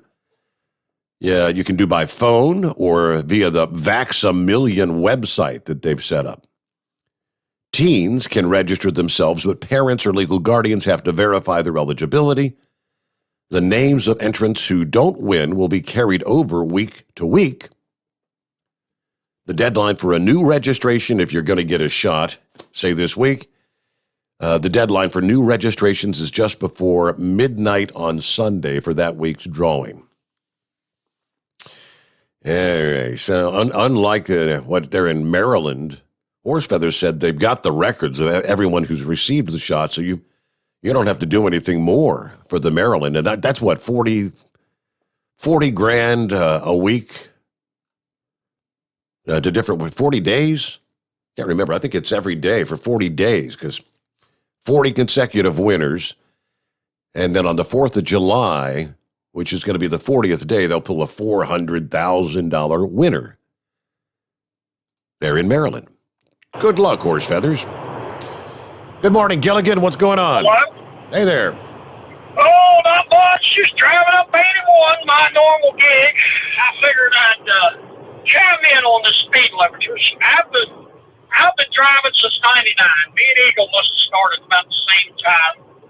You know, I've drove company trucks my entire career. I'm the old thing with Averitt Express. We're only governed at 65 mile an hour. Most of the trucks I've drove 65, 68, a little bit to 72 mile an hour truck.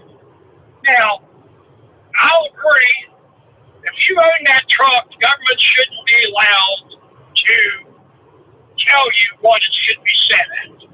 You know, but I'll disagree with Eagle. I think that should be up to the companies. Now, I understand his point. Slow trucks do cause problems, especially out west. Now, me running here in Virginia, speed limit 70. But I guarantee you one thing, I'm sitting there in the right lane, and I have another truck slowly strolling around me. I want to come out of it and give them a break. I mean, that's just professional courtesy. You know, and if I'm coming up on a slow truck, I'm going to wait till there's a big gap in traffic before I get out there to try to pass. If I'm struggling, I'm backing up traffic, I'll come out of it and get back in behind that truck. But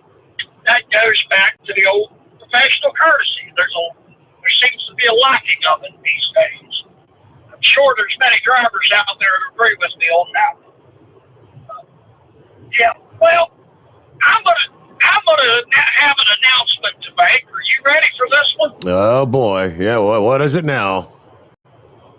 All right. Well, as we have made the decision, we have now incorporated a company called GMA Enterprises, Gilligan Marianne Enterprises. We are going to be opening a betting cruise at the Great Wrestling Match. Now, all bets must be done in a soon-to-be cryptocurrency called Gillicoin. At the amazing low price of $19.95, you'll be able to get your Gillicoin. Gillicoin. So, yeah, the big moose right now, as far as we can figure, are at least 3 to 2 odds to win. So, that's the current setting. I'll update you later. But remember, folks, you're going to have to cash in on this Gillicoin.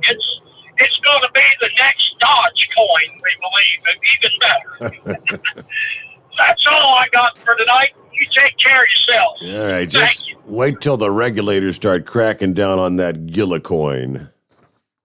Because that was one of the stories this past day as far as the crypto markets are concerned. I think I had it right over here. Yeah, there it is. Yeah, Wall Street's main regulator signaling that the Biden era will spell tougher oversight for cryptocurrencies and what they call blank check companies. Two of the white-hot markets most talked about asset classes right now. You got the SEC Commission Chairman Gary Gensler, who told lawmakers this past day that special purpose acquisition companies and digital coins are posing significant policy and investor protection questions. Yeah, the financial world's been anxiously waiting to see how this new SEC guy was going to look at steer the SEC at a time when retail investors have helped drive markets to record highs. Crypto enthusiasts who had been hoping he'd take more of an accommodative approach to digital coins, apparently not real happy with his announcement, kind of disappointed. And on Wednesday, they got more of the same. During the hearing, Gensler went further, adding that he wanted to bring the kind of protections to crypto exchanges that a stock investor would get on, say, the New York Stock Exchange or the NASDAQ. Don't know how they're going to do that, but I did flip over to some of the crypto exchange. I went to, what's the one I use? Coinbase. I think I just punch that up normally and get a quick look at where the prices are going. And last check, looks like Dogecoin has been kind of holding steady, 33, right at 34 cents a coin. Bitcoin's been kind of up and down in the recent week, but still at 38,500 a coin. So, yeah, the word volatility is the one that continues to surface over and over again. Who's next up here? Looking at 22 past the hour, and is it Gary? Dirty Dog. Well, good morning, Dirty Dog. What's on your mind? The most scariest tunnel I've ever encountered is right here in Ohio. It's that space in between the ears of Jolly Green. Uh-oh. Now, that's a scary tunnel to go through. Uh-oh. I think Sex Maniac would agree with me. I don't know what his deal is, not trying to make fun of Sex Maniac. I don't have any trouble understanding what he's trying to say. Do you? No, Sex Maniac, he talks pretty good for a hillbilly. Yeah, right. But, yeah, maybe that's because I'm kind of from the back of the hollers. All right. Well, Dirty Dog, good to have you with us. Everything going all right out there this morning? Not too bad. Well, have a good morning. Be safe. Thanks for checking in. It's one of those memes, which people come up with some really good ones. In this case, can't buy gas, can't afford lumber, can't hire employees, cost of living is skyrocketing, value of the dollar is decreasing rapidly, but thank God we don't have to worry about the president tweeting something that hurts your feelings. And think about it. That's about the extent of it. This bad orange man, he tweets those horrible things. Yeah, what's the old, be careful what you wish for, because you might just get it. And I think those Biden fans are getting a real taste of what they wished for. I think when all is said and done, yeah, they'll be ruining the day. But are you seeing life getting back to normal somewhat? We came through the flu season this year with the typical flu that impacts tens, hundreds of thousands of people. With, I think, all said and done, they had like 2,000 confirmed cases. I mean, it was nearly non-existent. But that's changing, according to the report here, as we return to normal. Doctors are seeing an uptick in runny noses and illnesses caused by less severe viruses than COVID. Your regular old common cold is making a comeback. People are taking off their masks, no longer social distancing, they're not washing their hands like they were, and we're getting sick again. According to an infectious disease expert at Mount Sinai, getting back to normal, he says, kind of comes at a price. This year's flu season was practically non-existent. Again, as I said, just 2,000 confirmed cases compared to at least 200,000 normally reported. Many of them don't even get reported because, a lot of people get the flu, just stay home for a couple of days, and it's not even documented. Experts say the CDC data represents a fraction of the actual number. That's what I was just saying, of flu cases, which would actually range anywhere from 9 to as much as 45 million cases every year. Supposedly, it was all those efforts we were taking to avoid the COVID that stamped down the flu transmission this season. Flu numbers in the U.S. plummeted 98% this year. Fewer people traveling, more people wearing masks, doing the social distancing. More Americans got the flu shot as well before the flu season.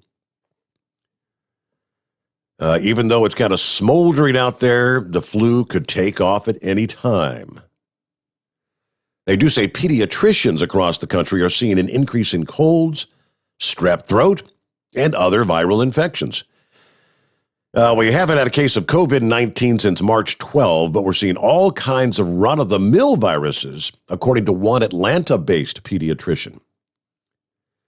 It's not more than normal. It's just kind of in stark contrast from nothing for a year. Everything that came through the door was COVID-19.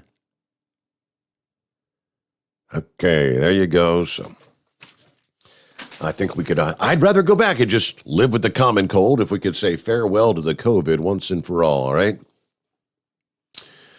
What's going on this morning, Double R? Well, good morning, Steve. How you doing? Hanging with them. How you been? Haven't heard from you in a while now. Well, I've been running during the day. Nita's been at home taking care of her mother, and we finally got everything squared up, and she's back in the truck with me there 2 months later, but we're back to normal. I'll be able to listen to you during the evenings now, so, at night, I'm sorry, but anyhow, I just calling to let you know that I'm back out here on a regular basis, during your show, so I'll be calling in a lot more. But hey, I bought you a hat, and I'm going to bring it up on July 4th and give it to you. But it says Joe and the Ho has got to go. So I got you nice hat. Oh, boy. Joe and the whole gotta go. Your friends will like that one. So. Yeah. But how you been? I'm doing all right. So you've been out there running solo for 2 months. I guess the paycheck ain't been what it used to be, has it? No, it's dropped a little bit. But we're going to get it back up there like it was, and we bought us a new fifth wheel camper, and so now I'm going to end up working until I'm about 80 years old. Hey, I'm getting ready to go through the Eisenhower. I'll be going through it today. These tunnels, I mean, it's like anywhere you go, Steve. It's just, you got to have a little common sense, you know. You don't go through a damn tunnel 70 mile an hour and, just have a little patience and just take your time. You're fine. What gets me, Steve, is these damn new drivers. They come off the shoulder, and you're in the right lane driving down the road, and they'll just shoot right out in front of you. They don't care, you know. And we almost nailed us a truck today, you know, because that's stupid stuff. But anyhow, I just wanted to call in and say good morning to you, and let you know that we're back out here. I'm glad you got everything settled in down at the home 20. Everything going well. Yeah, everything's going well, and I appreciate it. So, but I'll be listening to you back to normal, so that's a good deal. So, but anyhow, I'm going to get off here and let somebody else get in, Steve. I just want to say good morning to you, and take care, and I'll stay in touch with you. All right, be safe out there. Have fun going through the tunnel. It's good times, right?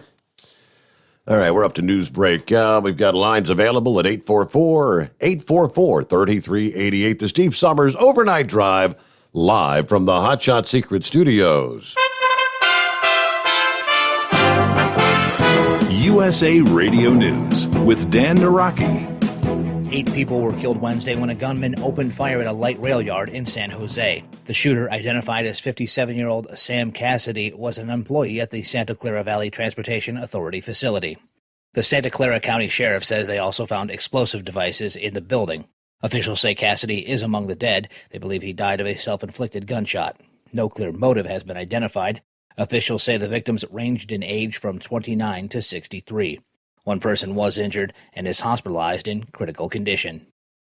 And Amazon founder Jeff Bezos will step down from his role as the company's chief executive in July. Bezos made the announcement during Amazon's annual shareholder meeting Wednesday. He will transition to lead the company's board as executive chairman. The head of Amazon Web Services, Andy Jassy, will take over as CEO on July 5th. You're listening to USA Radio News. Our U.S. Constitution is amazing. It's full of what's called negative rights, designed to protect us from the corrupt powers of a dictatorship. Like our right to worship our own God, not some official state religion. Our right to prevent the government from seizing our property without paying fair market value for it. Or our right to be tried by a jury of our peers, people like us, not by some star tribunal. And that's why America has become the richest, most just society in the world. Other countries force so-called positive rights onto their citizens. These enable one group to take from another group their free speech, money, and choice by using government force. Socialists love wielding this power over people. Sometimes we take our freedoms for granted, but we can lose our Bill of Rights and our Constitution and become like Venezuela or North Korea, failed, brutal socialist regimes. We need your help to spread the good news about our amazing U.S. Constitution. Help us take back America. Go to ouramericanrights.com. Brought to you by the American Media Council. Live from the Hot Shot Secret Studios, the Steve Sommers Overnight Drive. At Hot Shot Secret, we share the science behind common diesel problems and their solutions. For example, Excessive black smoke.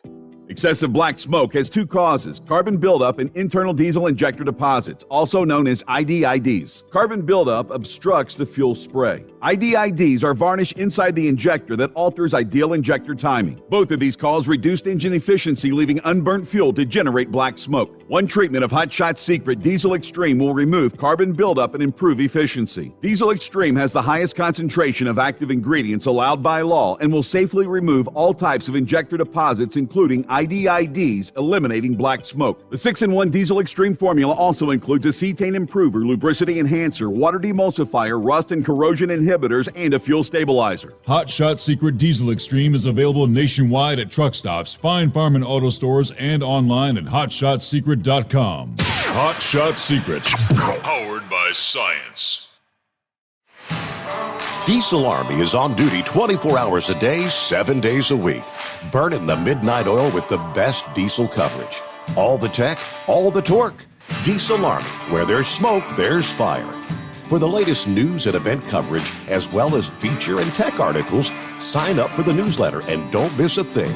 Visit dieselarmy.com from the Power Auto Media family of digital magazines. Again, it's dieselarmy.com. If computers are your problem, Cherry Digital Pros has your solution. We are a full-service computer sales and repair company. We can diagnose your problem and fix it quickly and affordably. We fix all models of laptops and PCs. We also offer custom-built PCs, servers to your specifications. From PC repair and laptop repair to online internet help to data recovery, we can handle it. Let Cherry Digital Pros solve your computer problem today. Call or text us at 513-568-5568 or go to cherrydigitalpros.com. Drivers, you demand that your equipment's reliable and dependable, and that also applies to your headset for communication. Well, our friends at Stellar Electronic have you covered. The Pluto Duo headset bundle is the best communication headset you can find in the industry. No matter the challenging environment you're driving in, the Pluto headset will make you sound crystal clear all the time thanks to their 99% noise cancellation. And the Duo's not only a stereo converter for the headset, but also a power bank so you can charge as you go. Learn more at StellarElectronic.com or visit them on Facebook. Do you have a Dodge pickup and hate your automatic transmission? Of course you do. Levon Miller at Firepunk Diesel here, and we specialize in heavy-duty and performance transmissions for your 3/4 or 1-ton Cummins-powered truck. So if you're interested in turning your stock slush box into a towing monster, call us today at 614-733-3744 or visit us online at shop.firepunk.com. Whether you're a diesel pickup performance enthusiast or just looking for a small upgrade, when selecting common rail fuel system components, look no further than Exergy Performance. At Exergy, you'll find injectors, pumps, and more, engineered like no others on the market using state-of-the-art equipment run by people that have been in the business for decades.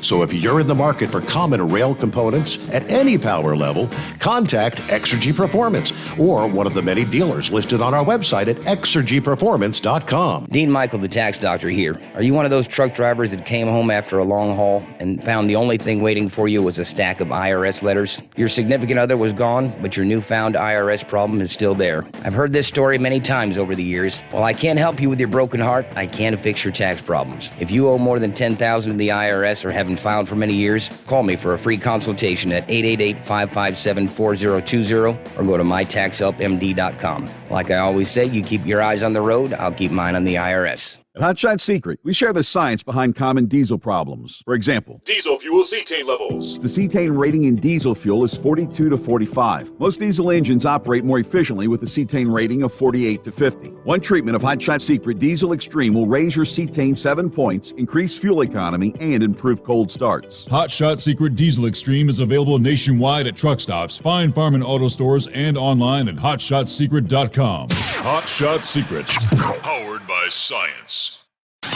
The Overnight Drive with Steve Sommers. Live from the Hot Shot Secret Studios. Call Steve now. 844-844-3388. That's 844-844-3388. Okay, where we leave off there. Back at it here as we roll on into the early morning hours of a Thursday. Couple of tidbits coming our way here. The American Truck Historical Society's National Convention and Truck Show is a go this year, scheduled for June 3rd through the 5th. And the Owner-Operator Independent Drivers Association will be well represented there. Plans to present their 5-day truck show at the Rockingham County Fairgrounds in Harrisonburg, Virginia. Not only were Marty Ellis, the skipper of OOIDA's tour trailer, the Spirit of the American Trucker, be there. OOIDA's Executive Vice President, Louis Pugh, also plans to be there. So in addition to the Vintage Truck Show, there's also some educational programs. You've got the Trucking in the Shenandoah Valley, 9 a.m. on Thursday. History of the Cummins NT N14 engines, 2:45 in the afternoon. The Fuller Road Ranger transmissions at 9 a.m. on Friday. Harrisonburg Motor Express History, 10:15 a.m. on the 4th. And then on Saturday, identifying the difference of Cummins and Detroit engines, 10:15 a.m. on Saturday. There's a series of tours planned in conjunction with the convention and the truck show, including Patsy Cline Day on June 3rd, Monticello and Mitchie Tavern on June the 4th, and Lurie Caverns on June the 5th. One other event that you can maybe circle the dates on your calendar. It's a much more consolidated segment of the trucking industry, the expediting segment. But it's the Expedite Expo that took off last year because of the COVID shutdown, will be returning in July. Of course, this focuses exclusively on the expedited trucking industry, or freight hauling that deals with rush orders, geared specifically to owner-operators and drivers of medium-duty and heavy-duty trucks. Expedite Expo was launched back in 2001. This year's dates, July 16th and 17th at the Allen County War Memorial Coliseum in Fort Wayne, Indiana. I know they've had different venues over the years. Admission to attend is free, but you are asked to register. You can register in advance for free if you'd like. While admission is free, the city does charge for parking. And OOIDA will be represented at the show by Kerry Russell with OOIDA's Life and Health Benefits Department, and Trevor Williams with the Truckers Advantage Fuel Card. Again, this show designed for drivers, owner-operators, and fleet owners that may be looking for ideas and relationships that can help stack the odds of success in their favor. Now we're talking about 35,000 square feet of trucks, truck parts, trucking displays. So kind of a smaller expo per se. There's a couple of hour-long Expeditors Online University educational sessions. You'll have one at 8:30 a.m. on Friday the 16th and Saturday the 17th. Questions about how to succeed in expedited trucking to be answered. Those workshops to be taught by industry veterans and experts there. All right, a couple events that'll be taking place. And I know as we get into the summer months, what they call the official truck show season, some of the events are back this year. Just had to miss out on the granddaddy of them all, right? The Mid-America. Hey there, what kind of baloney you got now? Well, I heard you mention Patsy Cline there. That girl could flat thing, buddy. Yes. Walking after midnight in the moonlight, just searching for you, buddy. Well, we know where to find Steve Sommers. That's a good deal there. When's that fight supposed to take place? July the 4th. Oh, July the 4th? Well, I'll just bring my 4-year-old grandson up there, and he'll whoop every one of them because he looks at you and points his finger at you and says, "You're a punk." But everything was all right until he called Mama Knucklebuster a punk, and I had to grab him up and say, "No, you can't whoop him." But I'm the one that got the whooping after that. So, and Double R, he may have to buy you a bigger hat after that show tomorrow night, Steve, with your bigger headband size anyway there. And I've had people be on their shoulder and come up all the way off that shoulder, be in the left-hand lane, and they come all the way in the left-hand lane with you doing 5 mile an hour. So I just took that chip out of that camera on that window, send it to the Arkansas State Police, and send it to the FMC and say, this guy here has no business driving a truck. Yeah. So anyway, let's line this thing up, kick it up against the dash, get that skull buster beer, that bottle of aspirin, and we'll talk to you tomorrow, Steve, on that number 100. Congratulations. Thank you, sir. Yep. Episode number 100. That should, hopefully that's just an early milestone, right? Let's hope we're just getting started. On a more serious note, there's been, we've talked quite a bit as of late about critical race theory, and more states are taking the stance of not in my state. We now have 9 states that have begun efforts to prevent schools from teaching critical race theory, which connects discrimination based on race to the legal system in this country and actually the foundations of the country. Whether or not to include history lessons on systemic racism has become a hot-button issue. After a year of violence, after the death of George Floyd and others, conservatives have largely come out against the idea. Tennessee Governor Bill Lee signing a bill that bans the teaching of the subject in public schools there. He says we need to make sure our kids recognize that this country is moving toward a more perfect union, that we should teach the exceptionalism of our nation and how people can live together and work together to make a greater nation, not teaching things that will inherently divide or pit groups against one another, dividing the country. Governors from Idaho and Oklahoma have signed similar legislation. Arkansas, Arizona, Missouri, and Utah all working on their own versions. The Texas State Senate approved a bill earlier this week that would ban the teaching of critical race theory in public and open enrollment charter schools, and to eliminate the requirements that students read the writings by women and people of color. Utah Representative Burgess Owens, a Republican, said that local school officials who support critical race theory should be dismissed from their jobs. That's a far stronger stance than we've heard from nearly anyone. Owens says, fire them, get rid of them. That ideology is against everything we believe in. We need to fire everyone we can find, and those we will fire later on. We'll figure out a way to get rid of them. It's a big issue. Ohio State Representative Don Jones, who has introduced a bill to ban critical race theory in Ohio schools, said a great concern a lot of people,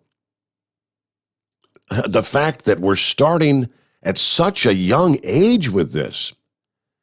We can't start indoctrinating our young people with the fact that we have a better situation or a worse situation just because of the color of our skin or the way we were born. We had no choice whether we were born male or female, black or white. We are who we are. Of course, the National Underground Railroad Freedom Center historian Chris Miller says, critical race theory deserves to be considered. It's important because it talks about the truth. It looks at examining law and its intersection with race. All right, so that's where you get it. It's 2 sides to the story, but at least we have some states that are taking a very firm stance against indoctrinating our youth. Is that Gilligan once again? Yeah, it's Gilligan back. Hey, I'll tell you what, that critical race theory, I'm going to go ahead and touch on that. My opinion, these people that are pushing this, knowing nothing but just causing more trouble. They keep on talking about how racist this country is. It just drums up more hate. People, it just amazes me to keep doing that. And people cannot see it. On the tunnel bit, that Fort McHenry tunnel down there in Baltimore, maybe Horse Feathers can answer this, but I know he don't go through there with that tank he is. But maybe he knows because he lives in that area. That dude's Knucklebuster was talking about, worried about the water over top of you. When I used to run down there about 7-8 years ago, when I come off the road, I was running down there, of course. Them tunnels were leaking down there pretty heavily. Maybe Horse Feathers can answer whether that one in particular. I remember it was the northbound side, the Fort McHenry tunnel there on I-95 through Baltimore. But yeah, that give you a little bit worrisome there. You're driving along, and there's water pouring in the tunnel, and you know the harbor's above you.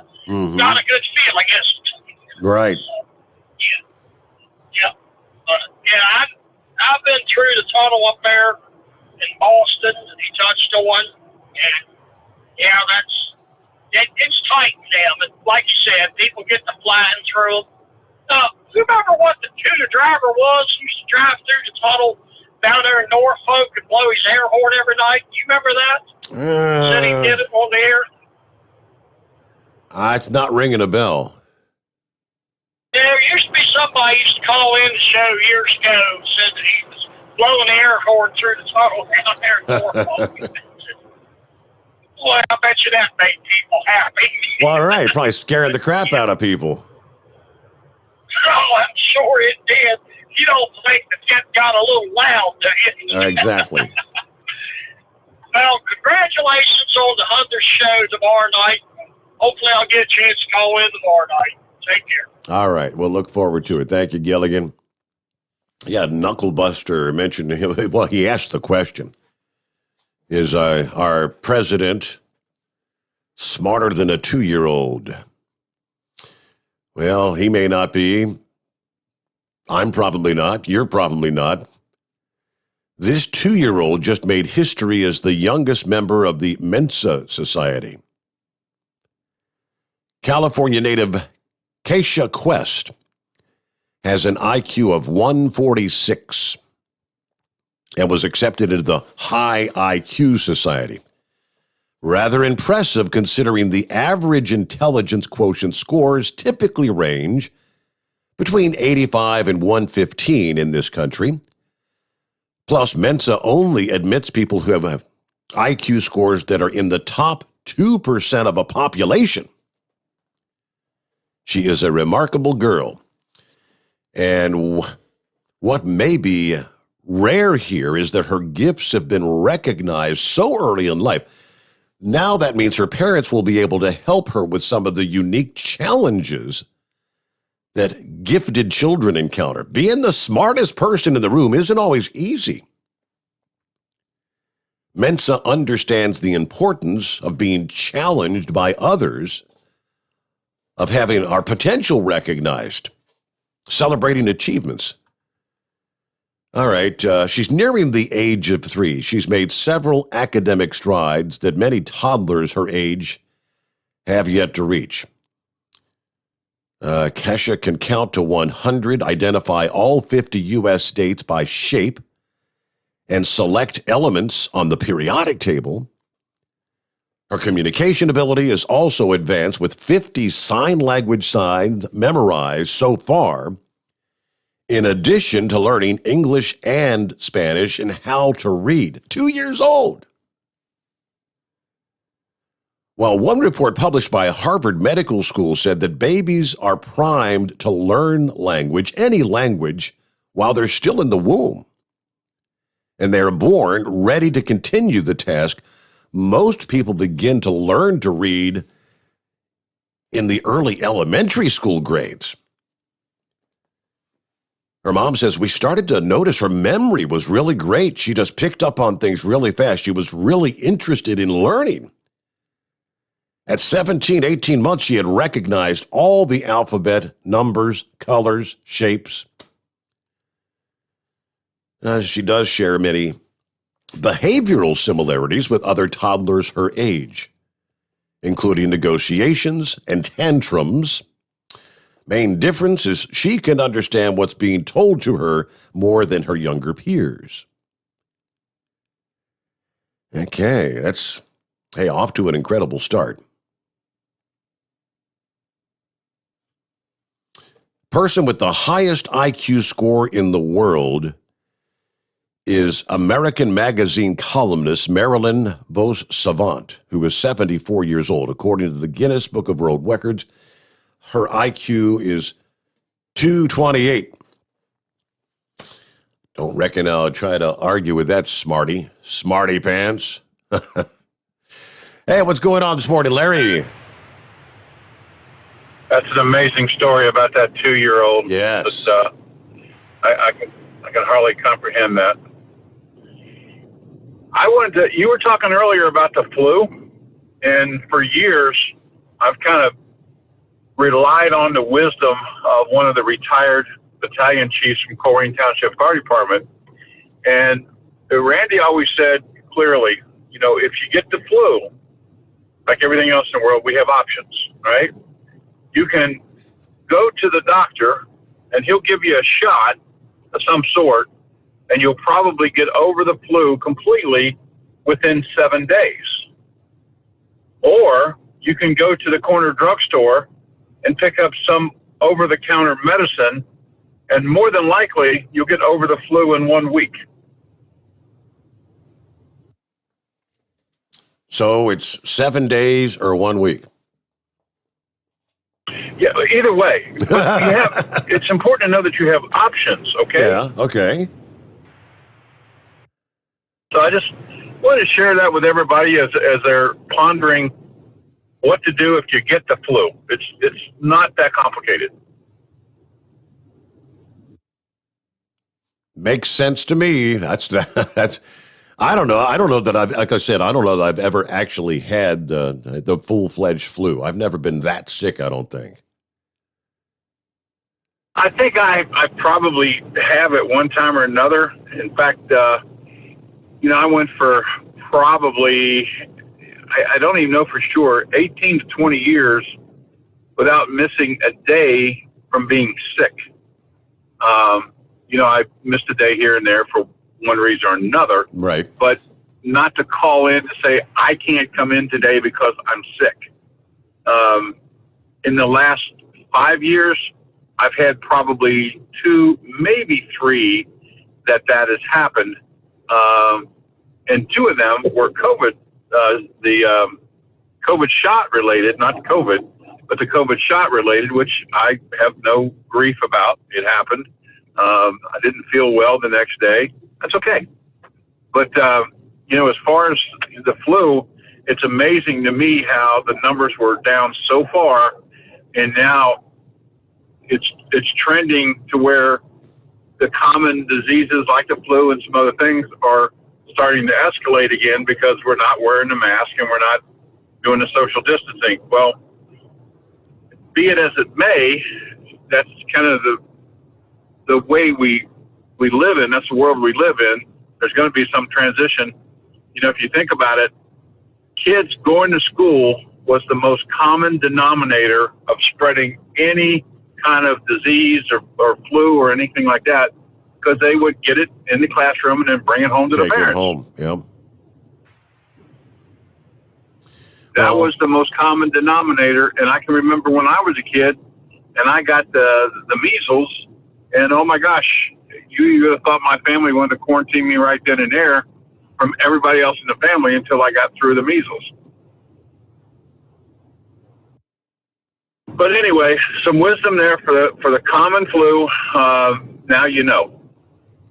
Well, I, like you, Larry, now on my previous gig, I had enough years in where I had kind of maxed out on vacation time, had like 4 weeks vacation, and then of course the I think it was 7 paid holidays through the year. But I got to hold over every year. Your sick days would roll over. And you maxed out at 360 hours, a.k.a. 9 weeks of sick time. And when I got let go, that's when I had 9 weeks of available sick time that I got to forfeit, which was nice. so I didn't take I didn't take a lot of sick days.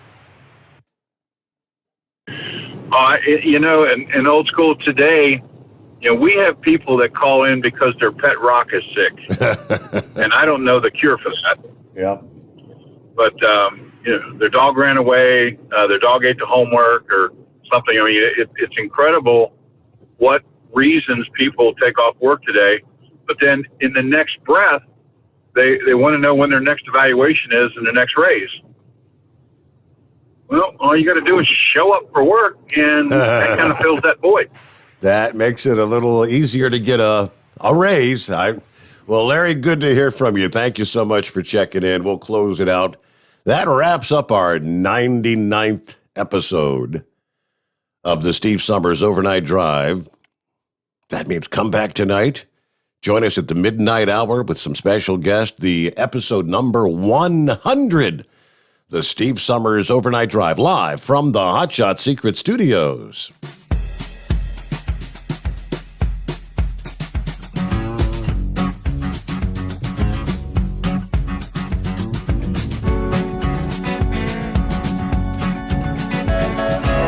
You never guess the places that I've been. You never guess the places that I've been. 'Cause everything is like a dream, yeah, but only in that dream that I live in. I'm never gonna let the day begin. Never gonna let the day begin. 'Cause everything is like a dream, yeah, but only in that dream that I live in. Oh, don't wake me up before you go, and I'll just make this bed my home. Oh, darling, please just let me sleep. Give me my dreams.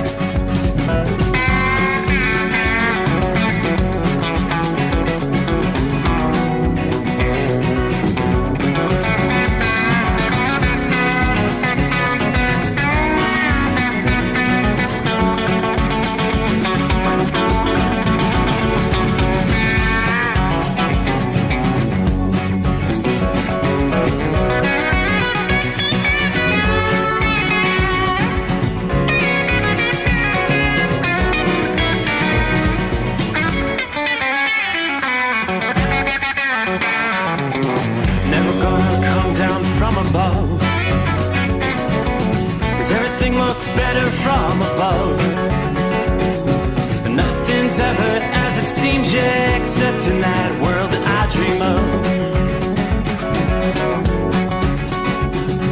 Never gonna lose the ones I love. Never gonna lose the ones I love.